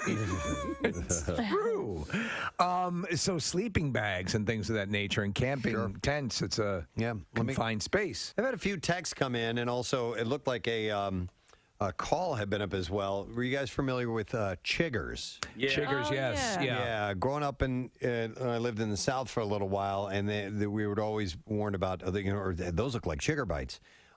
Which were painful. I mean, because you could scratch them until they bled almost. I mean, as a kid, it was just it itched so much you wouldn't stop scratching. That's why that park went out of business at Chiggerland. Yeah, no, that's Digger World. Oh, I'm sorry. I'm thinking of. But anyhow, I don't know if they're the same. They're related, I guess. Are they? Yeah, they're also mites. They're just different kind of mites. Chiggers, I always assumed were a little bit bigger. I don't know. Mites, I guess, you can't really see them. No, these ones are called trombiculid mites. Okay. Which are different than the scabies mites. By the way, there are little creatures all over your body all the time, Kathy. I right? plan on it. Oh, stop it. Like in your hair follicles? Constantly. Crawling in and out of all sorts of orifices. No, not mine. And then, they of course, they have to defecate. Right. Oh, my God. I mean, they are alive. I mean, and so all over your body, there's little recesses where they're crapping. Right. And then having sex. Interesting. In your own body. Growing up, my dogs would get fleas all the time. Yeah. And it's never been an issue. From sleeping with dirty dogs. No, but I mean, it's kind of an invasive species. It's incredibly invasive. And once you get it in the house, we had to have our house bombed a couple of times. And because, my one dog, he would just kind of like hop the fence and run the neighborhood. So I don't know where you pick up fleas. Where do you? Anywhere. Any street corner. You should dress like slutty. They're quite like Scabby Welts, man. Yeah. That's the old bluegrass singer. His name is Scabby Welts, and he sold more records in Pakistan than Slim Whitman. Hi, I'm Scabby Welts. It's great here to provide you folks with music. Music that'll make you want to scratch. He and Boxcar Willie went out on tour together, so. But he died of scratching himself to death. Yeah. 93.3 WMMR and Crazy Train. 10:37. It's the end of the day, isn't it? Yes, baby. It is. All right. Almost pre-Friday. Yeah, we're close to pre-Friday and almost no sad bro. I was thinking about no sad bro this morning while I was in the shower. I don't know why. No sad bro is going to be blood bro. That is correct. Yeah.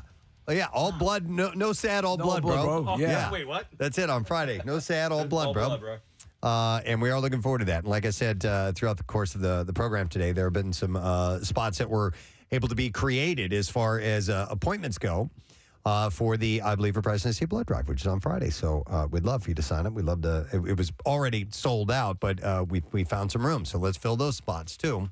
It's all, they need staffing. That's the issue. They tap into virtually every phlebotomist they can find in the area, and they were able to get some more action together, and that's awesome. Cool. So we're good to go. I would like to thank you for being on our program today and having some fun with us. So hopefully you did have fun. I had a good time. It was a great time. We do need to wrap the show, though, and we'll have to do the letter of the day for the word of the week, and there's only one person in humanity that can give us that actual letter. And he's here, ladies and gentlemen. You ready, man? Sacre bleu! All right. I yell Ozzy, he yells Sacre bleu. All right, let's do this thing. Here we go. Preston and Steve on 93.3 WMMR. Now, the Daily Letter. The Preston and Steve Show is brought to you today by the letter. Oh, as in Ozzy. Ozzy! Yeah. All right, we have $500 from the Bagster. The Bagster is by far the most convenient and affordable way to help with your home cleanup. And you can go buy it at any home improvement store. Fill it and simply schedule your collection, and it is gone. Clean it up with the Bagster, dumpster in a bag. So we give that away on Friday, which will be here before you know it. That's right. Looking forward to that. And looking forward to Pierre Robert's show today. What's up, man? Why, thank you for looking forward to it. Let's see. I'm looking forward to following you guys on Friday. It's going to be great. And joining you up at Oaks for the blood drive. That's going to be a lot of fun. You have had the distinction of you actually broadcasted from the blood drive when we did it on Saturday. I did. Yes. Yeah. At least one of those, maybe two, but at least one of those. I used to go up and visit, and then somebody said, well, why don't you broadcast it? But you guys hadn't broadcast, so now you will broadcast, and I will. So it'll be a double shot. Yeah. Yeah. It's it'll be awesome. fun, as people give blood on Friday. Let's see what else. We've got on the program today a block of the Kinks for Ray Davies' birthday yesterday. We're getting to it today on Pierre Standard Time. We had a full complement of musical things we needed to get to yesterday. You had some luminaries having birthdays, and you can't just chuck them one song. Exactly. And people had written in for some time before for yesterday's date, and so we allowed our listener request to go ahead of the rock star birthday. Right. So for today, Ray is on today, and we will give him the love he so thoroughly needs. And speaking of thoroughly, Lonesome George Thorogood is thoroughly at the Keswick Theater tonight. And so we will thoroughly do a block of the Bard of the Barroom, that great Shakespearean poet who inspires Steve to... New heights. He's my muse. Excess. He Absolutely. is your muse. Yeah. And knowing that he is your muse, I will dedicate the block to you, sir. The notion that when he drinks alone, he's by himself. I think to me that... Yeah. Yeah, with nobody else. With his dear old granddad and his good buddy Weiser. They don't write him like that anymore. Johnny's Brothers Black and Red, too. Yeah, all of that. And pretzels. And pretzels, yeah. Care about pretzels. And there'll be something else. I'm not sure if I have the third block right yet or not. All right. So I'll figure that out as we go. That's good right there. But that's damn good. That's damn good. And we'll have a block of pretzels. All right, and pretzels coming up. Are there any pretzel songs? Yes. Are there? Sergeant Pretzels. Pretzel Logic. Pretzel Logic. A song or an album, though? Is there a song called Pretzel Logic? I think I know it's there's. an album. I didn't know if there was a title track or not. But maybe there is. What's this one? This is Pretzel Addict. It's only 47 seconds long. Well, it's probably a great song then. So get it. Pretzel Addict.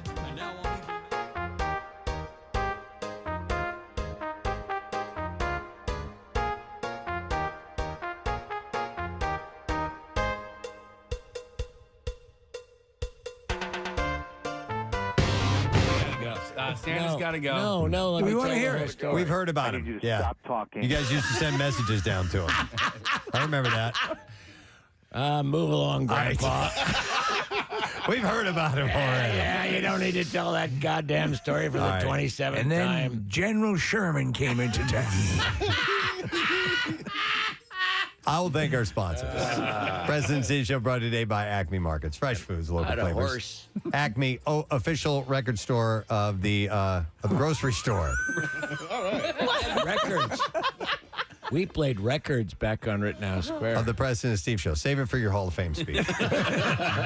Also brought to you by Dunkin', the official coffee of the Preston and Steve Show. And by Polish Seltzer. Why be flat when you can sparkle? You killed him.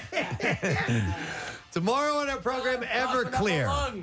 Everclear. We'll be here performing live, which is going to be awesome. So we'll have a good time. That's it. We're done. Rage on. Have a great day. We'll see you tomorrow, gang. Bye-bye.